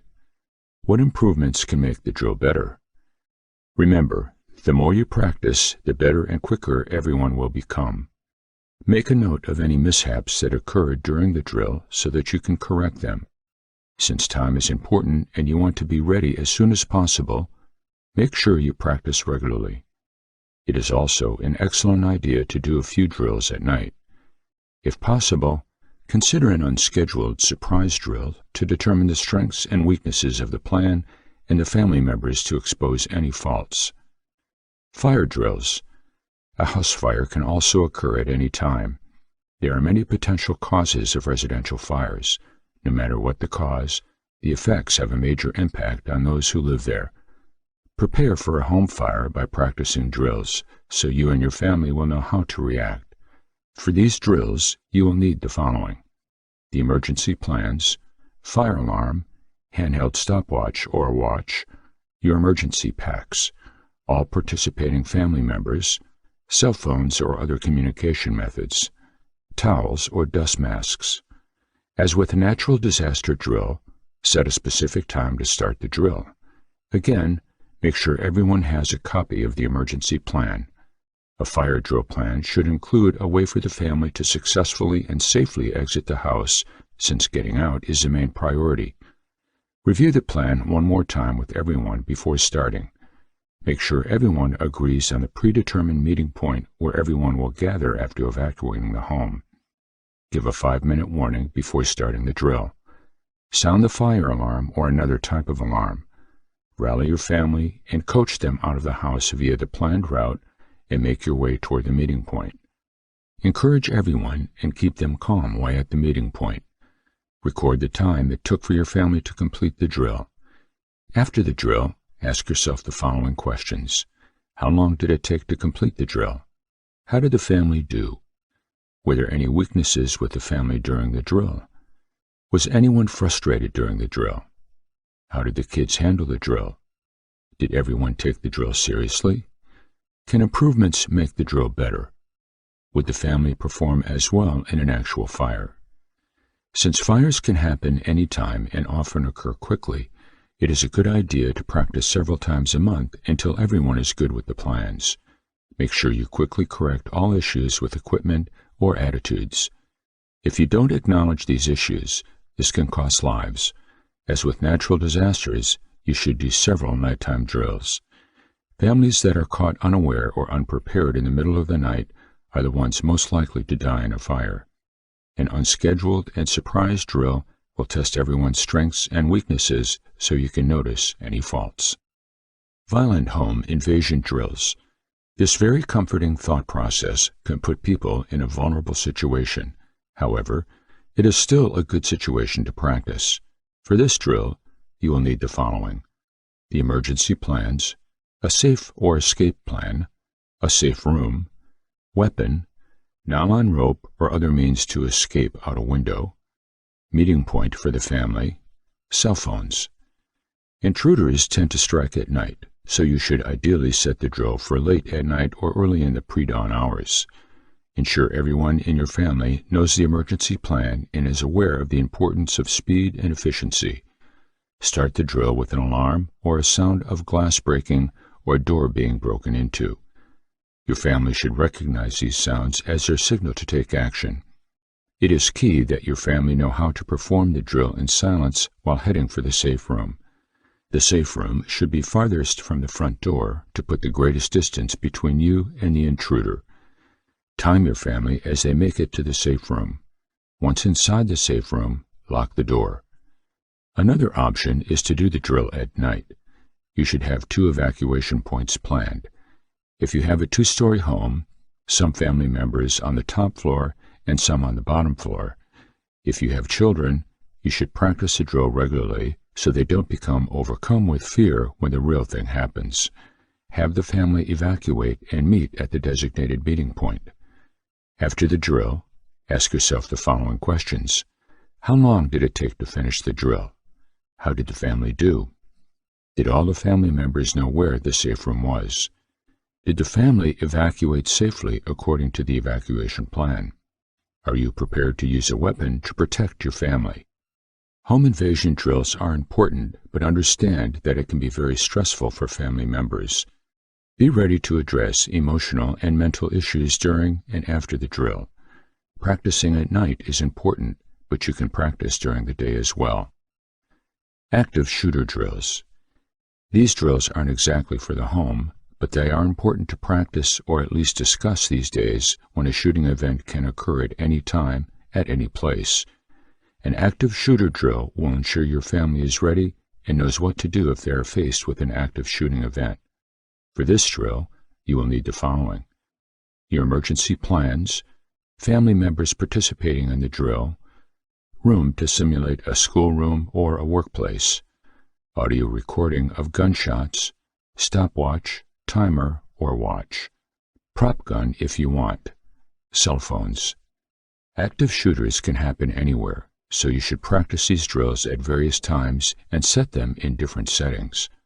Start the drill with the unsuspecting playing of the audio recorded gunshots. The goal is to startle the family into action. Play a variety of recordings, alternating sounds. The aim is to make the drill as realistic as possible, since you want to give the feeling of being frightened. Take note of how your family reacts. Note who makes themselves an easy target. If a family member follows a plan correctly, they should be able to disappear before your eyes. Time how long it takes family members to get out of sight. After the drill, ask yourself the following questions. How long did it take people to get out of sight? Did anyone make themselves an easy target? How well did everyone perform? What are the odds of survival based on how everyone executed the plan? Active shooting incidents are rare, but they are happening with greater frequency. You should practice these drills at least once a month and go over the plan with each family member individually. These are just a few drill suggestions that you can do to simulate real-world emergency scenarios that can occur. You can come up with other drills based on what happens most often in your area, or can change things up based on your individual needs. If you have disabled or infirmed individuals in your family, include them in the drill so everyone knows what needs to be done. If you have pets, practice evacuating with them as well. Chapter 19. Social Dynamics. What you have gotten accustomed to in regard to what you believe is social protocol and will more than likely fly right out the window in a survival situation. Instead, people become panicky and all semblance of common sense or decency can just fly right out the window. The worst thing you can do is fall into the herd mentality as if you are a lemming. If you will recall the library scene in the movie The Day After Tomorrow, the crowd mentality left the library to sure death, while a few remained behind and survived. Do not hesitate to be the few, or one, that is left behind if it means your life over death. The first thing you need to do is calm down, and then make attempts to calm others down. That may require sitting with someone and asking them to take deep breaths as they work through a panic attack. This sort of attack will make a person think he or she is dying of a heart attack, but it is temporary and will pass. It is caused by extreme stress or fear. You can help talk someone or yourself down from this type of attack, and no further harm will be caused as the attack subsides. From a point of calmness, you can begin to encourage people to begin to look around for resources that can be used. It will help to explain what you have learned in this book and why certain things need to happen at certain times. For instance, explaining the importance of building a shelter and fire before looking for water and food will help others realize what the priorities should be. If the group of people is large enough, then you can decide as a group who has the most appropriate skills for what type of tasks, and then set about focusing on what each person is assigned to do. For instance, some people may have better strength and stamina for going through help or building a fire, while others will be better off trying to find sticks and branches in order to build a shelter. It is very important not to trust anyone, and that does not mean you have to be paranoid or accusatory of others. It means to accept the fact that people will go to extreme measures to ensure their own survival. Because of this, and while you can work toward the group's best interests, also make sure to protect your own best interests. If you have studied this book and followed the suggestions, then you are going to be better skilled than probably 90% of the other people in your group. Other highly skilled people will be military veterans, active or retired. Of course, you cannot just demand, "I am the leader," and expect people to follow you. Your calm demeanor, knowledge, and confidence will draw people to you in a crisis situation. Those who want to follow you will have the advantage of learning what you have learned and hopefully have been practicing from this book. This is the team that will help you stay alive, although you still do not want to put your full trust in anyone who is not a relative. Even the best people may turn on you if it comes down to a matter of life or death. As you have been encouraged to practice every other skill, practicing your people skills can also help when it comes down to survival situations. Taking assertiveness classes and learning conflict resolution skills will teach you important lessons about how to work with others under duress. Urban survival. It is important to note that your social skills will be critical to you if you are stuck in an urban area that has suddenly lost all of its resources. This type of environment can be one of the most dangerous environments of all.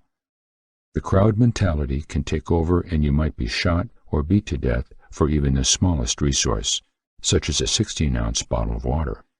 Your best bet to survive in an urban environment is to get out quickly.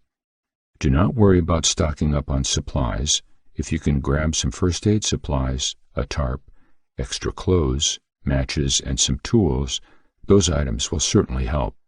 At the same time, you have learned to live off the land. Spending too much time trying to hoard stockpiles of canned foods or water will put you at a higher risk than you may think is possible. What you want to do is grab what you can quickly carry and then start traveling out of town. Travel through the lesser traveled roads to avoid traffic congestions and road rage. You will want to travel to a place where you know many other people will probably not think of going, where you know there will be some sort of water supply and opportunity to build shelter. For the best results, have a backpack ready to go that includes survival essentials that you can quickly grab and run if you need to. Then, have a meeting place with your family that is away from your home. That way, if cell phones and other means of communication are down, you can already start to head away from the more populated city and into the safety of the wilderness. Conclusion. I hope you learn more about the scope of the problem. It's clear that our homes are currently unprepared for any societal or natural disaster. Although it may seem overwhelming, you can take steps to increase the survival rates of you and your family. Crisis preparedness is vital, but it can be challenging to know what to do and how to do it. This will provide you with the advice and tools necessary for preparing for a disaster. It's also essential to constantly practice and learn from the disasters that have occurred in the past. Disaster scenarios will never be replicated exactly, but they will always change in ways we cannot predict. It is recommended to read through this book thoroughly several times to make a plan that suits your needs and goals. This guide should have helped lay out many of the essential components needed to increase the chances of survival in any disaster. You can feel more prepared than ever to deal with any disaster by planning and creating multiple plans. You will take steps to prepare for a disaster that should be done in a well-organized manner, meaning that you should follow the plan in order from the top down. To increase your chances of survival, you also need to make sure that everyone in the family knows how to react to a crisis adequately. You need to create a contingency plan for each family member and make sure they know which one to implement if a crisis should arise. It's clear that no matter how well prepared you are, it's likely that your livelihood will be affected somehow. This is why it's important to keep yourself financially prepared for the worst. Make sure that your family has enough to eat, are warm, are safe, have shelter, have medical help, are all essential. This will go a long way to deal with any disaster. It's important to remember that there is no one size that fits all for preparing for a disaster. The kind of survival skills you will require will vary depending on the situation. While knowledge and planning are essential to survival, it's not a guarantee. You should know that disasters can strike at any time and for any reason. There is little that you can do about it as an individual. It's not about whether or not you're prepared as much as it is about how well you prepare for the worst. You should also remember that no matter how well prepared you are, it's likely that your family will always be affected. Keep in mind that disasters can strike at any time, so having an emergency plan is essential. It's important to remember that preparation is the best way to deal with any disaster. By creating multiple plans for various scenarios, you can ensure your family's survival when disaster strikes. This guide is considered to be used as a reference for you to look back at in the future. Each reader must be able to see what's necessary for them. Having a plan and certain key supplies for your family is essential, and this guide should assist you in making those preparations. You can share this with your family, friends, and anyone else who might need it to learn how to prepare themselves for future disasters. I hope this guide will help you become more prepared and increase your chances of survival in any disaster. This has been Crisis Preparedness Guide. Be prepared with this comprehensive practical guide about life-saving strategies and be a survivor when crisis strikes. Written by John Davis, narrated by Paul M. Anderson. Copyright 2021 by John Davis. Production copyright by John Davis. Prepping for Long-Term Survival. A comprehensive guide to the best life-saving strategies. All you need to know about self-sufficient living, water survival, food, stockpile, bushcraft, and more. Written by John Davis, narrated by Paul M. Anderson. Introduction. A prepper is someone who has prepared for disasters that aren't entirely predictable, though. Some disasters can occur in your home or when you are traveling. Preppers need to know what they can do before a disaster occurs and what to do when it does. At a fundamental level, prepping is a shortened version of the words preparation or preparing, but its modern use has taken it much further. Now, the word is associated with planning and prepping for a disaster scenario and major catastrophes. It involves basic things such as stockpiling food, water, medicines, and so on, yet it goes much deeper than that. Ultimately, we want to be prepared during the disasters that can occur and give us the ability to survive. Number 1. When disaster strikes. You'll also want to secure a shelter for your family if you're outside already. You can also make sure you have a plan for the unexpected. Number 2. Take care of nature. You need to take care of nature and leave it alone. This means that you can't paint over rainwater tanks, dig up your well, or fill your pond. If you do that, you may not have water in the future. Number 3. The power grid is down and you need to protect it. Your power might be out for weeks or months. When the lights go out, looting usually follows. Your neighborhood may not always be as safe as it was before an emergency or disaster caused by a power outage. Number 4. Protect your home from looters. One of the biggest dangers during a crisis is looters. They are looking for easy targets and will attempt to take whatever they can from homes, businesses, cars, and trucks that aren't protected by security measures. Number 5. Staying healthy in a disaster. When the power goes out, getting water and food can become an issue. Make sure that you have a supply of bottled water and canned foods. A camping stove is a good option, or you could get an electric campfire stove if you want an ambience of campfires. Clean water is also a vital issue, as many people don't realize that it's easy to contract diseases from dirty water. You can boil your water or get an inexpensive solar shower. Number 6. Protecting your family. When disaster strikes, you need to be prepared for the possibility that some members of your family might not be with you. If this happens, it's essential to have plans in place for reuniting the family. Your first step is to get a method of communication. You can do that by getting a ham radio license or getting a charged cell phone for each person in the household so you can call them if they aren't home when you are. Number 7. Research evacuation plans. Your evacuation plan will vary depending on your location, but most people think they can quickly get out of an area if disaster strikes by driving out of the site. But what are you going to do if you can't drive? You should have information on where highways are closed, bridges or tunnels are damaged, and other issues that could impact escape routes. Number 8. Financial preparedness. Financial preparedness can help you survive unexpected disasters. Having an emergency fund set aside for disaster situations can help you handle any financial hardships during a crisis. Finances are something that people often delay dealing with until they have the time. Number 9. Go green. Being green means taking care of Mother Earth in general, but it also means being prepared for natural disasters. For example, you might think that using gasoline in a generator is the best option because it runs on gas. Still, generators aren't always reliable for running 20 hours straight without interruption. An alternative would be to get a 3-kilo propane or butane-fueled generator and use that instead. Number 10. Think outside the box. We all think about what we would do if disaster struck every day, but how prepared are you? Think outside the box and try some things out. You can make some incredible discoveries during an emergency and enjoy something that you usually wouldn't even know about. Your town may not be affected by any of these disasters, but some of them could likely happen to you and your family. Make sure that you're prepared to handle any disaster situation with the help of these tips. Prepare and survive.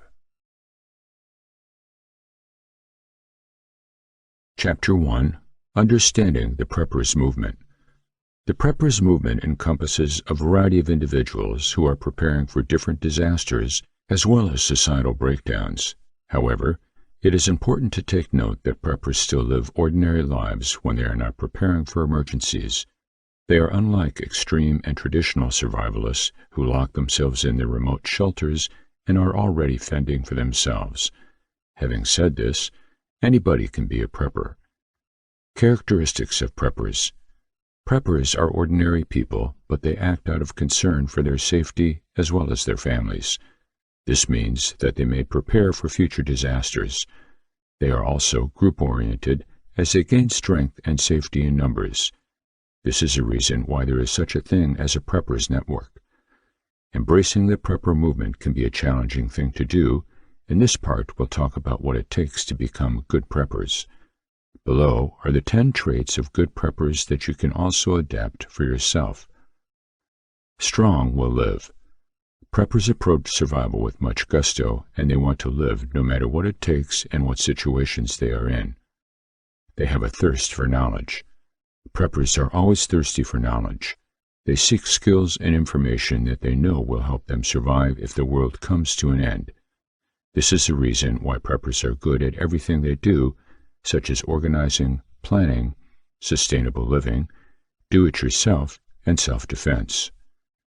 They are family-oriented. Preppers perceive the family as the most important social unit. Thus, they have strong family values. They are also very responsible, and they always consider things that are good for the entire family. Preppers are good with their hands. It is an important trait for good preppers to be good handymen.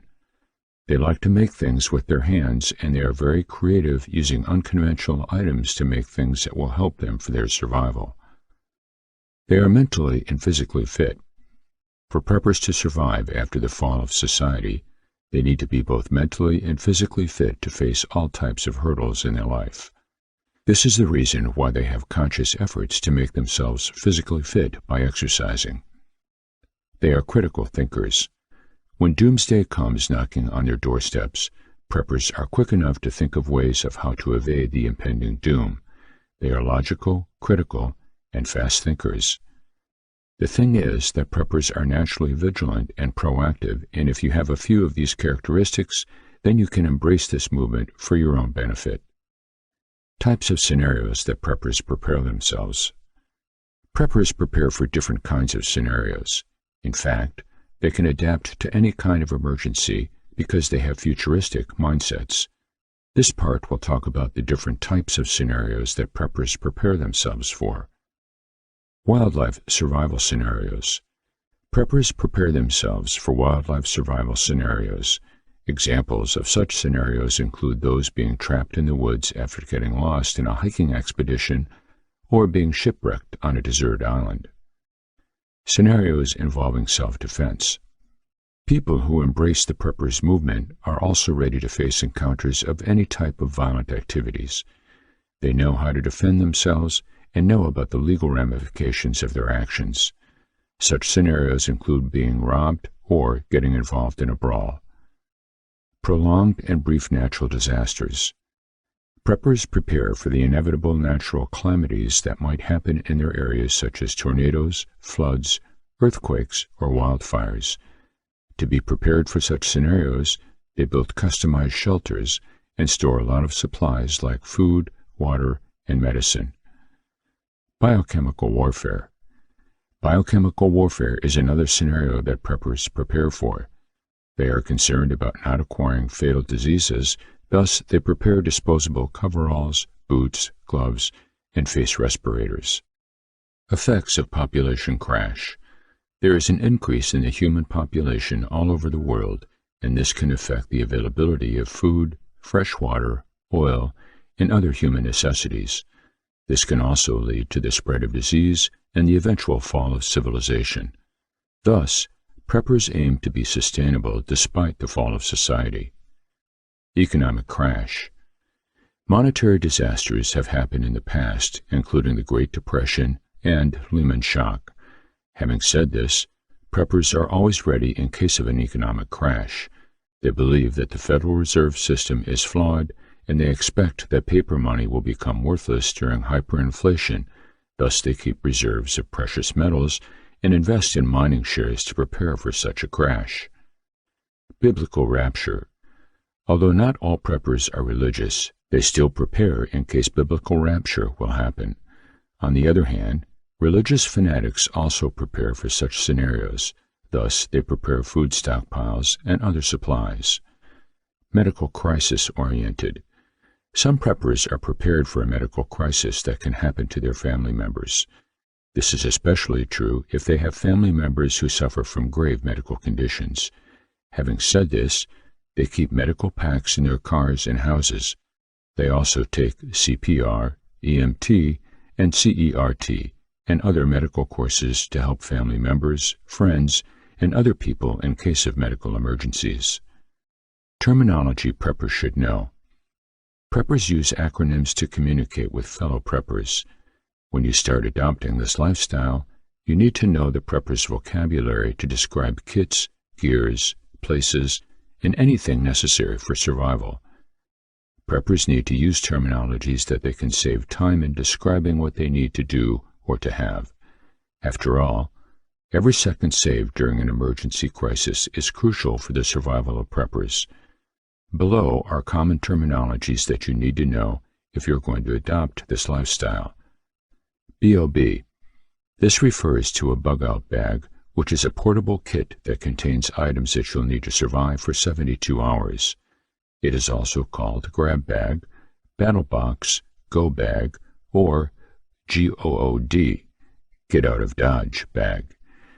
The things that include in a BOB include enough food for 72 hours, water purification supplies, a first aid kit, batteries, professional emergency literature, maps, sanitation supplies, clothing, medications, documents, a Swiss Army knife, compass, and cash. BOL. This stands for bug-out location, which refers to a retreat place, refuge, or rendezvous that preppers go to during an emergency. Before an emergency situation, preppers scout for a BOL and inform family members or the prepper's network how to get to that location in case of an emergency. BOV. It stands for Bug-Out Vehicle, which is a customized survival vehicle that contains everything that preppers need to survive. They look like war vehicles as they possibly come with artillery, huge storage spaces for stockpiles and supplies, as well as state-of-the-art navigation tools. Crunch. This refers to a long-term major disaster. EDC. It refers to everyday carry, which means what individuals carry in case of disaster happening while a person is out and about.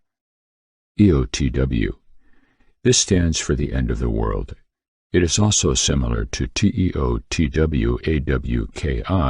which means the end of the world as we know it. GOOD. This refers to get out of Dodge, which means fleeing the urban areas in case there is a big disaster. INCH bag. This acronym stands for I'm Not Coming Home bag. It is similar to the bug-out bag, but it usually is kept near the individual so they don't have to return to the residences in case there is an emergency. Most people store their INCH bags in their cars. SHTF. This refers to shit hits the fan, which preppers use to describe any kind of disaster situation. It is also similar to WTSHTF, which means when the shit hits the fan. WROL. This stands for without rule of law, which is used to describe a lawless state of society. YOYO. This means you're on your own. Zombie. Contrary to what most people think, the term zombie does not refer to flesh-eating monsters that we see in zombie apocalypse movies.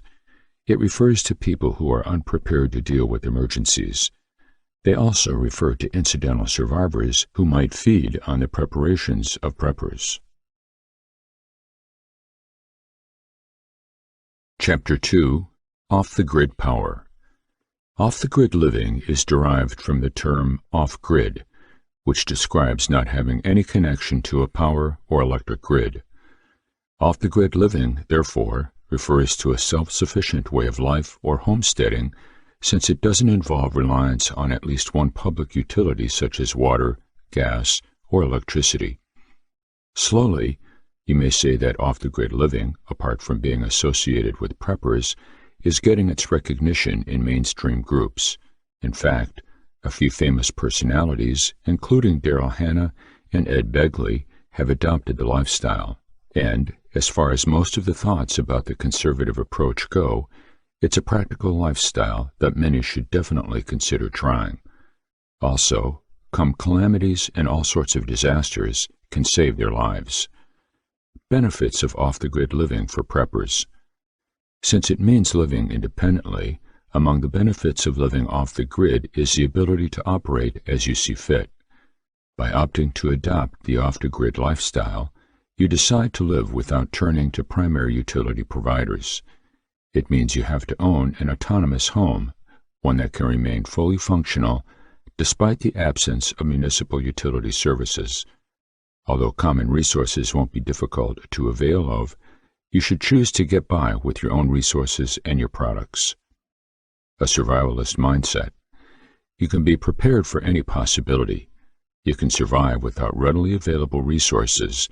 In a WTSHTF scenario, the lessons you've learned from an off-the-grid living will come in handy. Financial rewards. You can save money on costs for energy, water, and other utilities since you practice consuming only a modest fix. With luxuries such as expensive clothes, cable TV, and high-speed internet connection not being part of your life, you get to keep the cash that may have gone to waste. Improved creativity. You can begin looking at matters from a different and probably more radical perspective. Instead of simply making calls to get your fix of utilities, you think outside the box by refining your skills.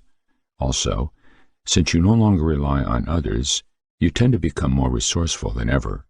As the quote, "necessity is the parent of invention," goes, you don't close doors on all means for you to provide essentials. Less anxiety and stress.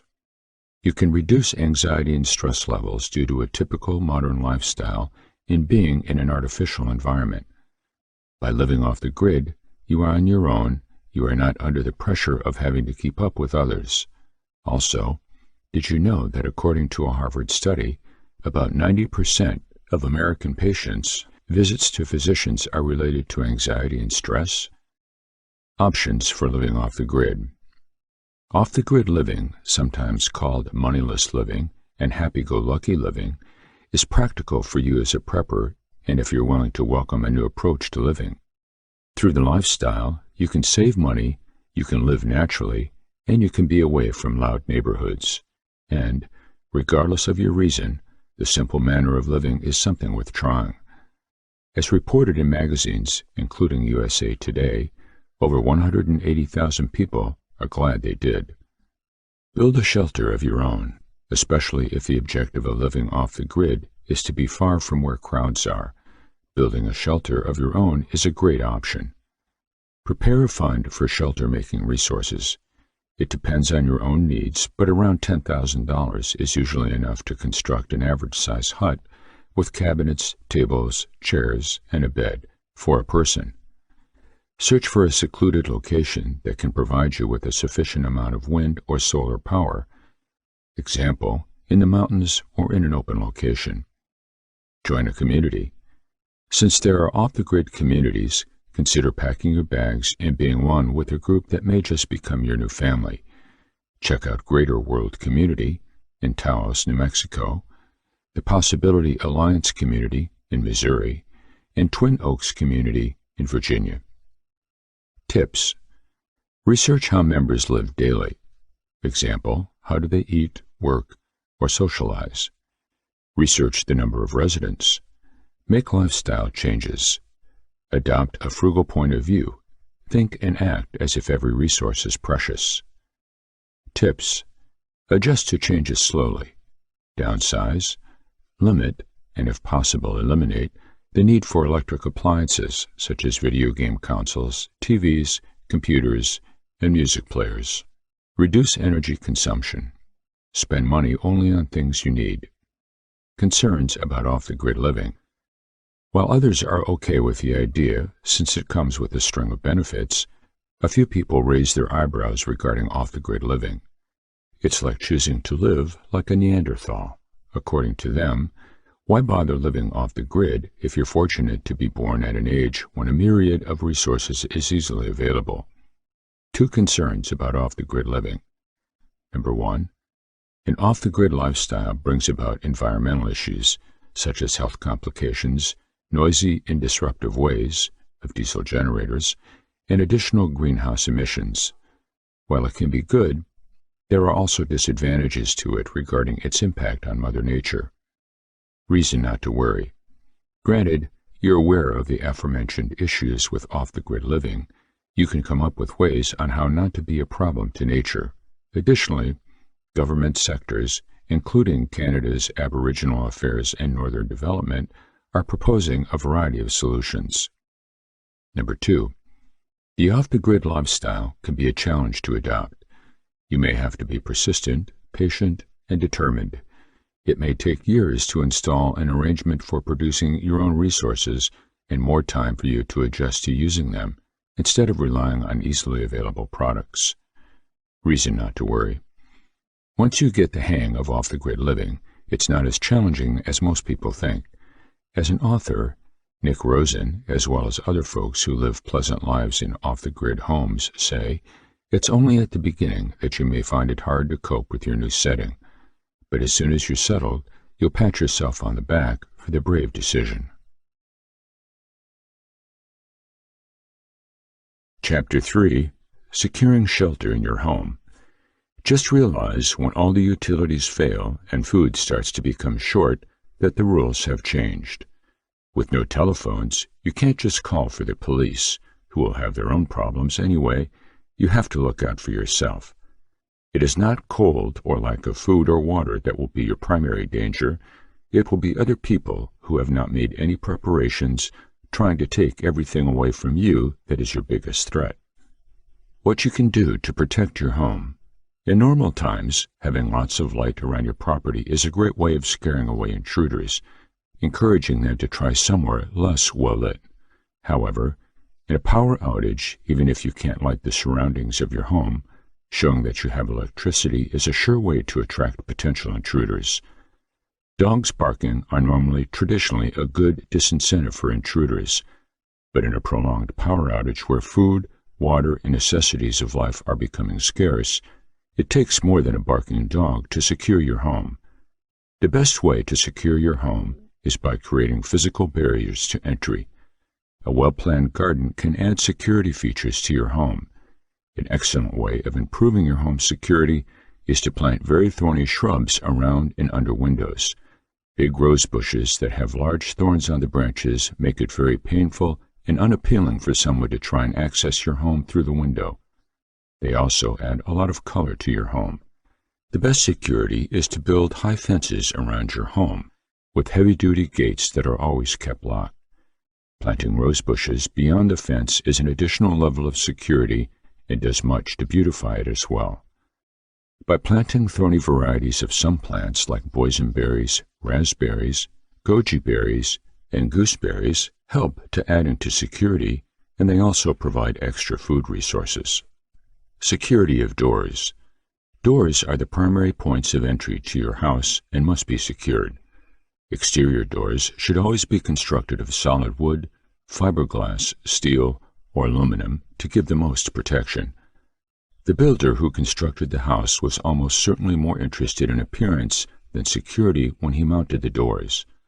Generally speaking, a standard door fixed by a builder can be kicked in quite easily with just a few swift kicks. Then you come to the frames, strike plate, and hinges, which all need to be modified to add security. Most of the strike plates have a very short screw, and these should be replaced with 3-inch screws that go through the frame and into the wall. These will be more resistant to someone trying to kick in the door. Do the same thing with the doors in the hinges as well as add strength to both sides of the door. If you don't lock your door, then everything else in this part is pointless. Smart locks. If you are the kind of person that 1. Keeps locking themselves out, or 2. Forgets to lock the door, then smart locks are perfect for you. Many smart locks allow you to unlock the door with a code number, so even if you lock yourself out without the key, you can enter the code and get access. Many smart locks will also be pre-programmed so that even if you forget to lock the door, it will wait a set period then automatically lock it. Deadbolts. The strongest lock on your front door is achieved by paying out for a Grade 1 lock, or, if money is tight, a Grade 2. The strike plate. The deadbolt strike plate is a metal plate that fits into the door frame. Earlier, we suggested that you replace the screws with 3-inch screws, and that is a big improvement. However, an even stronger solution is to replace the strike plate that is normally 2 to 3 inches long with a much longer one, which can be over a foot in length. This spreads the force over a much greater area when someone tries to kick in the door and is secured by more and longer screws. The door frame. Working on the strike plate and fitting a longer screw makes a big difference, but a determined intruder may very well eventually split and rip off the door frame itself. Some companies add a layer of steel to the door frame with just a few screws, and you have a much stronger door. Door barricades and security bars. For the ultimate door security, you should consider installing door barricades and bars. A barricade is fitted to the floor near the door. The barricade slides closed and makes it impossible to open the door. These are really tough devices and quite often remain secure even after a door lock has been smashed. Door bars fix across the door on the inside and stop the door from being opened even if the lock has been bust. When it is combined with the barricade, they make a door virtually impenetrable. Security of windows. The second most common way of intruders entering the home is through the windows. Intruders can easily crack your windows and enter the house without a lot of trouble unless you take some extra precautions. We have already looked at planting thorny bushes around the windows to give intruders a nasty surprise, but now we will look at the security of windows more. Window locks. Even if your windows have the standard locks that come with many houses, it is a good idea to fit extra locks to secure your home. Pin locks. These locks are particularly useful for ground floor windows. Keyed locks. To open these locks will require a key, but it can be a little confusing to know which keys fit which window. Hinged wedge locks. These locks are ideal for securing windows that can be opened from the top or bottom. Sash locks. For double-hung windows, allow the window to be locked or held in place. Tempered glass. By using tempered glass, your windows will be 4 times stronger than regular glass. These are referred to as safety windows. Burglars find it much harder with this type of glass, and the last thing that burglars want to do is make a noise. Plexiglass or polycarbonate windows. It is going to cost more, but plexiglass is impact resistant and is 10 times stronger than regular window panes. Polycarbonate windows are even stronger than plexiglass, and if extra security is needed for a window, then this may be worth considering. Window bars. Window bars add even more security for windows, and even if the glass is smashed, the intruder will not be able to squeeze between the bars. Window bars are available in more decorative designs, so your house feels less like a prison. The safe room. A safe room will serve three purposes. First of all, the safe room is reinforced so that it is safer in the event of a major event that threatens you. Secondly, it is a place where you and your family can flee if your house is threatened by intruders. Finally, it is a safe place where you can store the supplies that you have put together in case of a disaster. Your safe room access should be hidden. Hide it behind a bookcase, for example, so that intruders will not find the access. That way, if protecting your supplies and someone comes in before you have a chance to hide, they will not be able to find or steal your hidden supplies. Just leave a few things out so it looks like that is all you have. Chances are the intruder will take those items and then go. Your safe room should also have weapons so that if you are discovered or the intruders do not leave, you can wait until they are off guard and attack them. You can build a safe room by walling off the end of a room or creating a cellar within a hidden entrance. The safe room is where you will store all your supplies that you built up before the disaster. Most people will have made no preparations and will be desperate. Do not tell anyone about your safe room. Even your most respectable neighbor may be desperate enough to try and take what you have to protect their own. The size and design of your safe room depends very much on whether it's just you or your whole family that may need to enter. It also depends a lot on the design of your home. Does it have a cellar? Is the shape more complex so that it will be confusing when you enter the house? Think carefully about how you can hide the safe room and disguise the fact that a room may be shorter than expected when looking from the outside. Make sure that all of your family understands what the safe room is for and knows how to use it, just in case you are outside when the threat occurs. It is best to have a hidden keypad lock so that whoever gets to the room first can lock themselves in. If others arrive, they can just use a keypad as well. Ideally, if you have a safe room, you should have outdoor sensors that sound an alarm if someone enters your yard, giving the occupants time to get to the safe room before the intruder enters the house. Your safe room should feature the following: absence of windows, hidden ventilation, thick reinforced walls, water and a bathroom, enough space for storeroom and people, easily accessible from anywhere in the house. Yes, it is unlikely that you are going to have all these features waiting for you, but the best solution for designing a safe room and a secure house perfectly designed for preppers is to build a purpose-made house out in a rural area. You do not have to connect it to the services, as it is designed for a time when services are not functioning. This will reduce the cost substantially. Chapter 4. Bushcraft. Bushcraft is an ancient art that uses natural resources to survive in the wilderness. It isn't one skill, it's a group of skills that encompass the following: foraging for food. This includes knowing what plants you can and can't eat, how to cook over a campfire, and how to harvest efficiently without destroying a resource completely. Many plants will regrow if you take a little care, rather than hauling them up by the roots. That's a sustainable source of food. You need to understand what mushrooms you can and can't eat and how to cook them. Hunting, trapping, and fishing.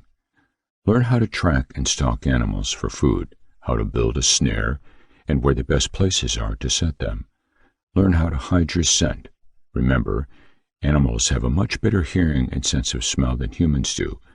They'll know you are there long before you see them. You need to be able to tie knots, make cordage, and importantly, learn how to prepare and cook what you catch. You must also learn to build and use weapons such as slingshots, a bow and arrow, all of which can be made from natural resources. When times get desperate, everyone with a weapon will be after the same food sources, and those who prep properly will know exactly what's in their area and know how to catch and preserve it. Another useful skill in this area is fishing. Most places have a body of water with some fish available, and knowing how to catch them and preserve your catch is a vital survival skill. Finding and gathering water. Water sources are more prevalent than you realize. You just need to learn where to look for them. Once you've found your water source, learn how to filter and purify it so it is drinkable, and if you don't have one, learn how to make a container to collect and carry water in. Building a shelter. This is important. You won't survive long out in the elements, no matter how well prepared you are. You must learn how to fell a tree for materials, batten branches, and find other materials you need to construct your shelter. For example, bark and grass can be thatched or woven to make a roof. You must also learn what materials you can use to both insulate and waterproof your new home. Building a fire. Another very important factor for survival is knowing how to build a fire. Learn the best woods for quick burning and longer burning times, what constitutes tinder, how to build a fire-starting device, such as a fire plow or a bow drill, and how to build a fire pit. You should also learn to make charcoal. Navigation. Learning to use a compass or even a navigation watch is a vital skill, but you should also learn to use other methods such as the sun, stars, and even landmarks. Backpacking. Not only is backpacking fun, but it's also a great way of getting in shape and learning how to traverse different terrains carrying your survival gear. You'll learn how to carry your bug-out bag properly. The weight should be on your hips, not on your shoulders. You'll learn how to keep ticks, mosquitoes, and other insects away, avoid injuries to your legs and feet, and how to work together as a group. Camping. Camping is a no-brainer, really, and it's much easier to learn than backpacking because you don't need to hike out anywhere. You can learn how to camp in your backyard, and you should already have your camping equipment ready. Get out there and start practicing. Stocking up on freeze-dried and dehydrated foods for your camping trip means your prepping skills are not going to waste. You get to find out which ones you like and don't like before you fork out for bulk amounts. Basic tools for bushcraft. Living off the land will be much easier if you have the right tools on hand. Here are basic tools you will need if you want to stand a chance to survive. Fixed blade knives. Although there are many types of survival knives out there, it is best to pick one that has a fixed blade and a full tang. This means the blade does not fold or retract into the handle, making them more secure and less prone to breaking. Full tang refers to the metal part of the knife that runs all the way down to the handle. This makes the knife stronger and tougher, which means you can even use your knife to cut down small trees. Yes, Swiss Army knives and multi-tools have more uses than a fixed blade knife, but they also have a lot of moving parts that can make them more prone to breaking. Swiss knives and multi-tools are only useful for when you are camping out for a few days, but for survival situations, they are not advisable. Hatchet. You'll be using a hatchet for most of the heavy cutting tasks that your knife could not handle. Things like chopping down trees, splitting logs, and dressing or butchering any large animals that you manage to hunt down. You can also use your hatchet for digging holes, and the reverse side of the blade can be used for hammering stakes and posts into the ground. When choosing a hatchet, you need to take into consideration the tool's size, weight, and how it feels in your hand. You should choose a hatchet that is not too heavy that it will slow you down when you're trudging along woody paths, but not too light that it does not have any power at all. Machete. If you want to have something that has the versatility of a hunting knife with the weight and striking power of a hatchet, then you should definitely get a machete. These large-bladed knives can actually replace hunting knives, and they can do most of the light work that hatchets are needed for, so you can say that this one tool is a worthy replacement. Besides chopping down trees and field dressing prey, you can also use a machete to clear out a heavy brush to make it easier for you and your party to travel in even the densest part of the woods. Chapter 5. Survival Foods and Stockpile. Providing your body with the necessary fuel during a disaster is vastly different from an everyday diet. You'll be spending more energy than you would normally, so you'll need to eat high-energy, high-protein foods. Since you'll only be able to keep a limited supply of food on hand, it is best to have a small supply of high-end foods. Survival foods to keep on hand. The following foods are non-perishable or close enough with lengthy expiration dates so you can keep them on hand for long periods, even if it's not disaster season. Remember to keep a list of everything in your food stockpile and check the expiration dates every 6 to 12 months to make sure things are kept fresh. Peanut butter. This is a great source of energy and contains healthy fats and protein. Unless otherwise indicated on the jar, you won't need to refrigerate the peanut butter once it is opened. The ideal option is peanut butter that is low sodium and gluten-free, so it can meet the different needs and not increase your thirst. Whole wheat crackers. This is a great replacement for bread that can mold and go stale. Crackers are also a great substitute if you need to make sandwiches. Extra fiber is important when you're hungry. You can prolong the freshness of crackers by having them vacuum-packed. Nuts and trail mixes. These are important high-energy foods. Not only are they healthy, but they can also be very convenient for snacking during and after an emergency. Be sure you purchase them in vacuum-sealed containers if possible, since this prevents the nuts from oxidizing and losing their freshness. Cereal. It is best to choose multigrain cereals with individual packaging so they won't end up going stale once opened. Granola and power bars. These are both filling and healthy. As a portable snack, they often stay fresh for at least 6 months. They are also a great source of carbohydrates, which gives you more energy without eating a lot of food. Plus, you can get them in a variety of flavors to satisfy everyone. Dried fruits.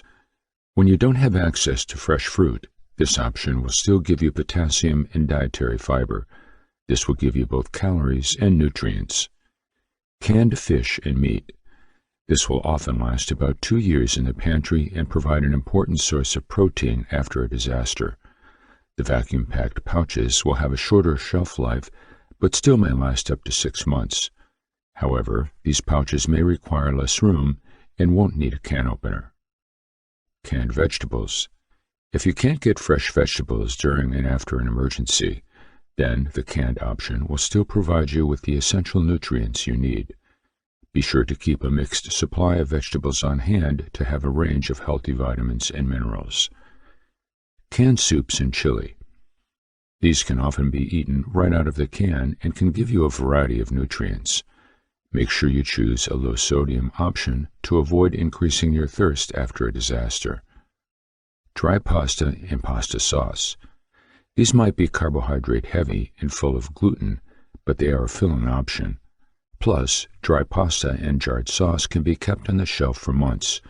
If you have a dietary restriction, then you can consider getting gluten-free pasta or pasta made from another alternative. Bottled water. A normally active person drinks at least half a gallon of water a day. Plus, you'll need at least half a gallon per person per day for food and washing purposes. To ensure hydration, you can also purchase a case of water that has added essential minerals and electrolytes to help with hydration and improve the taste. Sports drinks. These drinks contain electrolytes and carbohydrates that can help rehydrate and replenish when your water is scarce. Just make sure that there aren't too many additives like sugar or artificial sweeteners. Powdered milk. Nearly all dairy products will need to be refrigerated except powdered milk. This is a great substitute source for calcium and vitamin D if you don't have the option of fresh milk. Sugar, salt, and pepper. If you have a propane or charcoal stove to prepare your food after a disaster, then you'll often be cooking your food. You can improve the flavor of both fresh and packaged food if you keep a basic supply of seasonings and sweeteners on hand. Multivitamins. Supplements are important to have on hand since they can replace nutrients that you would normally consume through your diet but may be in short supply after a disaster. Vitamins don't need to be boring, so if needed, consider purchasing fruity gummies or other vitamin types. Choose a vitamin that has a complete day's worth of vitamins and, if possible, even omega-3s or folate so you have complete coverage. Chapter 6. Prevention, Identification, and Long-Term Management of Survivable Medical Conditions. Being out in the wild, or a hardship area, comes with its fair share of challenges that have to be combated head-on.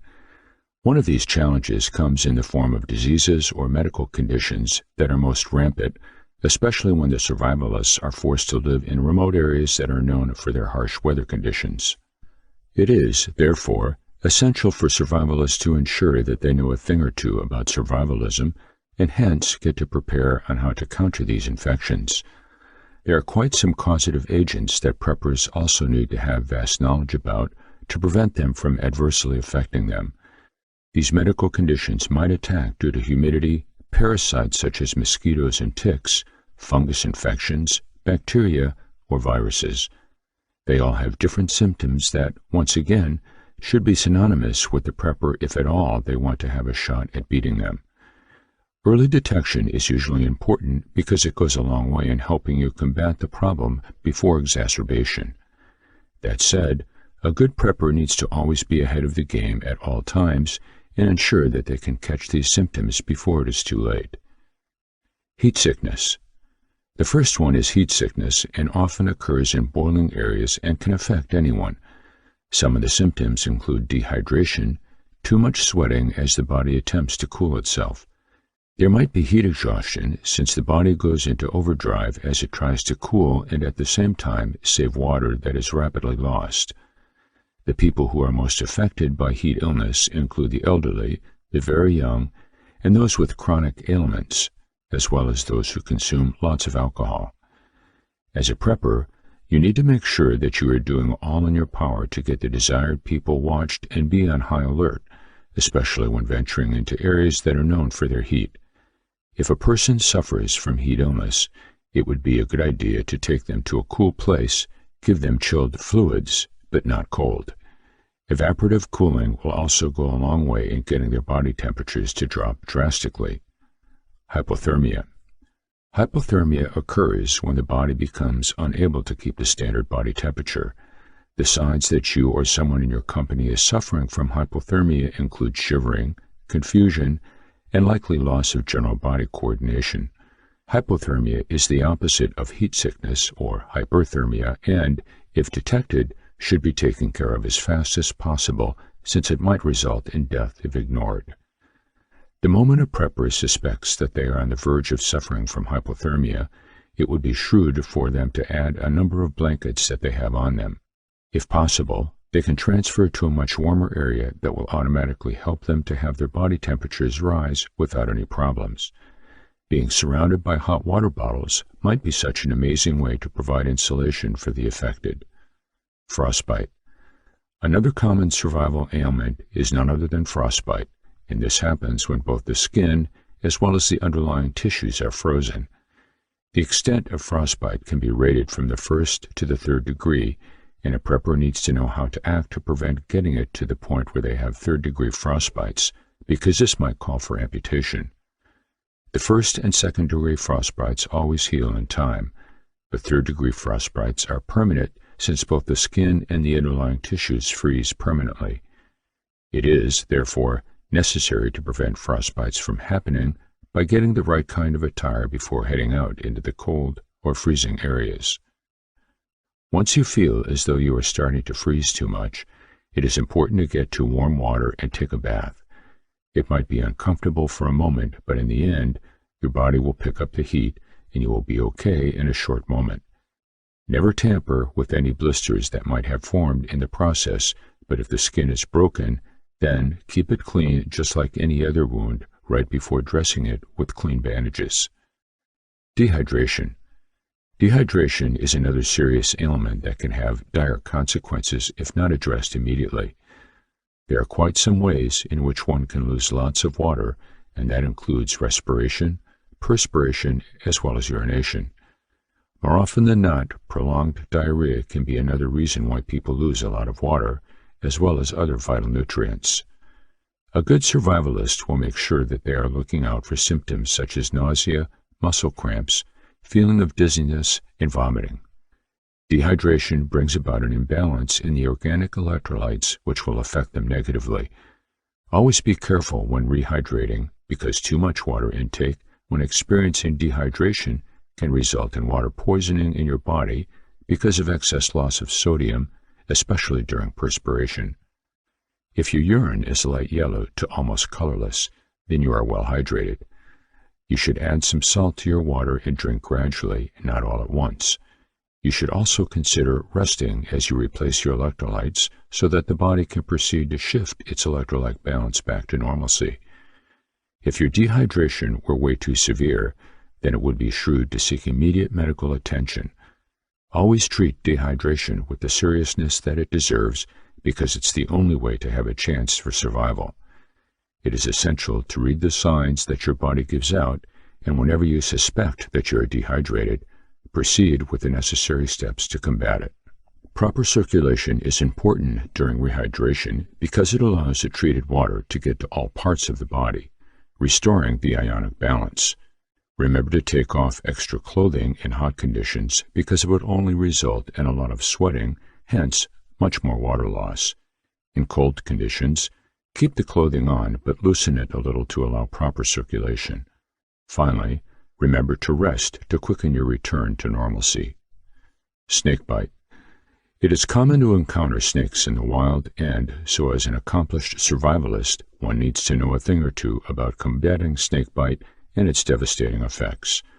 Some snakes have more lethal venom than others, but either way, they should all be treated with the same kind of urgency as they all result in bad health.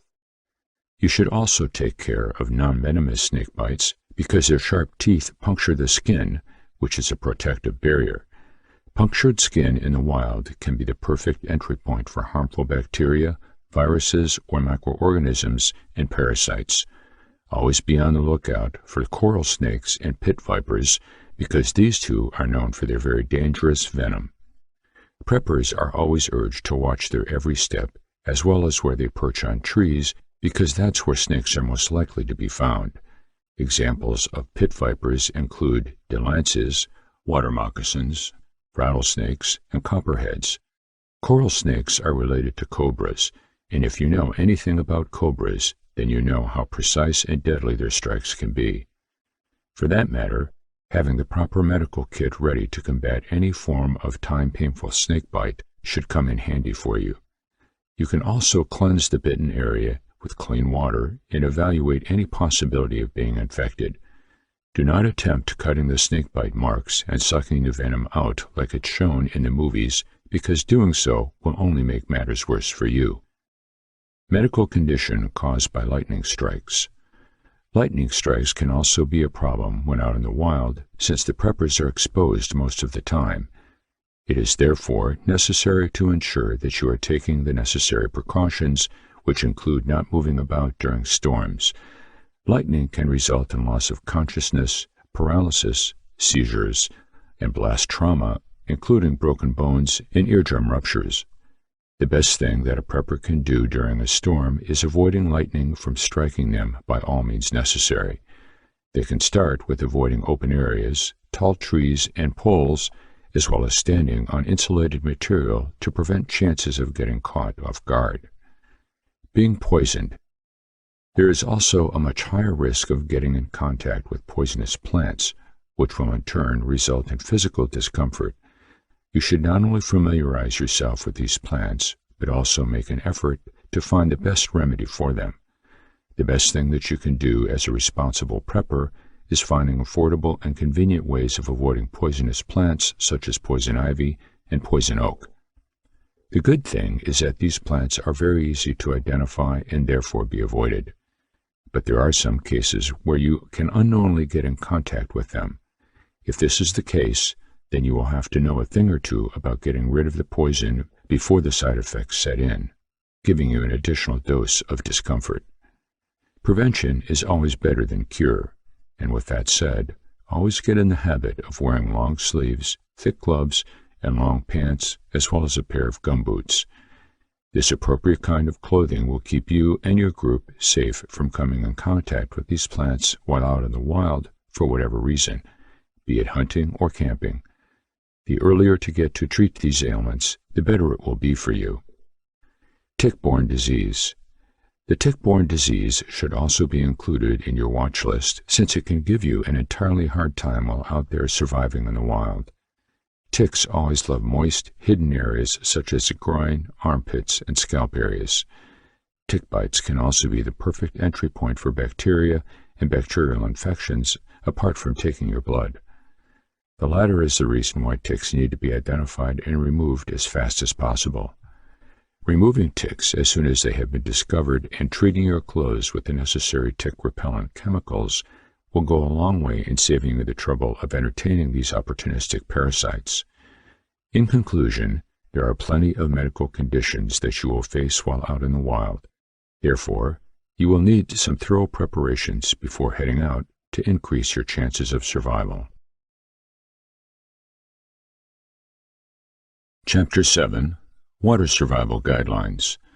The most common question people ask in a disaster is, where can I find water? However, it has been proven that people are not as prepared for disasters as you may think. When asked if they know the recommended drinking amount, 51% of Americans said they did not know. Therefore, before you start worrying about finding water in case of a disaster, make sure you have enough water stored and drink at least 8 cups per day to help avoid dehydration. In a time when it seems like natural disasters are happening more frequently than usual, and everyone is advised to be prepared for the worst scenario, it's still important to take small steps that make sure you're ready for potential emergencies. The most popular emergency preparedness tip is to have plenty of water stored, especially in case of a disaster when no running water is available. If you want to find water in case of a disaster, look for the following places. Number 1. An opened bottle of water that was stored in a dark, cool place like a garage or closet. Number 2. A swimming pool. If it's safe to do so, use a net or siphon hose to get some fresh pool water into your containers. If the pool water is not completely frozen under all the snow, it may actually be full of fresh, clean drinking water.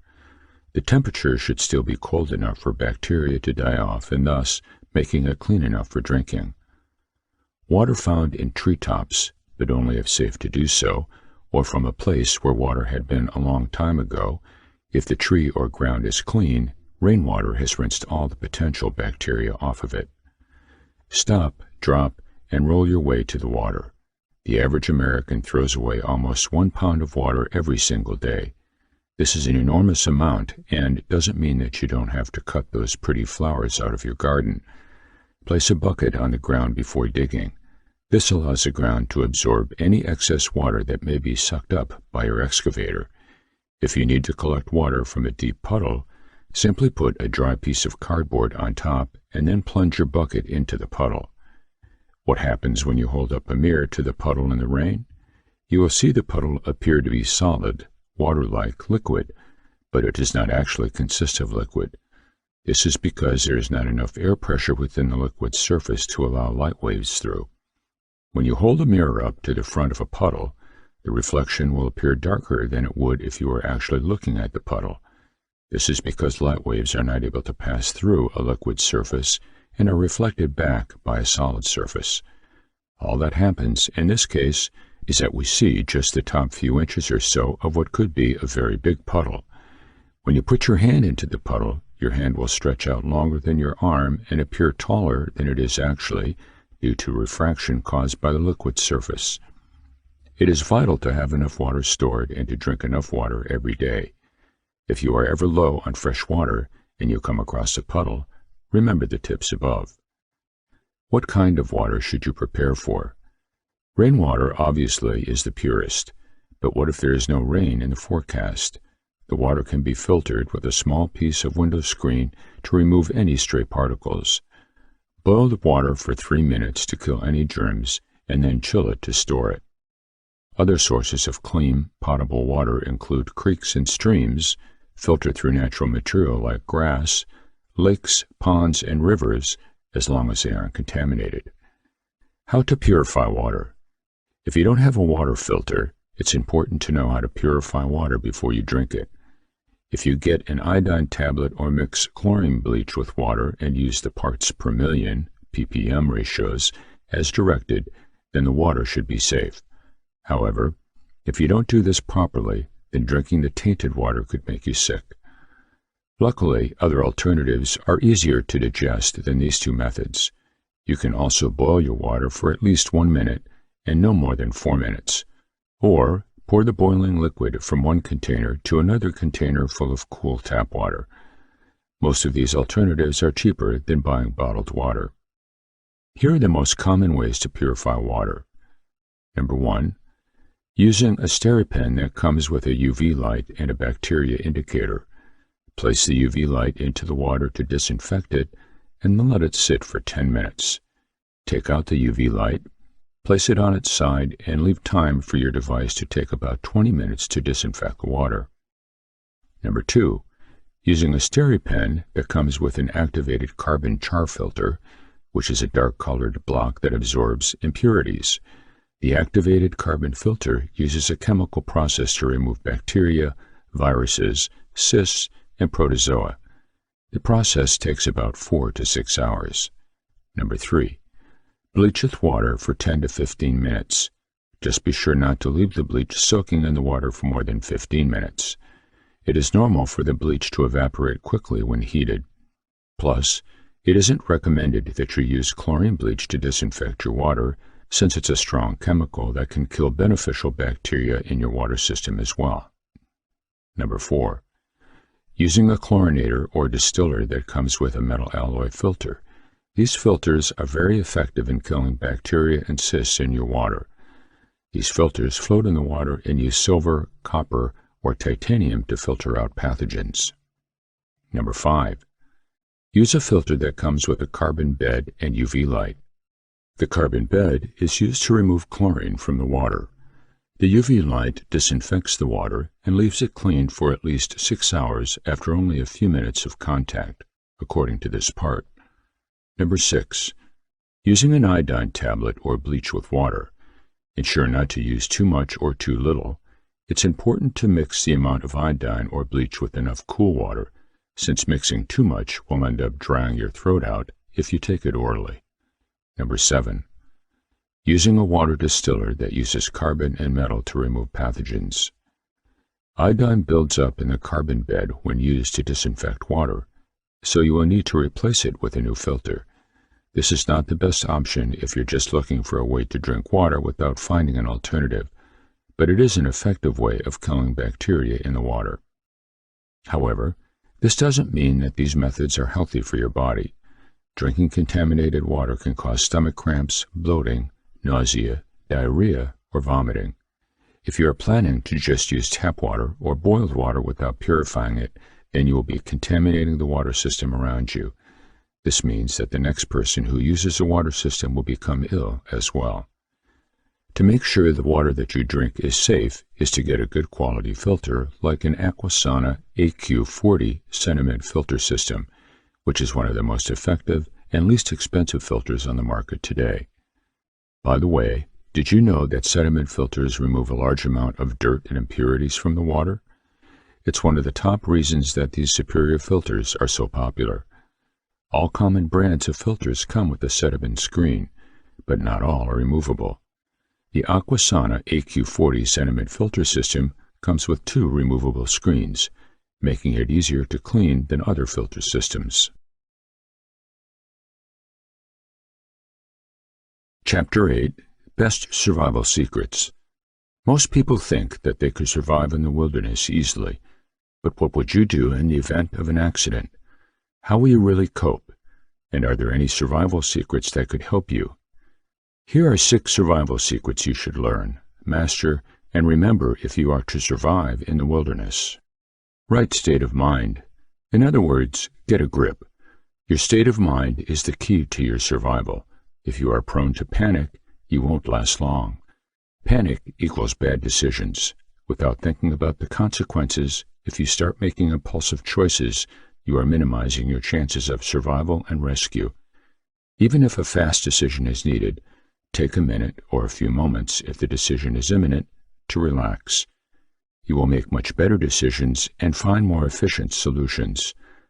While cortisol and adrenaline help you, do some deep breathing to bring your blood pressure down. Always have a plan. Start with what is most important and work from there. For example, If someone has injured themselves, that must be dealt with before anything else. That's where your first aid kit comes in, along with knowledge and dealing with common injuries. Once that has been dealt with, you and your entire group need to decide who is doing what and how the chores are going to be divided. You also need to decide how long to stay in one place and when to move on. If you have gotten lost, you should sit tight to make it easier for rescue. If you have a good survival watch, you can get yourself out of trouble. They have compasses, barometers, altimeters, and more on them, ensuring you know what's coming and where to go. If you opt to move on, you need a plan for shelter, water, and food. Build a shelter. If you have your bug-out bag, you should have shelter and a sleeping bag, but if you don't, you're going to have to build one, especially if the night is drawing near.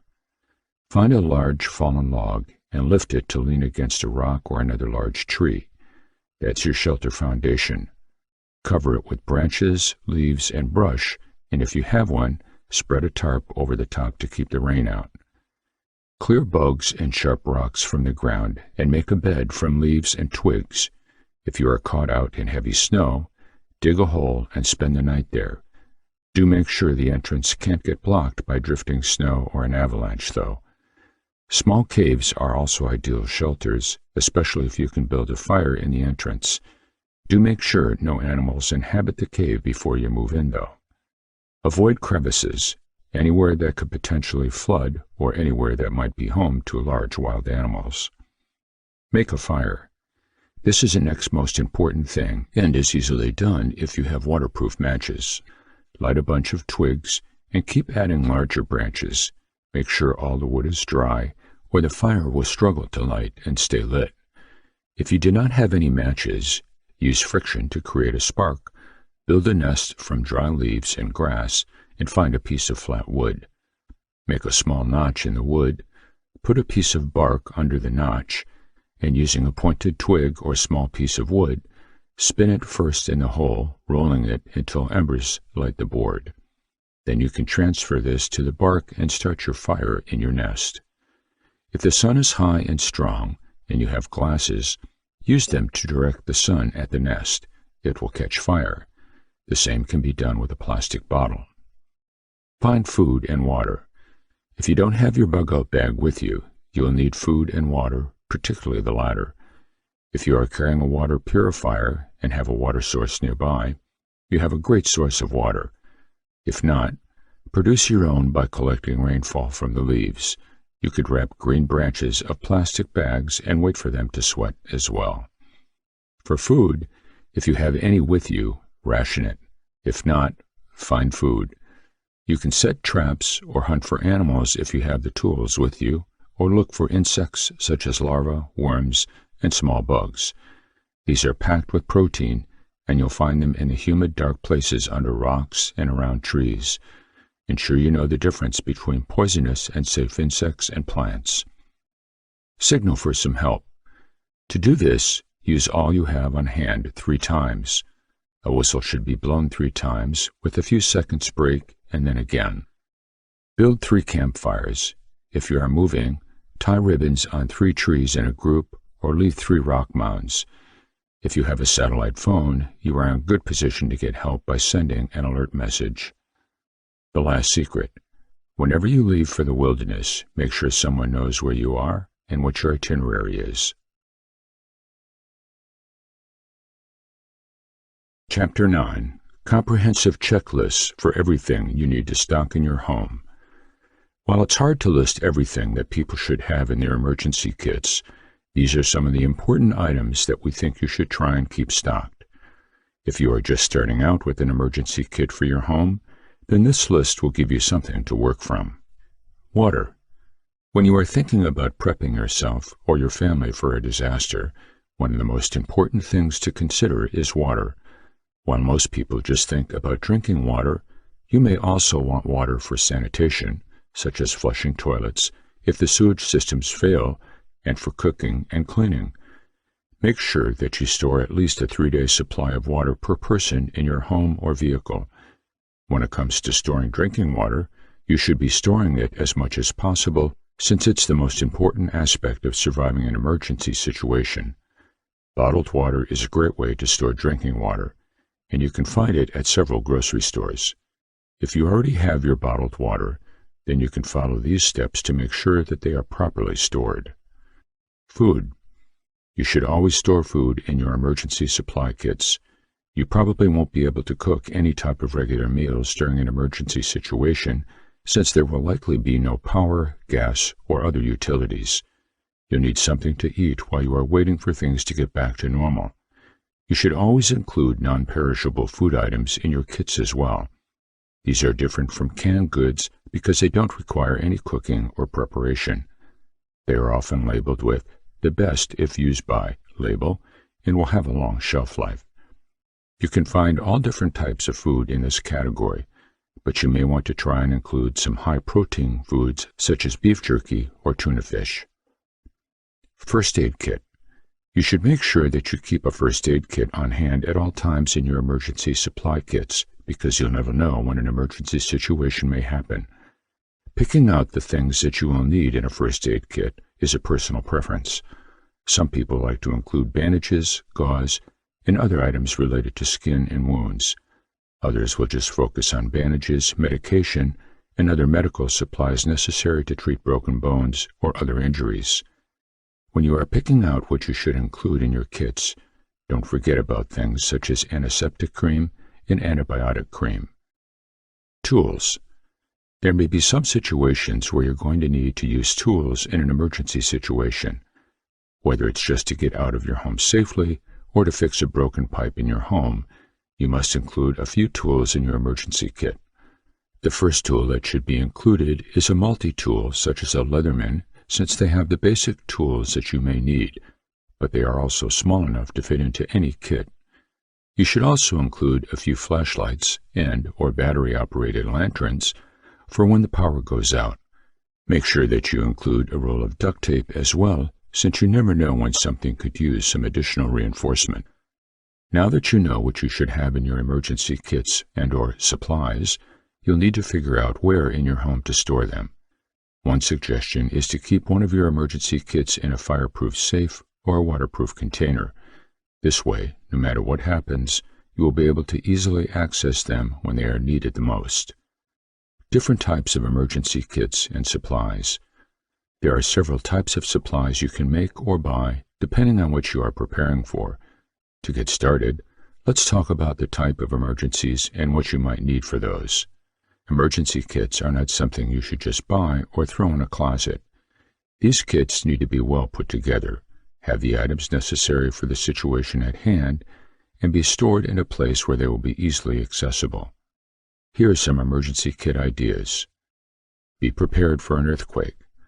There are several types of earthquake kits. The most common one is an earthquake kit which comes packaged with two-way radios, a stockpile of non-perishable food items, including bottled water, flashlights, extra batteries, and instructions on how to use them.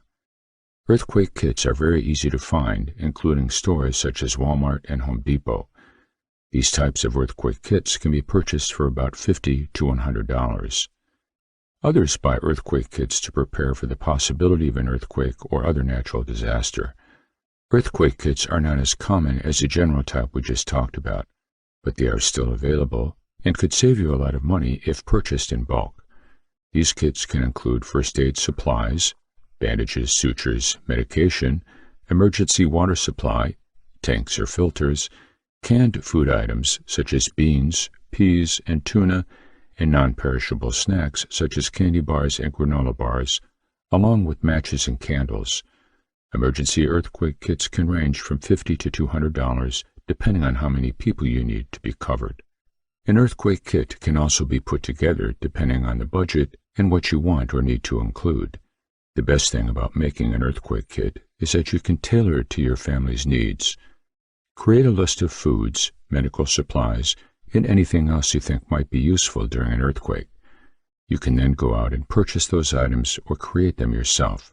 For example, if you would like to save money by making some of your own supplies, you could make your first aid kits using over-the-counter medicine, aspirin, burn cream, and gauze bandages.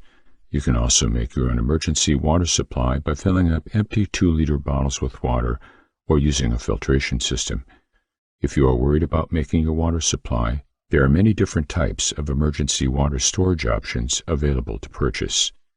The key is to create a kit that will meet the needs of your family in at least 72 hours, if not more. You should also think about an earthquake kit for your car in case you have to leave home quickly. A lot of people think you should never use water to put out a grease fire, but that is not true. Use a fire extinguisher, 2.5, 5, or 10 pound, or try to smother it with a lid or pot. Never use flour, salt, baking soda, or other dry absorbents as they may explode. If the fire cannot be controlled, get everyone out and leave the area quickly and calmly so you do not become injured from debris or smoke inhalation. Be prepared for a hurricane. There are several different types of hurricane kits you can create depending on how much money you have to spend. You can find hurricane kits that include food rations such as MREs, or meals ready to eat, flashlights, batteries, first aid supplies, and many others for under $50. You can also find hurricane kits that include bottled water, non-perishable food items, extra batteries, and other items for about $100. These types of kits are created by some of the larger online retailers of supplies. A lot of people believe that a hurricane kit is unnecessary because most people don't live in a hurricane-prone area. That's true, but it doesn't mean that you shouldn't be prepared for one to happen. Most people were caught off guard when a storm hits them and they have no idea what to do because they didn't have enough supplies for those types of emergencies before the storm hit. Essential medical supplies for any disaster situation. It is necessary to be prepared for whatever disaster situation may arise. You never know if a natural disaster will strike or if you might find yourself in the midst of a political one. We have taken it upon ourselves to do some research on what will be essential medical supplies in any kind of situation, and we are going to share this with you today so you can prepare your own survival kit accordingly. Some of the items that were essential for our list include sterile gloves, gauze pads, adhesive tape, IV catheter sets, medical scissors, waterproof adhesive tape rolls or duct tape, and an EKG machine like the multi-lead M3 cardiac monitor. This is quite a nice little item to have, considering that any medically relevant problem can arise during a disaster, and the fact that it's waterproof is just an added bonus. We also made sure to include other items such as burn cream, gauze rolls, adhesive tape rolls, and even some portable stools if you are going to be on your feet for any length of time.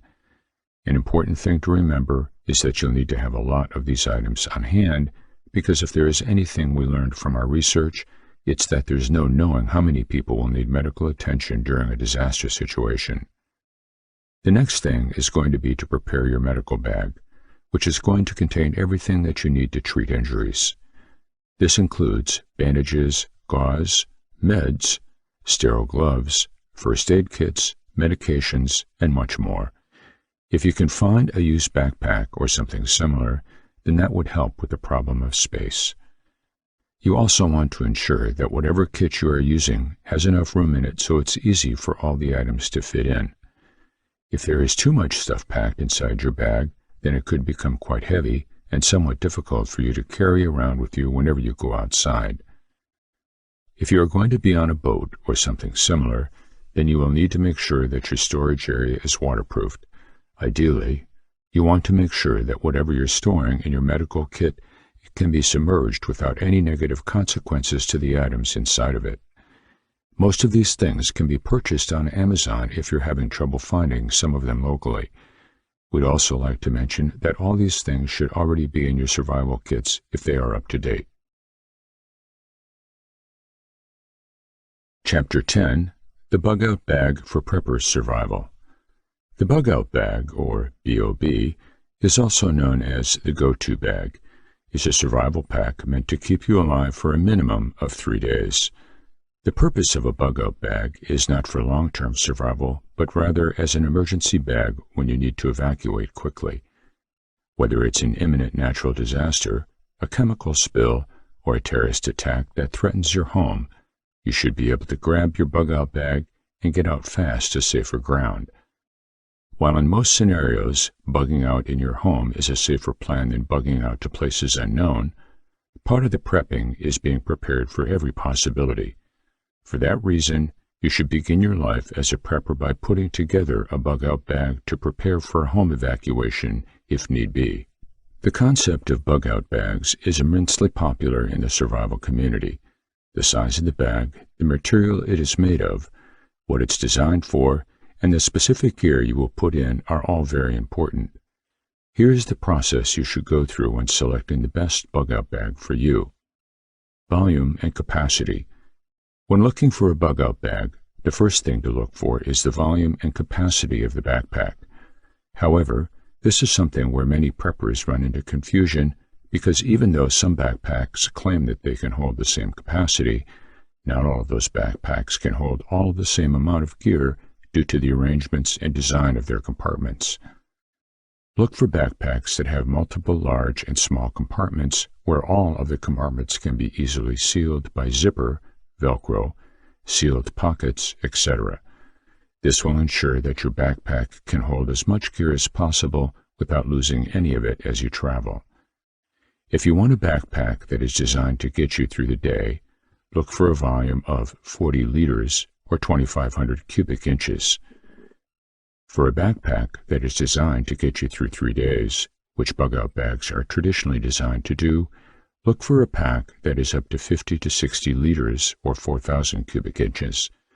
For a backpack that is designed to get you through a week, increase the capacity to 6,000 cubic inches or 80 to 90 liters. If you're looking for a backpack that can hold enough gear to allow you to survive more than a week, you're probably not thinking about what your body can physically handle. Frame. Once you have decided what capacity you want in your bug-out bag to have, you'll then have to decide what kind of frame you want the bug-out bag to be on. The two kinds of frames for backpacks are those that have internal frames and external frames. Internal frame packs will have an aluminum frame located inside the backpack. They are significantly more flexible than external frame backpacks since they reposition the weight of the pack from the shoulders to the hips. Additionally, internal frame backpacks tend to be slightly lighter and smaller than external frame backpacks.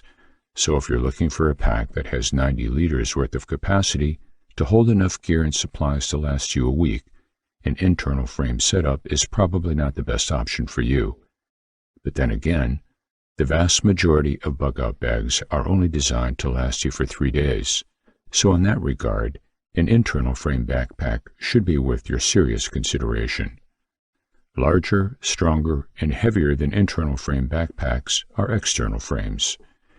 As the name suggests, rather than having an aluminum frame placed inside the pack, the frame supports the backpack from the outside. The advantage to having an external frame backpack is the ability to attach more gear and supplies to it. Backpackers commonly use external frame backpacks to attach heavy-duty items like sleeping bags, tents, coats, and so on. Another advantage to an external frame backpack is a space put between your back and the actual pack, which will decrease sweating as you traverse the terrain. All in all, if you want a pack to last you for a week or more, the external frame backpack should be your choice. If you want a more traditional 3-day bug-out bag, go to the internal frame for its lighter weight. Build quality. Now that you have selected the capacity and frame for your backpack, the next thing to look for is the quality of the build. Your backpack should be designed to hold up well in adverse conditions and be water resistant. The zippers should work without impediment, and the straps should be thick and adjustable. If you're buying your backpack in person, you should be able to tell if the material is tough and durable just by feeling and handling it. If you're going for a deal over eBay or Amazon, it will be slightly harder to tell if the pack is durable, but online reviews and item descriptions should give you the information you need. Besides, if you receive a backpack in the mail and it feels cheaply made, you can always ship it back. The best backpacks to look for are military-grade packs such as an Alice pack or 3-day deployment bags. Color. Last but not least, you'll have to select a color. Contrary to popular belief, you should consider avoiding more camouflage or tactical type colors, since it labels you either as law enforcement or a military person. When the grid goes down, you want to blend in, not stand out. For that reason, seek out more neutral colors. Green, brown, gray, or even dark blue should work well, allowing you to hide, if necessary, without making you stand out when you are seen. Avoid bright colors like red, orange, yellow, or pink. Survival gear. With this information, you will be able to choose the right bug-out bag for you. The next step is the fun part, filling it up. As a hint, you may want to buy all the gear before buying your bug-out bag, so you'll know the general size and type of backpack you need. When your bug-out bag is filled up, its contents must be well organized with the most important items in the easy-to-grab areas.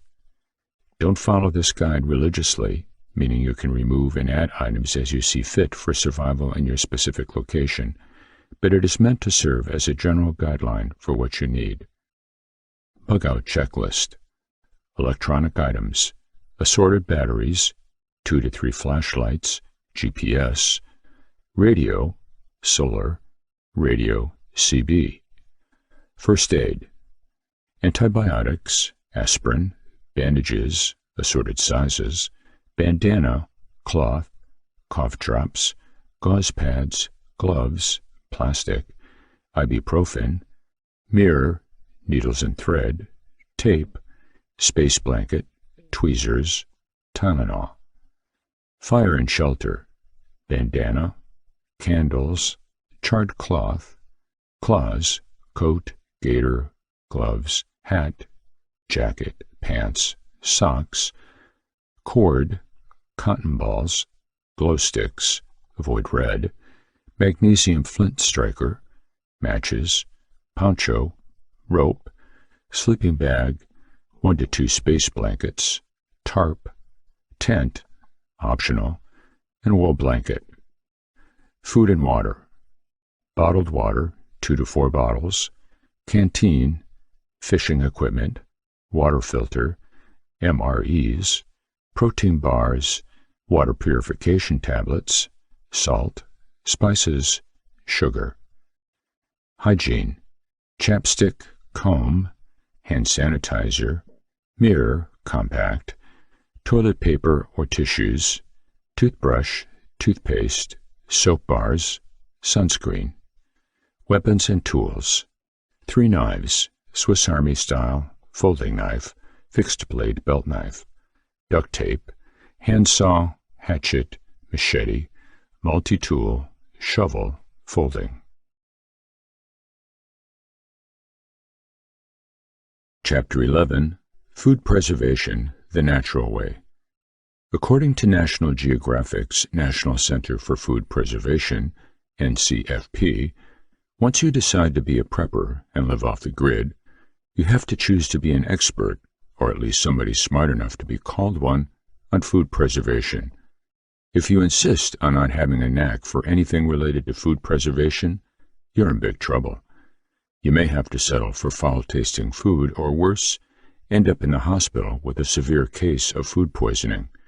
So, if you want to succeed with your intention of living off the grid, learn how to store foods the right way. It's time to learn canning. Since you'll be living off the grid, take note that canning is only a good preservation technique if it's done correctly.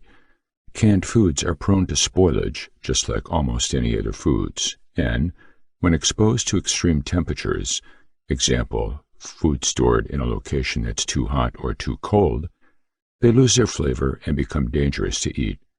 If you're careful, on the other hand, the meat, fruits, and vegetables and other delights you have canned are likely going to last for years. Home canning techniques. Aspirin canning. A food preservation technique that's commonly linked to grandmothers involves storing food in jars and adding aspirin or an amount of salicylic acid without the need for further processing. Dishwashing canning. A simple food preservation technique that experts deem unsafe involves storing foods in jars with a use of water that has undergone dishwashing cycle. The concept is to have microorganisms terminated due to the water's condition. Inversion canning, or open kettle canning, involves storing food in jars without the need for further processing. Microwave canning involves storing microwaved foods in jars. Oven canning involves storing foods in jars, then placing them in an oven. A tip is to use compact jars and exceed food's boiling points. Solar canning involves storing foods in jars and leaving them in the open sun for about a week. Commonly used for preserving high alkaline or acid foods such as fruits and vegetables, milk, and eggs.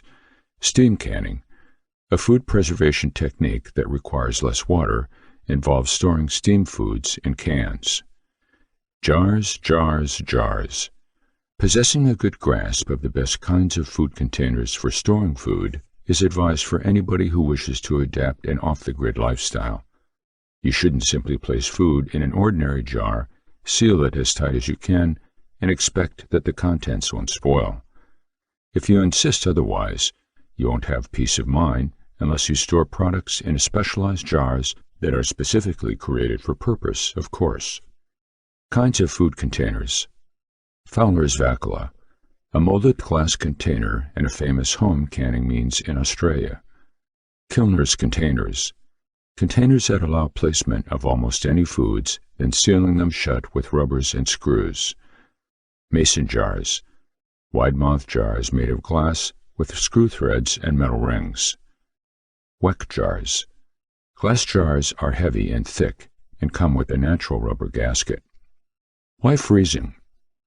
According to Scientific American, based on a study that features fishermen who have been living off the grid in Maurada, in the Mexican Pacific region, freezing is an effective food preservation method.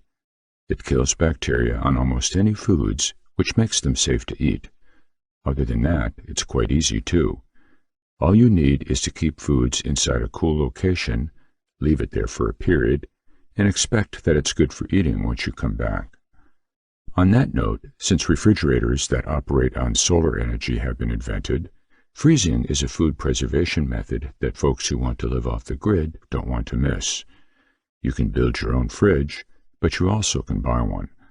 Although a purchase cost of at least $1,000, it is a cost-efficient method. Especially if you're planning to be off the grid for years, it will come in handy. Notes.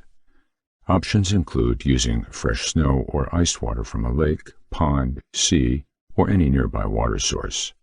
The temperatures of frozen foods must not exceed 30 degrees centigrade. Wrapping frozen foods in sawdust or wool delays the melting process. Other food preservation techniques. With your decision to live off the grid comes the need to learn about food preservation techniques. Since you'll be stationed somewhere that may be far from convenience stores, fast food chains, restaurants, and other dining places, have fun as you rely on your own resources. 5 food preservation techniques. Number 1, curing. A food preservation technique that involves soaking products in a solution that contains nitrates or salt and water. Number 2, dry salting. A food preservation technique ideal for all types of meat, as well as fruits and vegetables. Number 3, fermenting. A food preservation technique that is meant for promoting good bacterial growth. Number 4, smoke drying. A food preservation technique ideal for preserving fish and other types of meat. The idea behind it is to terminate pests that may surround the raw products. Number 5, sun drying. A food preservation technique that is ideal for preserving fish and other types of meat. It is also used for fruits and vegetables. The idea behind it is to terminate the bacteria that are likely to be growing on wet surfaces with the sun's heat. Food storage options. Since you plan to be off the grid, think of long-term storage for your products. After you've learned different canning techniques, as well as several other food preservation techniques, you may want to welcome options. As much as possible, be flexible with your approaches. With your own resources, you may introduce some variety to your diet. What you can do. Build a cellar. If you have a house, you can build a cellar.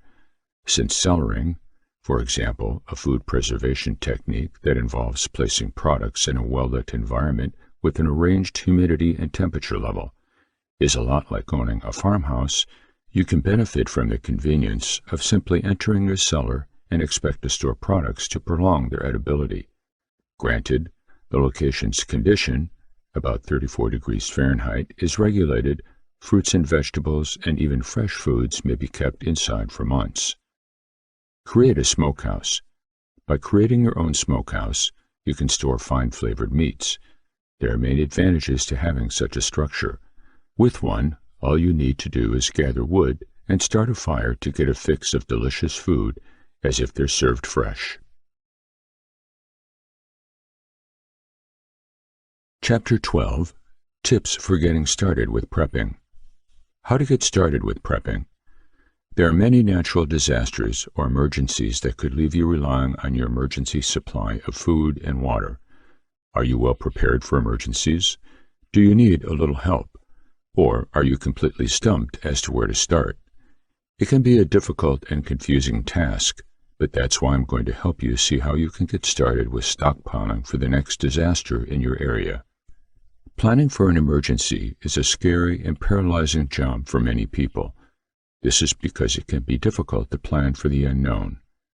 View purchasing and stockpiling emergency food and supplies as buying insurance. You may never face a natural disaster or another emergency, but if you do and you can't get to a store, then having a stockpile on hand can prove invaluable. So, if you've been putting off getting your stockpile set up, then use the following 7 tips to help you get started. These tips are designed to help you jumpstart the process of getting emergency storage for your home. So let's get started. Start by setting a goal. First of all, you want to set a goal to help you get started. To find the ideal goal for your needs, you want to ask yourself the following questions. How much do I need to store? Should you have just 3 days' worth of supplies on hand, or should you have more? What emergencies are most likely to strike your location? How long do you anticipate being cut off from supplies such as food and water?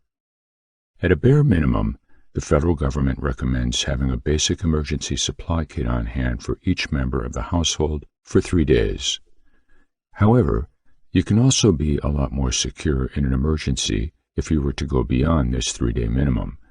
Once you've set a goal and achieved it, you can continue to extend the goal until you have a larger stockpile and are prepared for anything that may happen.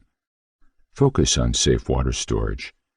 It is best that you store a gallon of water a day for each person and/or pet in your household. If possible, you should keep a 2-week supply of water on hand. The safest and most reliable form of water storage is unopened, commercially bottled water. However, as we stated earlier, you can store tap water in your own sanitized containers. Other recommendations the CDC gives for emergency water storage include the following. If you are storing store-bought water, then make sure you check expiration dates regularly and replace them as needed.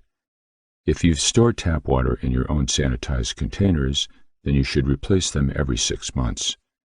Be sure to include an unscented liquid chlorine bleach bottle in your emergency supplies so you can clean and sanitize as well as disinfect your water. Avoid using bleach that is labeled as color safe or with cleaning additives. The label should actually say that it is a product safe for disinfecting water. Purchase in bulk. Stockpiling a lot of food and water can be expensive, but there is a way to do it affordably. This is applicable if you have a large household or want to have a larger stockpile. To save money, make sure you buy what you can in bulk. We've already talked earlier in this book about the best items to buy in bulk and add to your emergency supply list. You can often get economy-sized foods at places like Walmart, or you can look online at places like Amazon for all items in bulk sizes. Stock up on proper foods. Eating from a stockpile can often become boring. However, there is no shortage of foods that can be prepared without cooking. You want to look for foods that are both nutritionally dense but happen to be tasty as well.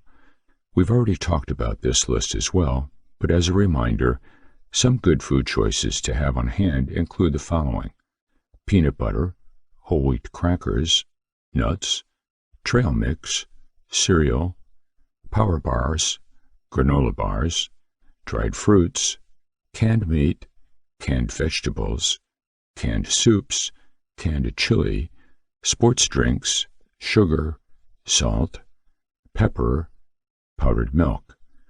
And since a lot of these items are in cans, don't forget to prepare for an emergency by having a can opener on hand. Store seeds for sprouting.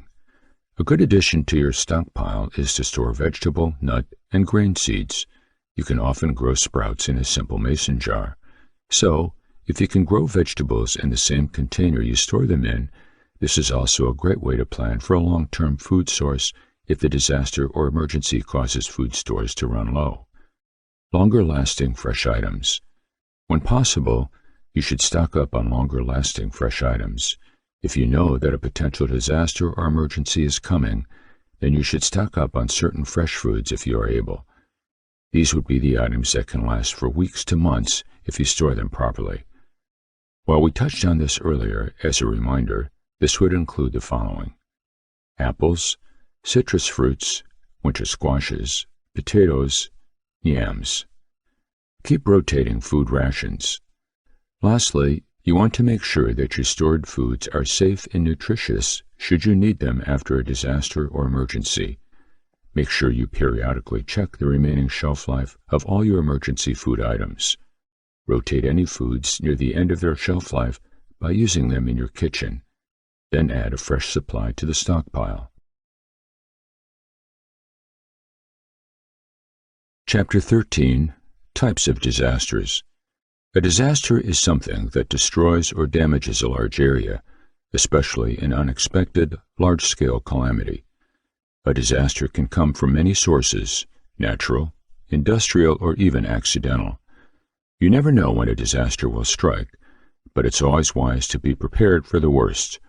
Suppose you're an educator or work with children of any age. In that case, you may recognize how difficult it is to keep children safe in the event of a natural or environmental disaster. This explores what you need to know to make sure they'll be safe later on. Thankfully, some people study these disasters and help to mitigate their impacts eventually.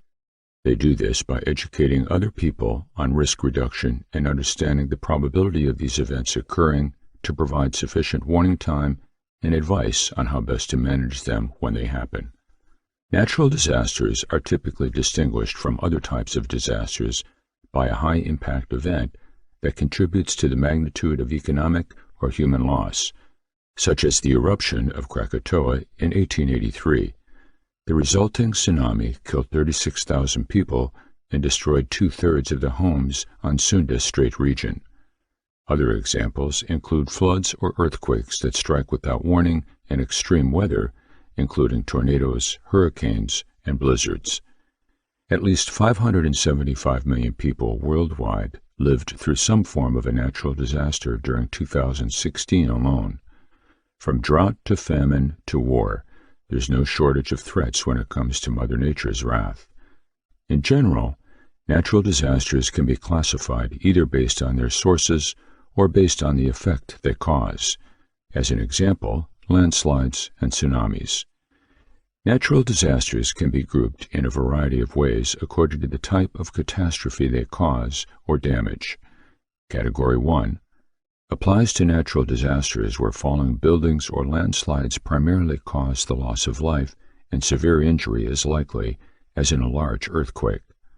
Category 2 applies to extreme weather events like hurricanes and blizzards, which can cause severe damage to homes, infrastructure, and sometimes leads to loss of life. Category 2 is also known as catastrophic because it can cause significant, widespread, and long-lasting damage. Category 3. Natural events such as forest fires, earthquakes, and tsunamis may cause damage. Such disasters kill fewer people than Categories 1 and 2, but still damage homes, property, and infrastructure. It's easy to think that an earthquake is the only kind of disaster imaginable, but there are many other types of disasters, from mudslides to wildfires to fuel shortages. Learn about them all here. Earthquake. Earthquakes are measured by their magnitude and can range from as low as 2 to 3 on the Richter scale up to over 9 on the Richter scale, which would be considered catastrophic. When earthquakes occur, they create great shaking that displaces soil and rocks. Displacement of soil by earthquakes allows for landslides to occur. Landslides result in flooding because they block river channels with debris, which results in storm surge damage because more water flows into a river than is naturally discharged through its mouth because of currents. Landslides and tsunamis also cause damage by consequences such as soil erosion, loss of wildlife habitat, and changes in river channels. Earthquakes are usually associated with volcanic eruptions. Earthquakes occur naturally on Earth as a planet shifts, while volcanoes are formed when gas and lava trapped underground finds its way to the surface. Earthquakes can be devastating, but thanks to good building codes, these natural disasters rarely result in loss of lives. Tsunami. The word tsunami means harbor wave in Japanese. These are usually caused by earthquakes, but can also be caused by landslides or volcanic eruptions. Tsunami waves are capable of traveling across entire oceans and can reach heights of over 100 feet high. Tsunamis are caused primarily by landslides resulting from earthquakes or volcanic eruptions and the collision of oceanic tectonic plates. Tsunamis are among the world's deadliest natural disasters, and there is evidence that they have been responsible for 9% of the world's known fatalities from natural disasters. Tsunamis are giant, fast-moving waves that result when large quantities of water slip onto the continental slope at sea level, breaking ocean currents and causing waves to form where water converges with the land. Earthquakes can cause tsunamis. Winter storms can also trigger tsunamis if their wind-driven waves reach the ground within a few hours.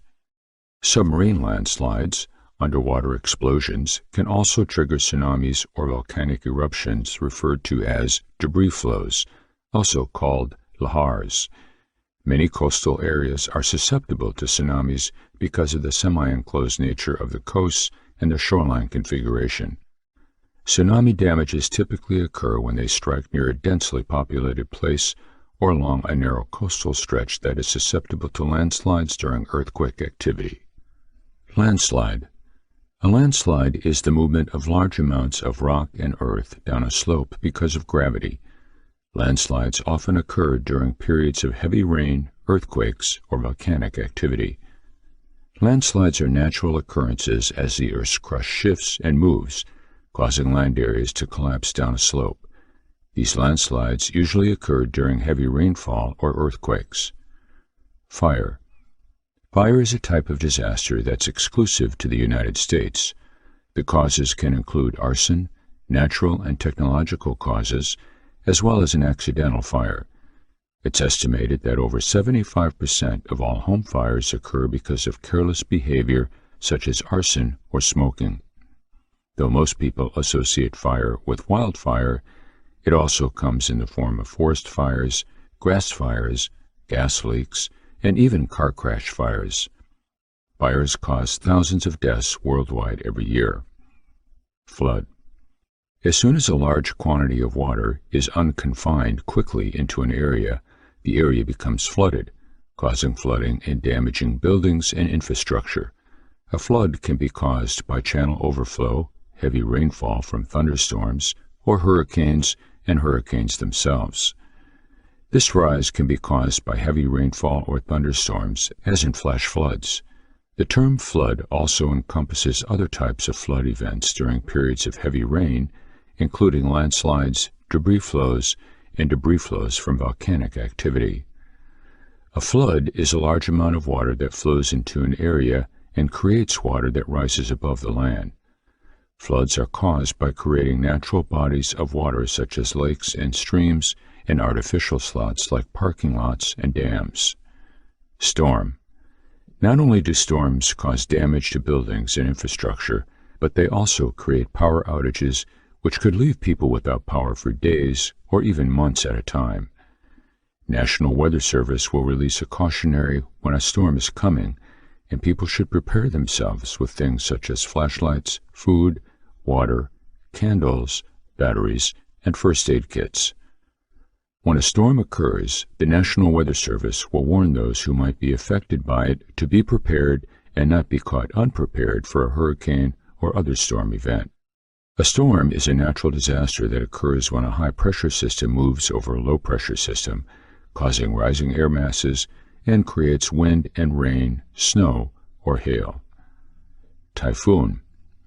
Typhoons can occur when warm water is forced through a cold air mass corridor by either extratropical cyclones or tropical intrusions.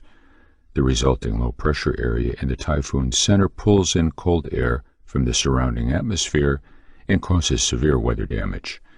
Typhoons can have damaging wind gusts and high rainfall levels. Sectoral rainstorms can occur concurrently with a hurricane, which can cause severe flooding. Fuel shortages. A fuel shortage is when there's not enough gasoline to supply the needs of the area. It can be caused by issues with refineries or even petroleum product theft. Fuel shortages are caused when there is not enough gasoline, diesel fuel, or other fuel types to supply an area for transportation or energy needs. This can be caused by some sort of disruption at a refinery, which may cause fuel supply disruptions. Hurricanes. Hurricanes or cyclones are large low-pressure systems with significant spin in the horizontal plane originating over tropical or subtropical waters. These storms tend to be more severe than other types of tropical storms and can lead to severe flooding, damaging winds, rain or snow, tornadoes, or frost. Hurricanes are the deadliest type of natural disaster. The Atlantic hurricane season occurs between June and November. Hurricanes often cause enormous damage to inhabited coastal areas, from which recovery can take years if it occurs at all. Tropical cyclones. Tropical cyclones vary widely in scope and size, but typically move as circles of wind extending from a large circulation center, sometimes extending hundreds of kilometers across. In the Northern Hemisphere, tropical cyclones mainly move from west to east, and in the Southern Hemisphere, they mainly move from south to north. The total energy released by tropical cyclones is on the order of 100 megatons of TNT. Thus, it would take a hurricane such as Andrew or Katrina about 10 million years to make landfall again after passing by. In 2004, about two-thirds of all natural disasters were weather-related events, such as floods and droughts, accounting for one-third of all disaster fatalities.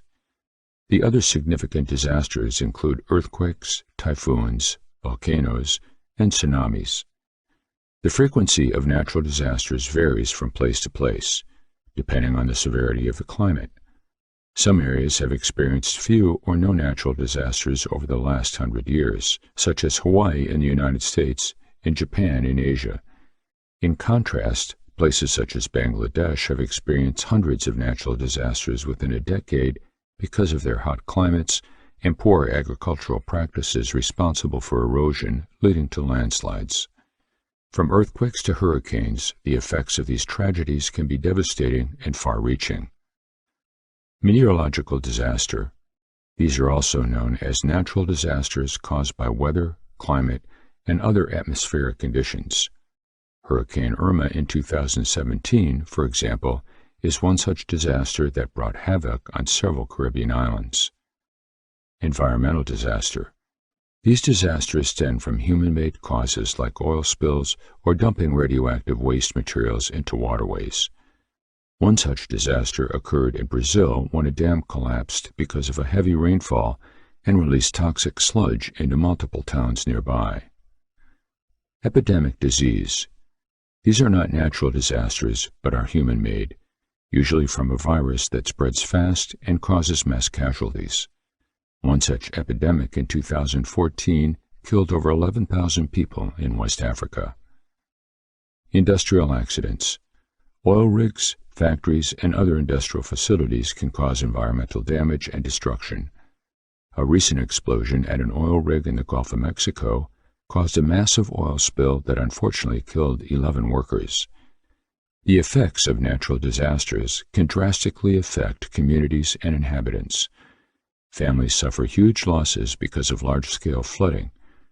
As an example, in 2015, almost 24 million people had their homes destroyed by flooding from heavy rains.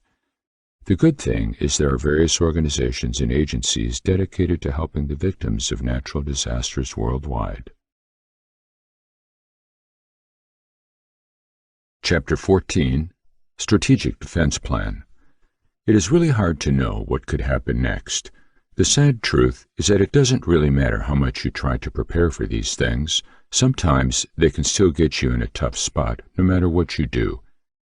The best way to prepare for this, if you have children or grandchildren, is by creating your own strategic defense plan for your family and yourself as well. By doing this, you will be able to get through almost anything that comes your way.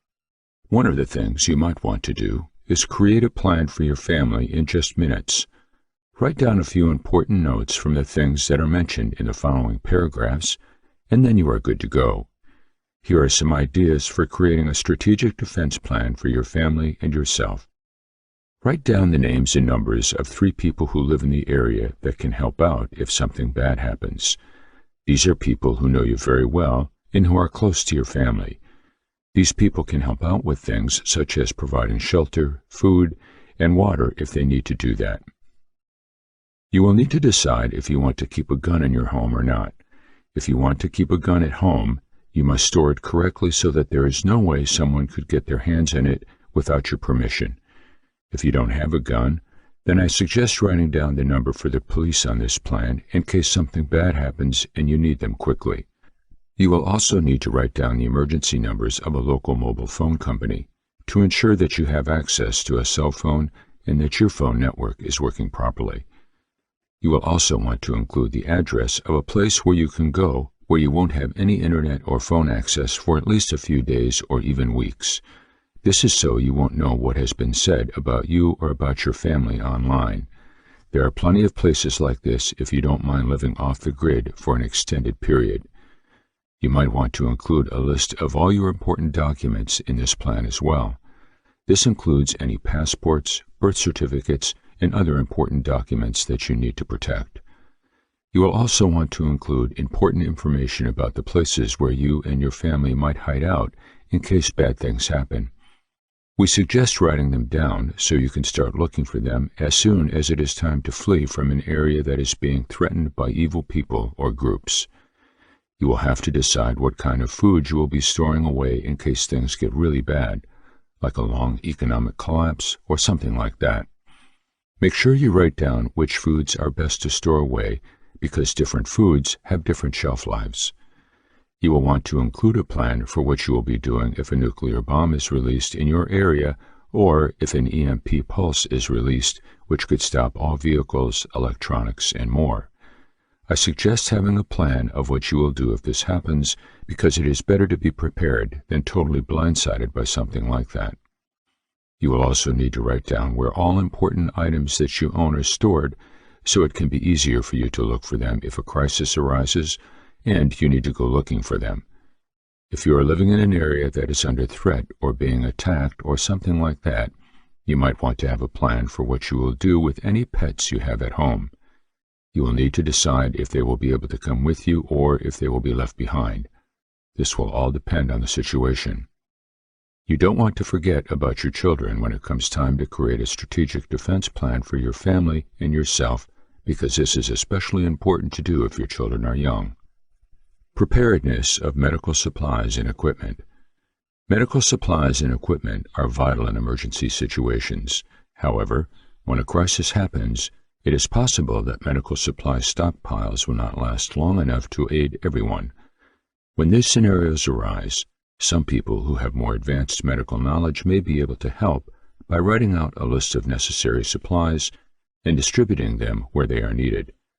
This part will cover what medical supplies and equipment should be included in an emergency stockpile for different populations and the importance of having an inventory system that can track the usage of items so that they can be replaced before it is too late.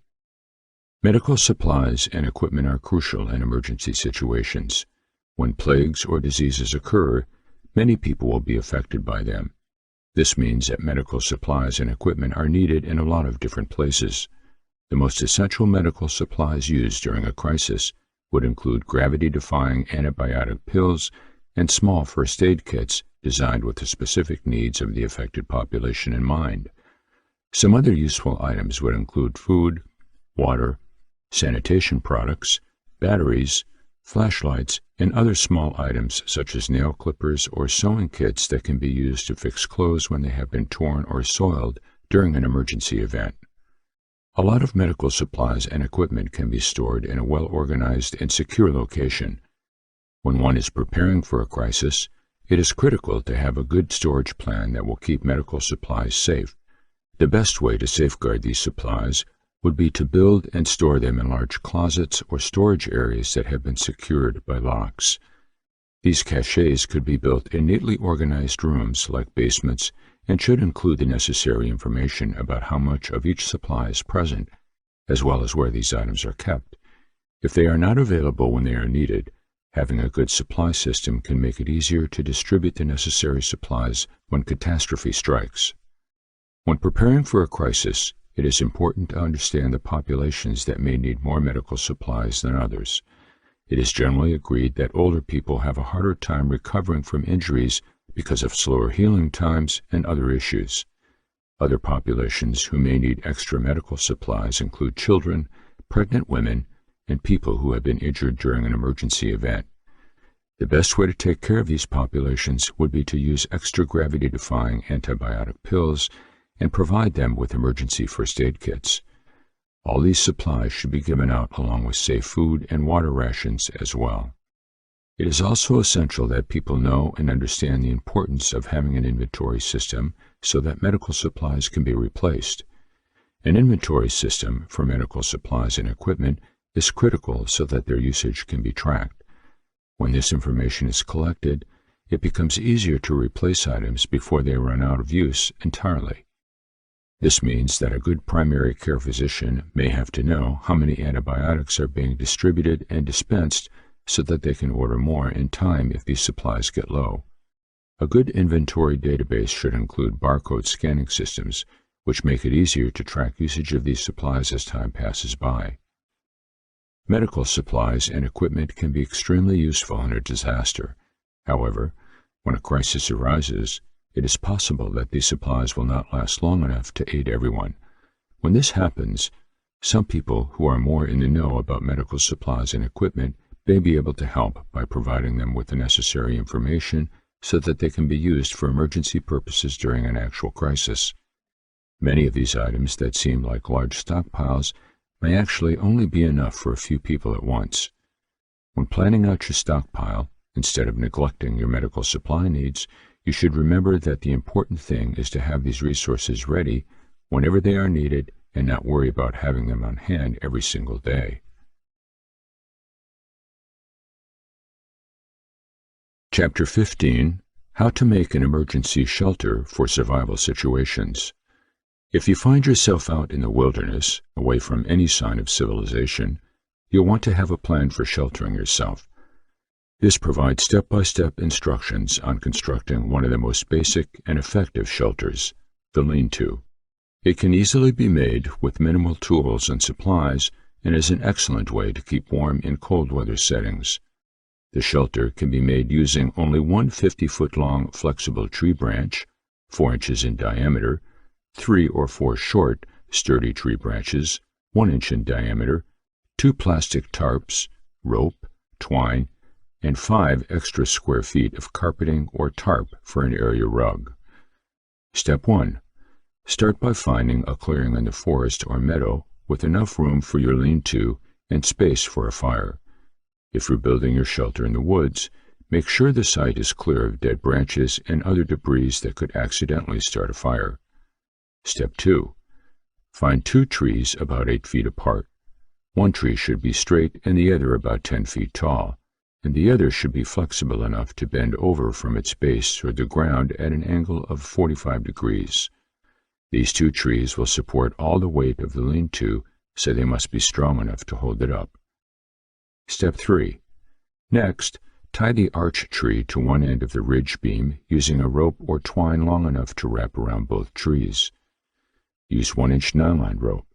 It won't seep moisture into the lean-to, and it's solid and lightweight to carry into the wilderness. Step 4. Use a knife to cut many flexible branches you can use as horizontal support beams for your shelter.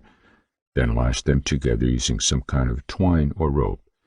These will support the tarp roof, so they need to be strong. That's why you should use branches with a diameter of at least 1 inch. Step 5. Find a short, sturdy branch that you can use as a ridge pole for the roof. Then tie the end of your ridge pole to the arch tree. Ridge poles should be at least 6 to 8 feet in length and support a tarp roof.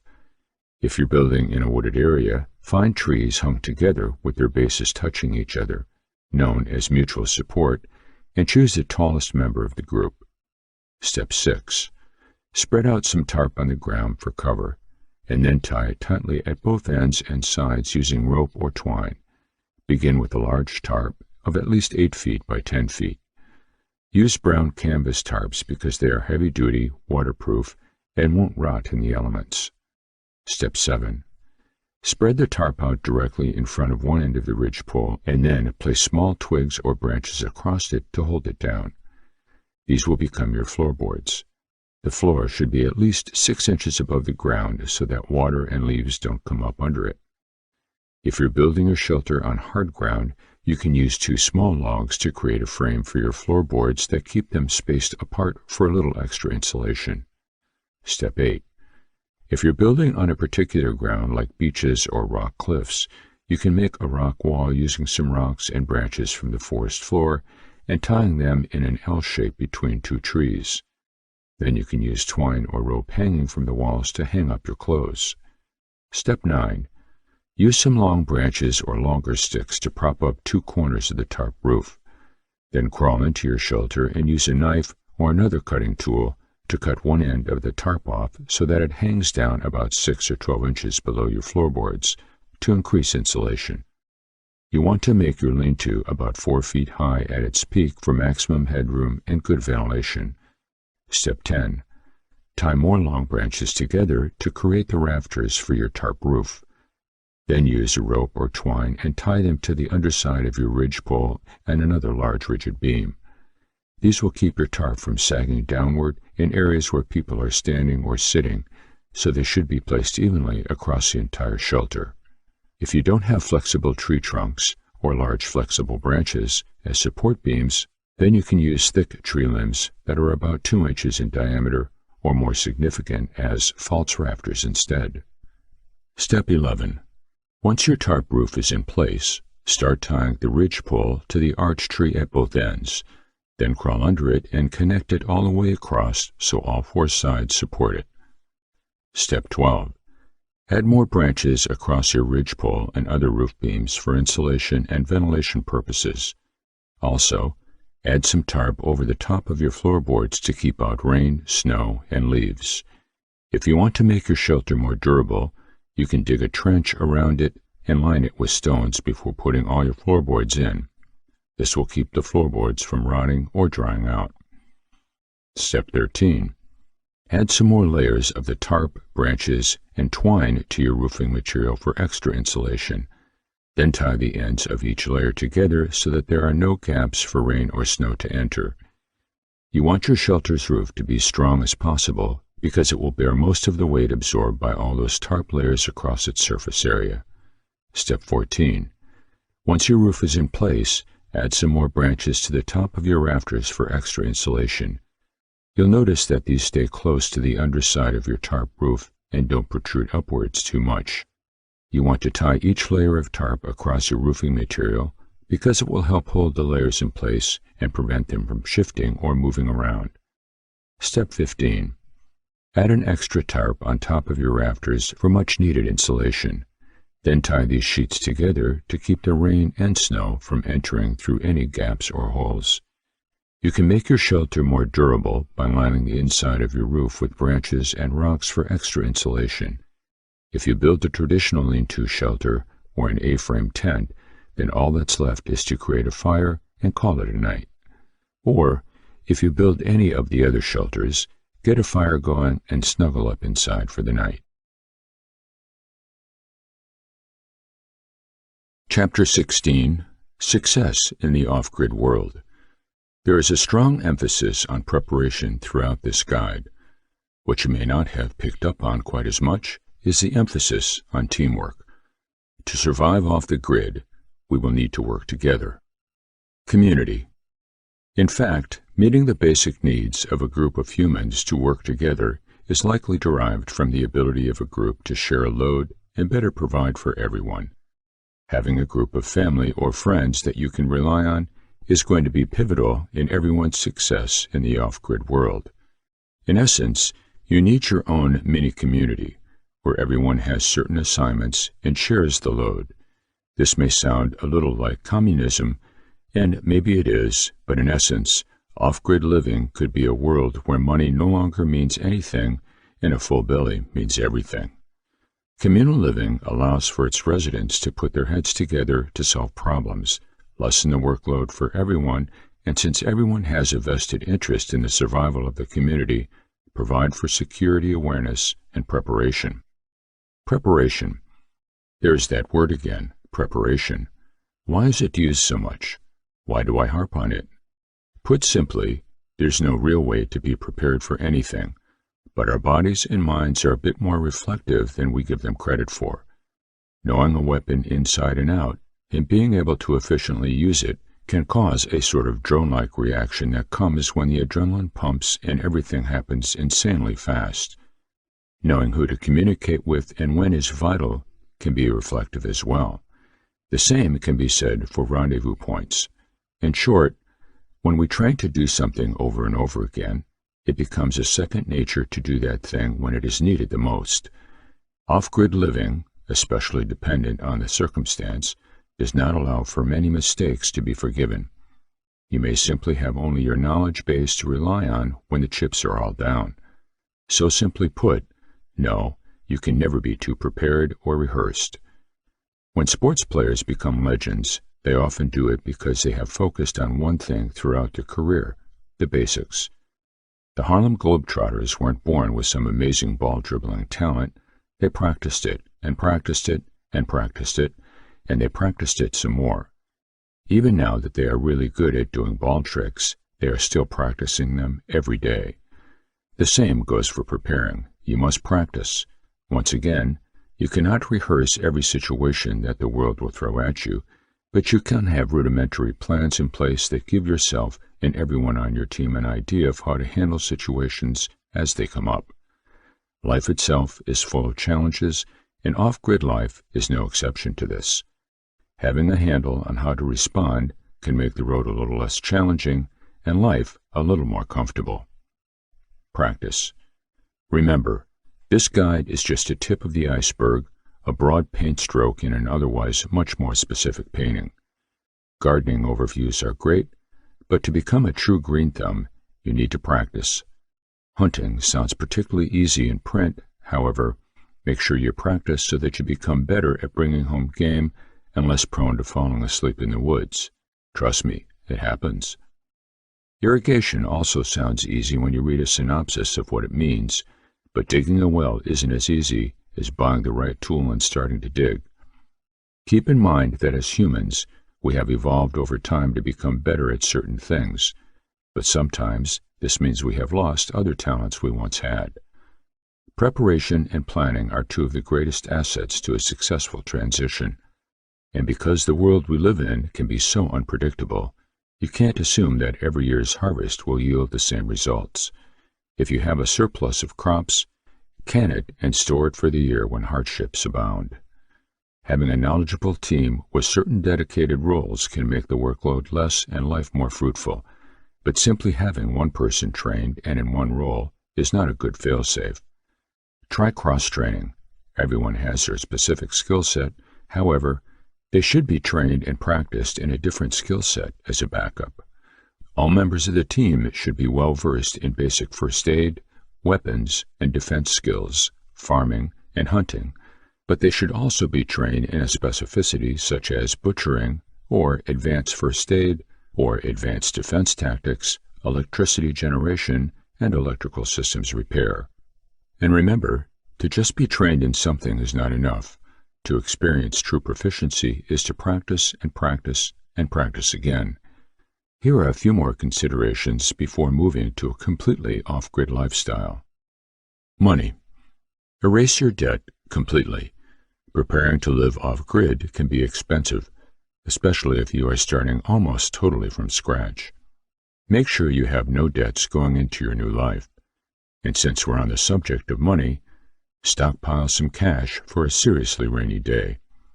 Off-grid living doesn't require much in the way of income when you become completely self-sustaining. However, it's good to sock away some cash in case things get really, really dark. What if you have several catastrophic events that affect your food supply, power supply, and overall quality of life? Having a little nest egg stored up can be the difference between scrapping together meals and still living comfortably while you right the ship. Trade your skill for others or for services. Generally speaking, you can probably barter with your other like-minded folks to get some staples you might be missing or haven't figured out.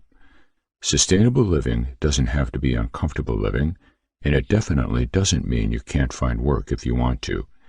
If you've got a valued trade or skill, you can certainly reap the rewards from this. Location. Learn about the indigenous life around your new home. It is good to know about natural threats and predators, but also you should know what sort of nutrients your surroundings have to offer. Can you forage for edible nuts and berries? Are there edible mushrooms in the area? More importantly, are there berries and mushrooms in the area that you should steer clear of? Where do most of the game bed down? Are there streams for fishing? Wood for chopping? You should really know the lay of the land and seek to learn more about it with each passing day. After all, you are going to have an ongoing give and take, love and hate relationship with this land. You should know it better than anyone. You will be its steward, and it will be yours. Chapter 17. Prepping in an Urban Environment. Someone in an urban environment will prep differently from someone in a rural or suburban area. In an urban area, the amount of people per square mile is much higher. You'll have less room to work with, and your planning needs to be precise. In an urban environment, the odds are after an SHTF disaster, you'll be forced to bug out. You won't have the room to store enough preps to live long-term, and finding fresh water sources will be difficult. I suggest you figure out a more remote location to bug out to if you live in an urban setting. This way, you'll have more room for privacy, and it will give you a much better chance of survival. Scout for locations near multiple water sources in areas prime for hunting and gardening. Here are a few tips for prepping and dealing with an SHTF situation in an urban environment. Once the power goes out, gather up as much water as you can. I would suggest investing in a few water bladders and fill up your sinks and tub. If you're bugging in, fill up every glass, bottle, bucket, and bowl with water. If you're bugging out, make sure you've got as much water as you can comfortably take with you. Know every route to get out of where you live. In an SHTF situation, people lose it, and things will turn bad. Keep a bug-out bag handy and make sure your bug-out location has been chosen and scouted. A smart way to leave is by following abandoned railroads out of your city and town. Be smart when searching for food. In cities, a few places to check include vending machines, office buildings that have cafeterias, closed gyms, and restaurants. These places will have less competition than convenience stores and supermarkets. Avoid fighting with other people. People get into an agitated state when an emergency occurs. Don't get pulled into unnecessary conflicts. If you get injured or killed, what will happen to the people depending on you? Invest in solar. When you live in a small apartment, you can find a ton of ways to limit the power you need to take from the grid. If you're looking into bugging in, it is important that you can survive without access to electricity. Don't show other people your walkie-talkies or weapons when outside the home. People will target you for your weapons and preps. Letting people know you're a prepper will turn you into a target. Keep a carry kit with you at all times. This is a small kit that can make a big difference in an urban disaster.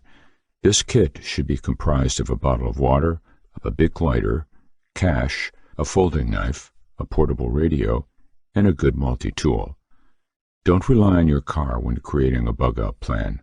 Most likely, the city will become gridlocked before you leave. This might leave you trapped in the center of riots and people looting. Avoid people as much as you can during an urban SHTF situation. Keep a little gear on hand aimed at protection during an environmental SHTF situation. This can include lung protection, hand protection, eye protection, and hearing protection. Don't bring unnecessary attention to you and your family. Don't wear camouflage out in public during a disaster. You don't want people to think you're prepared for an emergency. If people think you have supplies, they'll try to take them from you. When bugging in, don't go by your windows. You don't want people knowing you're home. It will make you a target for desperate people. It's a small safety measure, but an important one.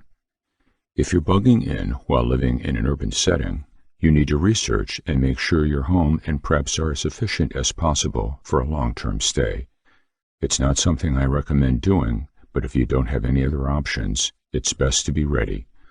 Essential urban survival gear. Dust mask. You might need protection from airborne particles or debris. Multi-tool. A good multi-tool, like a Leatherman Wingman, allows you the ability to accomplish small jobs and solve minor issues. Pry bar or crowbar.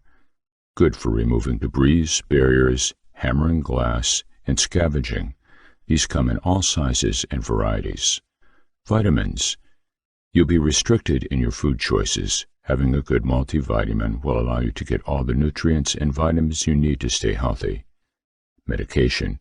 You need to make sure you have your prescription medication along with the general first aid kit. Work gloves. You'll need a sturdy pair to work in. These will keep your hands safe. Urban axe. Versatile and powerful tool in your arsenal. It can be used as a hatchet, knife, and pickaxe. These can also close and open gas mains and water hydrants. It also serves as an effective weapon. Can opener. You'll need to open plenty of canned food if you plan on surviving in an urban setting long term. This will make your life much easier. Metal spork. A perfect food tool. You want to have one on hand. Permanent marker. Good if you want to leave a note or marking for yourself or other people to see. Essential urban survival kit weapons. Firearm. You want to consider owning a gun and learn how to safely operate it. Knife. A knife is a great weapon for your self-defense and used for a variety of other things. Pepper spray. A good choice for deterring an attacker without causing permanent damage.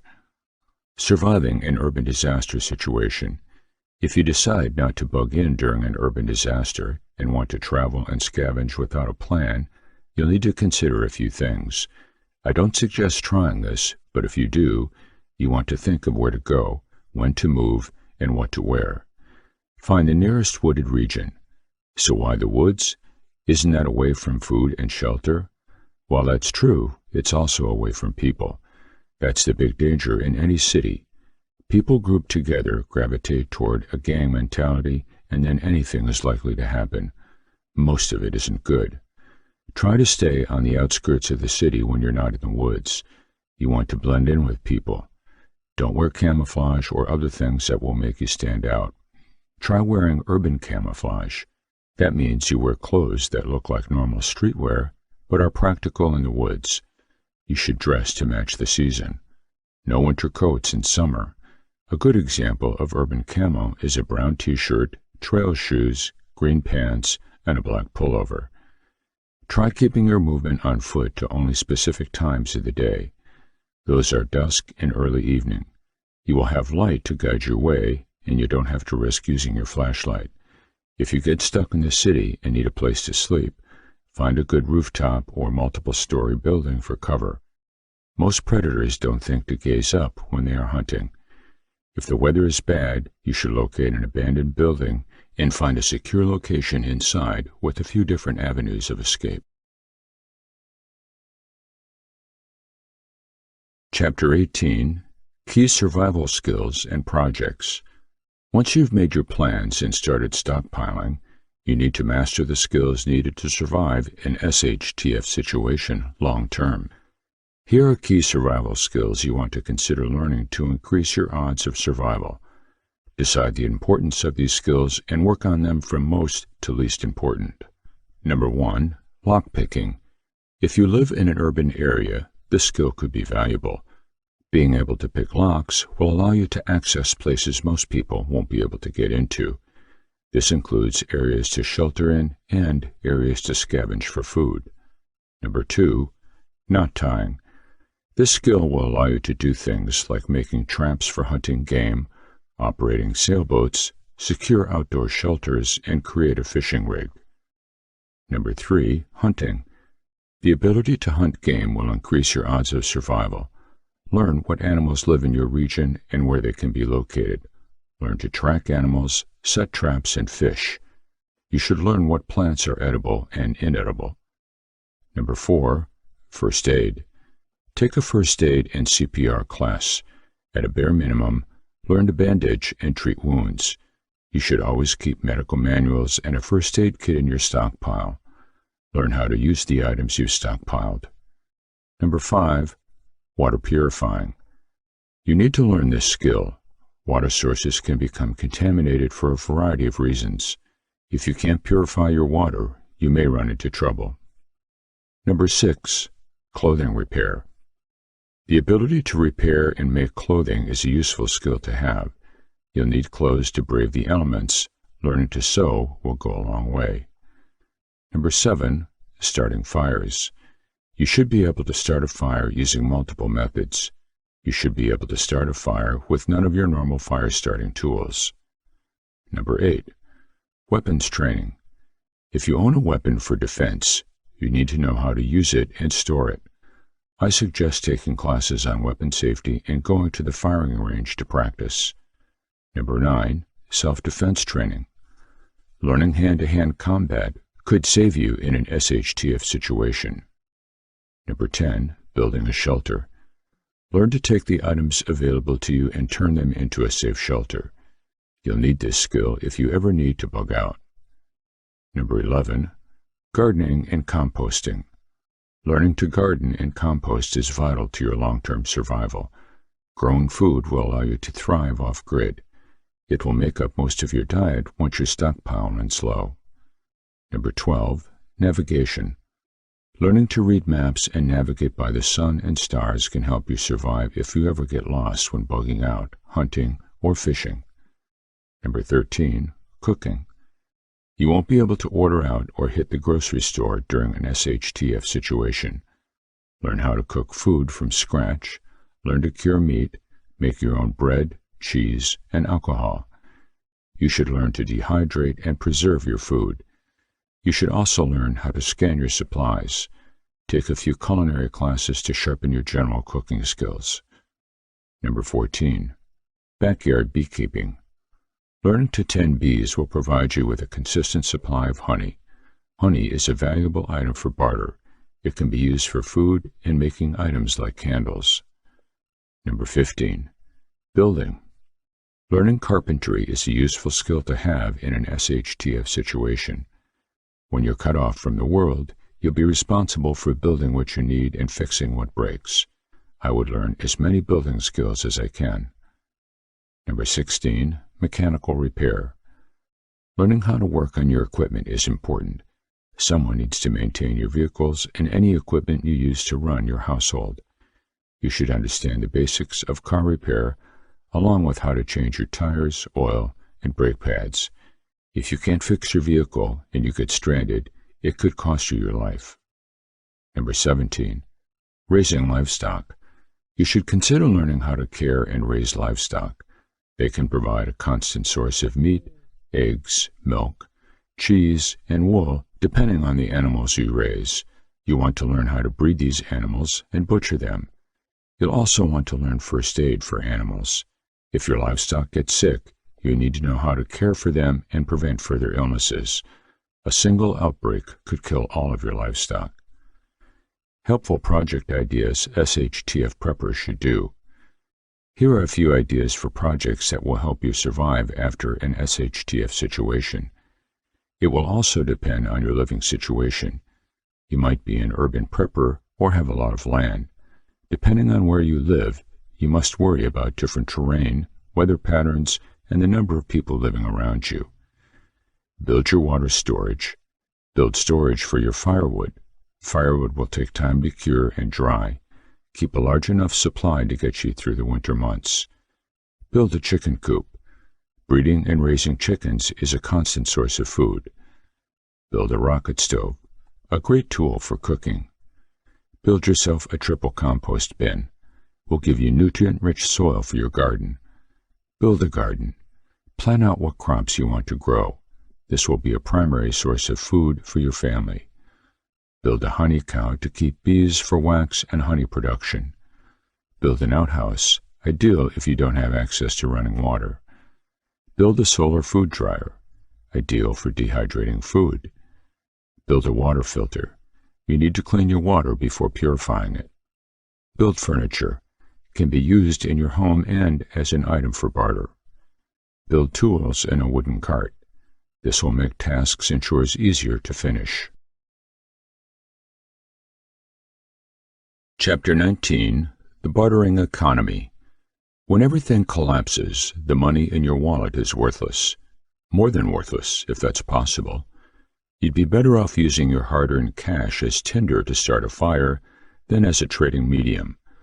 The transition from a currency-based economy to a barter system is inevitable. Lots of preppers spend time and money collecting gold and silver. The idea is that these precious metals have historically held their value and will still be desirable after a societal collapse. Unfortunately, this is wrong. What good is a piece of gold when your primary concerns are food, water, and shelter? And why would anyone trade these valuable assets for a chunk of metal that has no use at all in a post-apocalyptic society?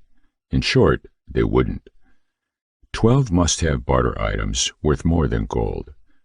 So rather than store gold and silver, stock up on these 12 items because when the world goes to hell in a handbasket, these are things that people actually want and need. Candles. Without electricity, candles are one of the best ways to light up the interior of a home during a long-term survival situation. We aren't talking about birthday candles or those fancy scented candles either.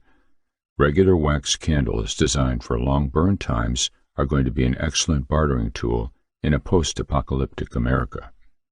Alcohol. After the collapse, there won't be television, computers, and other activities for people to unwind after a long day. Alcohol is a valuable bartering tool that most people will be interested in having. In addition to consuming alcohol for pleasure, it can be used as a disinfectant or a mild anesthetic. Soap. Everyone needs soap for daily tasks, including dishwashing, laundry, and personal hygiene. Soap doesn't last very long, so within a couple of weeks of a collapse, most people will be completely out. You could even trade soap to hospitals and other medical facilities for medical items you need. Matches, lighters, and fire starters. Although everyone has seen TV shows where people rub sticks together to create a fire, it is an extremely difficult task to actually do. Even with years of practice, starting a fire without modern tools isn't always possible. This is why matches, lighters, and magnesium fire starters will be so valuable. The ability to start a fire in any survival situation is absolutely necessary. Purifying water, cooking, and staying warm all require the ability to start a fire when needed. Stock up on additional fire-starting supplies that can be traded for other items. Medical supplies. It's not necessary to have an entire medical supply kit, although it's not a bad idea. But at least the basic first aid supplies should be available. Disinfectant, ointment, and painkillers will be extremely valuable after the collapse. Batteries. Without electricity, batteries are going to become must-have items for just about everyone. From flashlights to weather radios, batteries will be the only source of electric power for most people. And since batteries don't last very long, there is always going to be a demand for these items. MREs. Meals ready to eat, or MREs, are dehydrated military rations in vacuum-sealed packages. Once water is added, 1 MRE is equivalent to an entire meal packed with nutrients. As long as they are stored properly, MREs have a shelf life of years, and they can be stacked in a closet for easy storage. While these meals may not seem all that appetizing to most of us, dehydrated foods are going to become a staple of the new American diet after a collapse. The more you have available, the more you can trade for other essential items. Tobacco. Even if you don't smoke, storing cigarettes for a collapse could pay huge dividends. Studies have proven that nicotine is at least as addictive as heroin and other dangerous drugs. This means there are going to be millions of people desperately searching for a fix, and they will pay just about anything to get their hands on some tobacco. Water bottles. Stocking up on water bottles is a good idea because once municipal water supplies fail, we won't be able to turn on the faucet when we're thirsty. Even just an old 2-liter plastic bottle will become valuable as trade items when everyone needs a safe and reliable way to store and carry potable water. Purpose-built water bottles and water storage containers will be even more valuable. Detergent and bleach. Keeping our clothes clean after the collapse won't be easy, but with detergent, it's definitely possible. Others will quickly run out of supplies and come looking to you for detergent if you've stockpiled enough of it. Bleach is an excellent disinfectant and works well for purifying water as well. A good supply of bleach should give you plenty of trade leverage in a survival situation. Water purification supplies. Commercially available water filtration systems work well, but they rely on a combination of charcoal and ceramic filters to operate.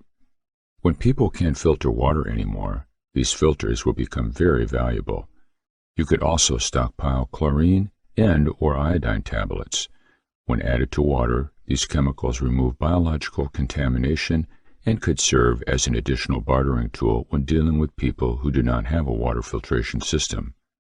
Seeds. Food is going to be one of the most sought-after items after the collapse, but what's even more valuable are the seeds to grow your own food. Properly stored seeds can last for a few years on the shelf and would be a must-have item for anyone trying to grow their own food at home. Instead of trading for a basket of vegetables, someone could trade for seeds that will provide them with food for years to come. These are real items you should be stocking up on, as they are worth more than gold, silver, diamonds, or any other trading medium in a world where simply surviving is the most important priority. Chapter 20. Prepare for the expected.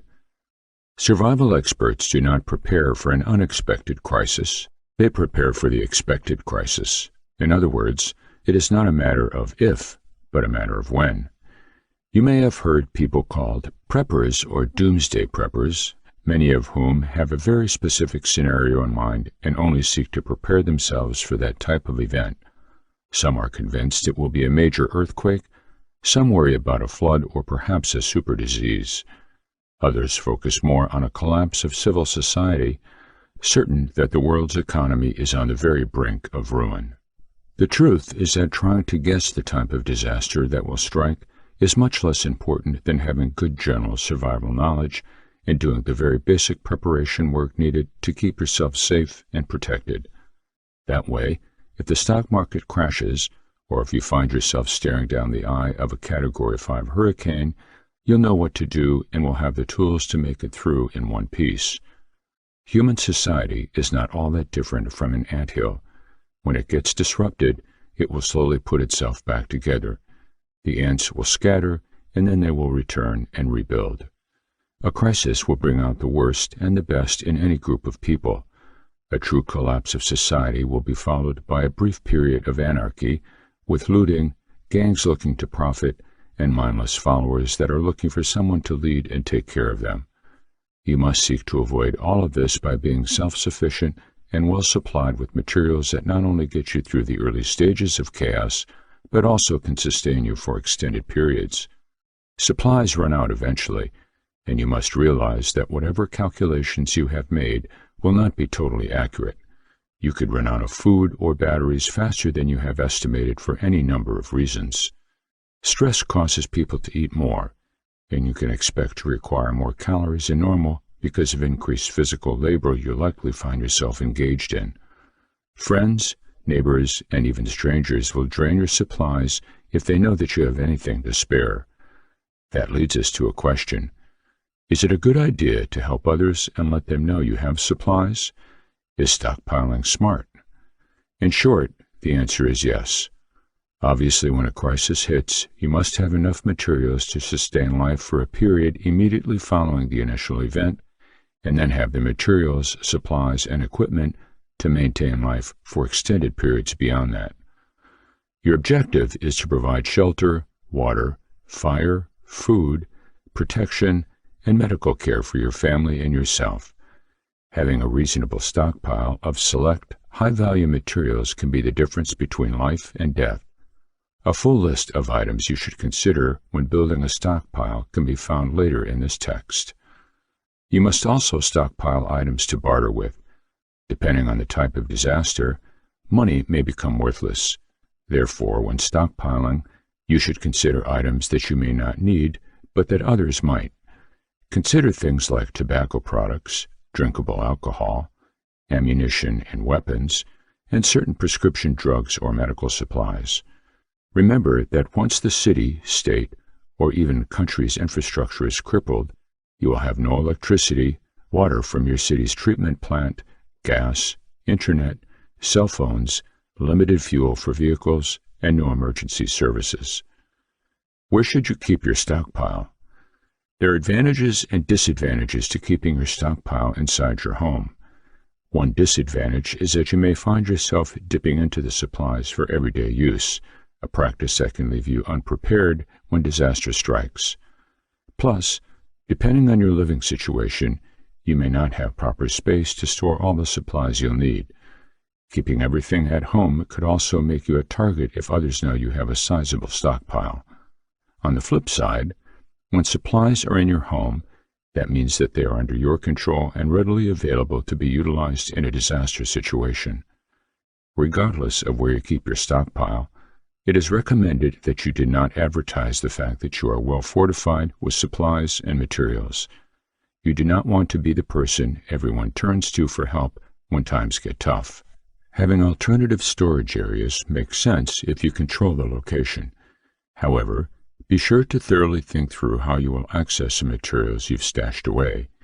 If, for example, you use a commercial storage facility and a disaster strikes, you may have no control over access to the facility.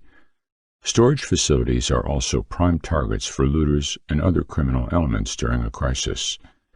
Any viable off-site storage areas must be under your control, such as underground bunkers near or on your property, or on a property that you can reasonably expect to have unlimited access to. You must also learn how to plot locations on a map using a compass because you cannot expect to rely on GPS devices. Satellites and cell services will be some of the first to fail in certain disaster situations. Which is better, rural or urban? Rural settings obviously have more privacy and fewer people to deal with. In an urban environment, you will have crowds of people that may be trying to evacuate the city. Stockpiling can be less problematic in the country because you can cache supplies in the ground on your own property or neighboring land where you would have access. Urban dwellers can, however, more easily look for and obtain supplies, tools, and other materials in abandoned apartments and other buildings. People may abandon homes and businesses in hopes of finding a safer location, or have simply evacuated the city out of panic, leaving useful materials behind. In terms of long-duration survivability, apartment dwellers can have limited-sized gardens on their balconies and can forage for food supplies throughout the city. Most people will likely pick a rural setting if they have that option. In fact, many hardcore preppers relocate to larger parcels of land to accommodate their survival bunkers and to get away from others so that they can train with weapons and practice their drills in seclusion. From a completely logistical standpoint, a rural setting makes sense, particularly in the long-term disaster scenario. You'll have more land to cultivate gardens and raise livestock, and you'll have more water sources and less interaction with other people. Those living in the city may be forced to find another place to live or have to evacuate the city altogether because of looting, other crimes, and possibly fires and structural damage to buildings, whereas, if you live in the country, there is no need to leave and likely nowhere to go anyway. Additionally, the right rural area could be designed to more easily secure your supplies against intruders. The following is a list of items that keep immediate needs in mind as well as sustaining life after your supplies have been depleted. Where the item is on the list is not an indication of its importance. Essentials for survival immediately following a disaster. If possible, try to store at least a 30-day supply of food to give yourself time to appraise the situation and make long-term plans. Use dehydrated foods as much as possible because they do not consume as much space or weight as canned foods and they have an extended shelf life. Keep in mind, however, dehydrated foods will require water for their preparation in most cases. Water is essential, and you must have at least a gallon a day per person. You must also have the means to collect, filter, and purify various water sources and, if possible, begin construction on your own water well that you can control. 2 to 4 gallons of household chlorine bleach with 5 chlorines as an active ingredient for water purification. You must also have a medicine dropper to measure the bleach. Heavy tarps for emergency shelter and repairs to your structure. Clothes and accessories for all seasons. Charcoal grills and/or camp stoves with plenty of fuel. Garbage bags, specifically ultra-durable contractor bags. Coffee filters for water, particulate filtration. Several vials of 2% liquid iodine for emergency water purification. Stainless steel canteens, 1 per person. Emergency heat blankets, 1 per person. Various means to start fires, and do not rely solely on matches. You should have a magnesium stick and other alternative means with which to start fires. Weapons for personal protection. Personal hygiene supplies such as bars of soap, toothpaste, wet wipes for body washing when water is in short supply, including hand sanitizer. Candles and lanterns for illumination. Include adequate fuel for the lanterns. Several first aid kits. Include a quality topic antiseptic such as betadine. Also include a suture kit for sewing up wounds. Insect repellent and netting. Materials and equipment for sustainability. Bags of lime for odor control in garbage pits and latrines. Heirloom seeds so you can begin growing your own food. Ensure the seeds are heirloom and not from hybrid plants. Some basic tools to use in gardening. Knives to butcher wild game or farm-raised animals. Fishing supplies. A simple kit with a small pole can be purchased for under $15 at most big box stores. Picks and shovels for burying garbage and digging latrines. A wood saw. A sizable amount of activated charcoal for water filtration, which is available at any pet or retail store that sells aquariums. Activated charcoal is used in aquarium filtration systems. Heavy rope, twine, and string in various amounts. Various cooking utensils and assorted pots and pans. Heavy work gloves. The lists above are, of course, not universal and must be adapted for your personal situation and location. Once again, remember your supplies will run out, whether you have stockpiled a year's worth or for only a month. The more you have of something, the more you tend to use and fail to ration because you feel you have an unlimited supply. You will tend to give to others because of your large stockpile. Be aware of this, ration from the beginning, and always keep your family's survival at the forefront. You should always keep life-sustaining essentials in the front of your mind when gathering supplies: shelter, water, food, medicine, and fire. If you are facing an extended duration crisis or total societal collapse, expect your situation to evolve significantly over time. Decide at what point your focus will shift from mere survival to sustainability of long-term living. You will, no doubt, have to begin foraging from surrounding areas to supplement your supplies. It's reasonable to expect that many people will flee in panic, and some will have left valuable materials and supplies behind. Look for gardens and farm animals wandering loose that can be used as a food source. You will have to decide when to begin creating your own food source, which is why it is important to gather seeds and locate possible sources of farm animals early on so that you can be among the first to commandeer them and begin raising animals in the aftermath. Chapter 21. How to prepare your family for strenuous situations. When does your family encounter a strenuous situation? What sorts of things might be difficult for children to handle in a strenuous situation? What can you do to prepare your family for these types of situations? Making this process more fun for your child will make them more likely to prepare for these situations. Let them know that they will be given a treat if they keep everything organized and ready to go before leaving. We get it. It's hard to talk about what can happen in the event of a disaster, but if you don't prepare your family for these events now, who knows how they will react when it actually happens. This will cover all the critical points you need to keep in mind when preparing your family for strenuous situations. What disasters are most likely to be in your area, how to assess and organize your home and property, what gear is essential for survival, and more. Plus, we'll give you some helpful guidelines on preparing children so that they're not frightened during an emergency. Step 1. Assess and prepare your home and property. The first thing you need to do is assess the risk that your home faces from natural disasters and human-made hazards by completing these steps. Number 1. View an interactive map showing how likely each type of hazard is in your area. Number 2. Examine your home's physical features. Number 3. Inspect your home's structure and assess whether it can withstand a load of a hurricane or other severe storms. Number 4. Look at your building for any weak points that may make it vulnerable to fire, floods, or earthquakes. Number 5. Examine your property connected to the house. Number 6. Check the pipes and power lines that connect to your home. Number 7. Appraise your insurance policy and other plans. Before you make any purchases, get an insurance policy for your house, and also consider buying extra supplies from places such as Home Depot or Amazon based on how likely you think you'll experience those hazards. Compare your purchase to what you need before having them delivered and ready for use. Make sure you have emergency plans for your area. Step 2.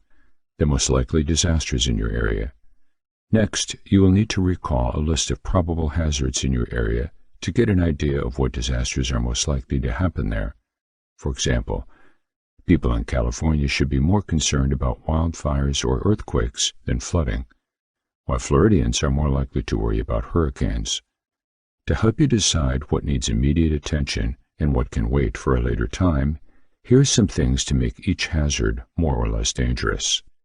How can you tell if a natural disaster might affect you? Signs of a hurricane or tornado. For a hurricane or tornado, follow these indicators for where they're headed next. How can you prepare for a tornado? Find a place to shelter in a sturdy building. Although this is not advisable, it's also possible to take shelter outside your home if you can't reach a safe area. How can you prepare for a hurricane? Even though a hurricane's strength depends on its category, powerful storms have similar devastating effects. Before a hurricane gets to you, make sure you know what to expect and where to get the latest news about it, including the following. What should people in the path for a hurricane do? Find a shelter as soon as possible if there is no time left to evacuate. If you can't evacuate, stay inside and prepare for the worst. Have flashlights ready, as they'll become your only source of light once the power goes out. Remember that hurricanes tend to be unpredictable, so stay alert. The essential gear for survival. Besides preparing your family and property for natural disasters, you need to have the right gear so that you'll all survive until help arrives. How can you prepare for the possibility of a major earthquake in your area? Prepare an emergency kit that's ready for when disaster strikes. To build your kit, include the following 3 things: first aid supplies, food, and water. You can find this checklist for what else to include in your emergency kit at ready.gov. How can you prepare for floods? Find a safe place to live or work based on how risky your area is, and do this by checking out these indicators. If you're in a low-lying area with no high ground nearby, try to evacuate before it's too late. How can you prepare for wildfires? Prepare an emergency kit that's ready when disaster strikes. To build your kit, include the following 3 things: first aid supplies, food, and water. A friend or relative can help you by stocking the emergency kit for you, but remember that they might be sick with worry while they wait for the news from you. What should you do in the event of a nuclear accident? In a nuclear accident, find an area with low radiation levels or high-level air filters. Stay indoors until you are told to leave and always follow official instructions. How can you prepare for living in a natural disaster area? This type of preparation is made more accessible if your area has been dubbed a disaster zone. Prepare yourself for the worst by taking the following steps. To better evaluate what kind of equipment will be most helpful during a disaster, here's a list of things that each hazard can cause. No matter how often you practice these safety tips, there will always be room for error. Understand that surviving is an unlikely prospect unless you seek help once it's all over. If you're lost in the woods, remember that your best chance of survival is to stay put, not straying from your route. How can you prepare for an avalanche? The first step is to understand weather and avalanche conditions for where you are going. The second step is to prepare your equipment correctly. The third and final step, however, can only be learned through personal experience. How can you prepare for extreme temperature changes? Depending on how your body reacts with temperature changes, find a layer that works for you and pack accordingly. Ensure your clothing layers are compatible, or they will either get in the way of one another or make it difficult to adjust as needed. How can you prepare for heat exhaustion? The first step in heat exhaustion is recognizing the symptoms. When it comes to heat exhaustion, 4 specific symptoms indicate a problem. When heat exhaustion becomes a problem, drink water and avoid heavy exertion. Dehydration from heat and physical activity will lead to a more severe condition known as hyperthermia. If hyperthermia keeps complicating your situation, seek medical treatment immediately. How can you prepare for swimming in severe weather? The best way to keep yourself safe during extreme weather events is by preparing ahead of time. When it comes to swimming in severe weather, remember that water temperature can range anywhere from around 50 degrees Fahrenheit to well over 100 degrees Fahrenheit. To protect you from hypothermia, make sure that you wear warm clothing that will help protect you from the unforeseen. If hypothermia becomes a problem in the water, consider floating on your back to keep your head above water. If you're not doing too much vigorous swimming, try to remember how long it's been since you've last seen land. If it's been a while, try to stay calm and conserve energy when it matters most. Survival skills for children and the elderly. If you live in a city or ever have to leave your home with nothing but what you're wearing on your back, these survival skills could save your life. Whether it's an earthquake, a 9/11-like terrorist attack, or just the next big blizzard that's touched down in the Northeast and is headed for the rest of us soon, and we all know that it will happen eventually, you'll need some skills to get through it. People often don't take the time to learn about survival skills because it might not seem necessary, but take one look at Hurricane Katrina in 2005 and tell me how wrong they are. To survive an emergency like this, there are things you should know beforehand. The most important thing you can tell a child is this: don't be afraid of being afraid. They shouldn't run away from fear, but rather realize it's okay to be scared and then do something about it. It's common to be afraid when you're in an uncomfortable or unfamiliar situation. Being afraid is the reason people survive in the first place. Their fear makes them take evasive action, avoid dangerous situations, and ultimately stay alive. All these skills are designed to save lives, especially kids. If you don't know what to teach them, pick one and start teaching them. If you run out of time, make it a family project to teach your child how to do it with your help. With the increase in senior care, those caring for older family members must be prepared to provide the necessities to ensure their survival. Survival skills for the elderly. Prepare a simple meal from canned or boxed foods if possible, instead of buying expensive and fresh food. Prepare a snack anytime you have a free moment, instead of spending money on fast food or full-service restaurants every time you get hungry. If you have a single washer-dryer set, combine your laundry, then take it to the laundromat to save money. Avoid higher calling rates by using a calling card. Use long-distance telephone cards if you want to call outside of the state. These are excellent for getting in touch with family and friends and will save you money on your landline charges at home and reduce the cost of your long-distance service provider. If you work and have child care expenses, consider working at home if possible. Rethink your transportation. For a short distance, use public transport or your own two legs instead of a car. If you do own a car, ride with friends, if possible, to reduce cost of gas. Look into ways to earn income at home so that you will not have to go out. Use community resources in your neighborhood as much as possible to keep costs down even further. If you cannot afford to cut back on your expenses, live in a cheaper home or apartment rather than renting a home or an apartment. Chapter 22. Benefits of prepping and things to know before becoming a prepper. While there are tons of reasons why everyone should start prepping, so many feel it is a waste of their time. So before you begin prepping, or dismiss it out of hand completely, you need to understand the immediate benefits it brings. And these go beyond the main benefit, a better chance of survival during disaster scenarios.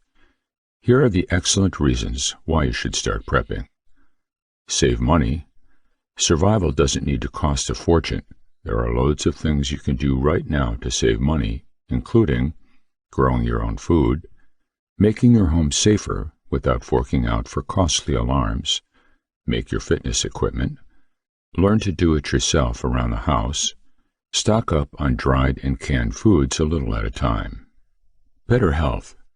Doing drills, going for hikes, and eating better, organic food all lead to a healthier you. Being prepared for when the SHTF means getting in shape now. You'll be eating less junk food and consuming more vitamins, minerals, and macronutrients to help keep your body healthy as well. Better relationships. You've got no choice. Planning for doomsday means working together, and prepping can pull even the most broken families back together again. Going for a hike, a camping trip, and even watching survival shows on TV can all help. You become self-reliant. Reliance on others is too prevalent in today's society, and although it won't be possible to go entirely off-grid, you can learn self-reliance in many ways. How far you take it is up to you. Leadership skills. If you want to lead your family in survival, you need to become a leader. You must have a vision, learn to encourage others, solve conflicts, and be the leader you need to be. However, you need to learn how to be a leader without coming across overly critical and bossy. Learn responsibility. Becoming a prepper means being responsible, not just for yourself, but for those in your prepper family. You could make money. By selling surplus crops to the neighborhood or at the market, by using your survival skills, you'll learn to help others while earning an income, and even teach others how to survive. Just be aware of the tax laws surrounding earning extra money and requirements for handling food. You won't be so stressed. Instead of spending your life complaining about what the world is coming to, spend it preparing instead. There won't be such a weight on your shoulders, and you can go through life feeling happier, knowing that, whatever happens, you are prepared for it. New hobbies. Camping, hiking, fishing, learning to build fires, learning to find water sources. The list is endless. Add to that growing your own food, learning new cooking skills, woodwork, do-it-yourself, and so on. You could save a life. Learning basic first aid and survival medicine is always handy, and you could, one day, use your skills to save a life when no other help is there. You won't be so bored or lonely. Many people have nothing to do and see no one. Prepping changes all that. Not only are you kept busy with your new skills, but you can also join a preppers group and meet new people. You learn appreciation. Everyone is guilty of forgetting the importance of the small stuff: a bottle of water, an apple from your tree, completing that 10-mile hike. Count your blessings. Rediscovering nature. Do you spend your day divided between the office and your couch at home? Going hiking and camping gets you out there in nature, and that will have positive benefits for you and your life. Learning to negotiate. When you become a prepper, you learn to barter, and that is a form of negotiation. Start bartering now and refine your skills. Now you know why you should start prepping. Read on to learn some other things you need to know. Things to know before becoming a prepper. Most people make mistakes when they start prepping. For most, it is because they rush in, not taking the time to think and plan ahead. For others, it's a lack of decent information. So, here is a list of 21 things you need to know so you do not make the same mistakes and waste time, energy, and money when you don't need to. Live below your means now. Forget having to use a credit card to purchase all your prepping supplies in one hit. Find ways to bring your bills down now and put the money you save to one side. Don't spend every penny in 1 month. Prepping is a slow and steady business. You might think you need to get that survival item now, but you should look around for deals and wait. Patience pays off when you find a better price, or you already have a substitute that will do just as well. Start storing water. You need water more than you need food, and a few liters won't get you anywhere. Start storing it now. Collect your own and store it in clean barrels and collapsible containers in your basement or garage. Stored right, it can be kept for long periods. Don't use old milk jugs to store water. It might seem like a good idea, but it's doomed from the start. You can never get all the milk residue out of these jugs, and that can lead your water to become home for harmful bacteria. Plus, being plastic, the jug will break down over time, and that's a mess you don't want. Don't waste money on food that can't get eaten. You might think you found a great deal on a boatload of canned spinach, but does anyone eat it? It's just a waste of precious resources, time, money, and storage space. By all means, look for great deals, but if it doesn't get eaten, don't waste time and money on it. Don't focus only on canned goods. Some people have a strange idea that they should only store canned goods. Wrong. You need a decent variety of foods, including canned, freeze-dried, and dry, to ensure that you have a decent diet. Otherwise, you run the risk of food boredom setting in. Not only that, canned foods are loaded with sodium, and too much isn't a good thing. Make sure your storage shelves are sturdy. You might think you got a great deal on those particle board shelves, but once you start piling goods on them, they won't last long.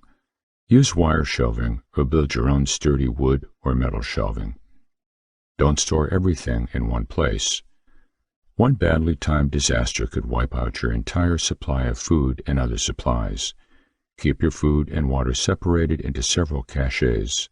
Make sure that you have a bug-out bag on hand at all times and one in each vehicle, and keep a few supplies at your bug-out shelter location. Prepping is all about how much you store. It's about learning skills and having the right knowledge to help you survive. You'll need training for some and lots of hands-on experience. At the end of this part, you will find a list of those skills. Hygiene and sanitation are important as well.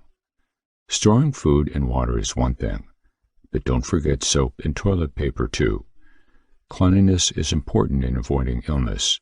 The last thing you want in a survival situation is to fall ill, especially when hospitals will be overrun or, even worse, closed altogether. Don't forget special needs. There may be people who need wheelchairs, oxygen, insulin, and so on. Make sure you include them in your prepping. Got pets? Don't forget them. When it comes to a survival situation, you have two choices with pets: abandon them or care for them. Most people will choose the latter, but make sure you make the decision now. Then start stockpiling food and other necessary items for them, and don't forget to factor them into your water calculations. Get family members on board. Everyone needs to be in on this. They don't need the same excitement level as you. They should know how to do things and have a certain amount of knowledge. Get them involved from the start. Don't broadcast your plans to everyone. You don't need everyone knowing what you are doing and what you have in stock. If the SHTF, you don't want the whole neighborhood at your door. You can't help your own family and everyone else too. Keep your plans between you, your family, and a few trusted friends. Keep in shape. If you don't, the first day of any disaster scenario is going to leave you exhausted. You'll be hiking about, taking supplies to and from, repairing damage, and it will leave you dead on your feet. It's easier than you think to stay in shape. A power walk for 30 minutes every day will do the trick. Don't assume guns and ammo can keep you safe. Yes, you should have guns and plenty of ammo to defend yourself and your family, but you should avoid confrontation where possible. Learn stealth and learn not to draw attention. Guns can keep you safe from others who have them. Make a plan to get home. Many people forget that disasters don't wait for them. They can happen when you are anywhere. So, make sure you have a plan in place to return home or a safe meeting place for you and your family. Never make assumptions. Some people think that they need to bug out, and others plan to bug in. The thing is, you have no idea of knowing what's going to happen, so have a plan in place, plus a backup plan, and another one if you need it. Test your tools. Never assume that a tool is going to work when you really need it. Test it out. And don't stockpile a dozen of the same tool. If it doesn't work, you may need a different one. Not only that, the more tools you stockpile, the more you have to carry. Small steps. Many do-it-yourself projects need a lot of time and education to complete, and patience is the key. Don't rush, or you will end up frustrated and tired. Many small steps go a long way. The world isn't going to end tomorrow. Well, it might, but there's a good chance you'll get a little warning. The problem is some preppers get into the habit of thinking that way and panic. That leads to bad decisions. Always be prepared, but don't forget to enjoy life on the way. Don't lose yourself so much in your doomsday prepping that everything else passes you by. And remember, there is a chance that doomsday won't happen. Conclusion. I hope you found this brief text useful in acquainting you with some basic survival techniques and tactics. Panic is dangerous and counterproductive. You must be organized, take an appropriate leadership role, and make sure everyone has duties assigned to them. Prevent the feeling of helplessness by making sure that everyone stays busy. In any standard natural disaster situation, gather and inventory your supplies, disconnect utilities, use refrigerated food within 12 hours, use frozen food within 48 hours, keep supplies on hand to filter and purify water, protect your home from insects, mark your location for rescuers, document everything for your insurance company. Your objective is always to provide shelter, water, fire, food, protection, and medical care for your family and yourself. Having a reasonable stockpile of select high-value materials can be the difference between life and death. Being a prepper, a survivalist, or a tinkerer is not a matter of paranoia or shying away from society. The lessons in this book have been taught in every civilization around the world for thousands of years, and the basic points remain the same. Stay sober and productive, build your skills, diversify your skills, and be resourceful. The cliched critique of preppers is that we sit in bunkers and hoard canned food and guns while society collapses all around us. Such perceptions deride our concerns, and it is natural that our concerns, as a default, be derided. What we've learned from prepping is if we do not care for people and for our planet, we will not survive. If we do not care for our fellow humans and Mother Nature, we will not survive. This book may be the most accurate and comprehensive guide to survival ever written. Some people view preppers as extremists and highly negative people. However, these people are the most proactive who ever lived.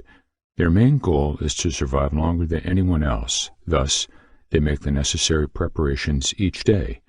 In fact, if everyone had a prepper's mindset, then the world will be a more efficient place to live in. Let's conclude by noting that prepping is not an end in itself. It's a means rather to an end. This is not about collecting or hoarding things, but rather about acquiring skills that can be used to create the future you hope to see. A prepper doesn't hoard. He or she uses these skills to create new tools and devices to make the world around him or her even better. Learn from your prepper experiences because you have a lot to teach other people. You have a lot to teach because you have a lot to learn. The lessons you have learned will help other people, should they ever need to know those particular lessons. Share those lessons with those you love, those you're forced to coexist with, and those you have yet to meet. But that's just one person's opinion. You have nothing to lose by putting the skills in this book to test. It's your turn. Time to go out there and create something worthwhile. Prepping for Long-Term Survival. A comprehensive guide to the best life-saving strategies. All you need to know about self-sufficient living, water survival, food, stockpile, bushcraft, and more. Written by John Davis, narrated by Paul M. Anderson. Copyright 2021 by John Davis. Production copyright by John Davis. Crisis Preparedness Guide and Prepping for Long-Term Survival. Master the best life-saving strategies to be prepared when crisis strikes. All you need to know about self-sufficient living, water survival, food, stockpile, bushcraft, and more. Written by John Davis, narrated by Paul M. Anderson. Copyright 2021 by John Davis. Production copyright by John Davis.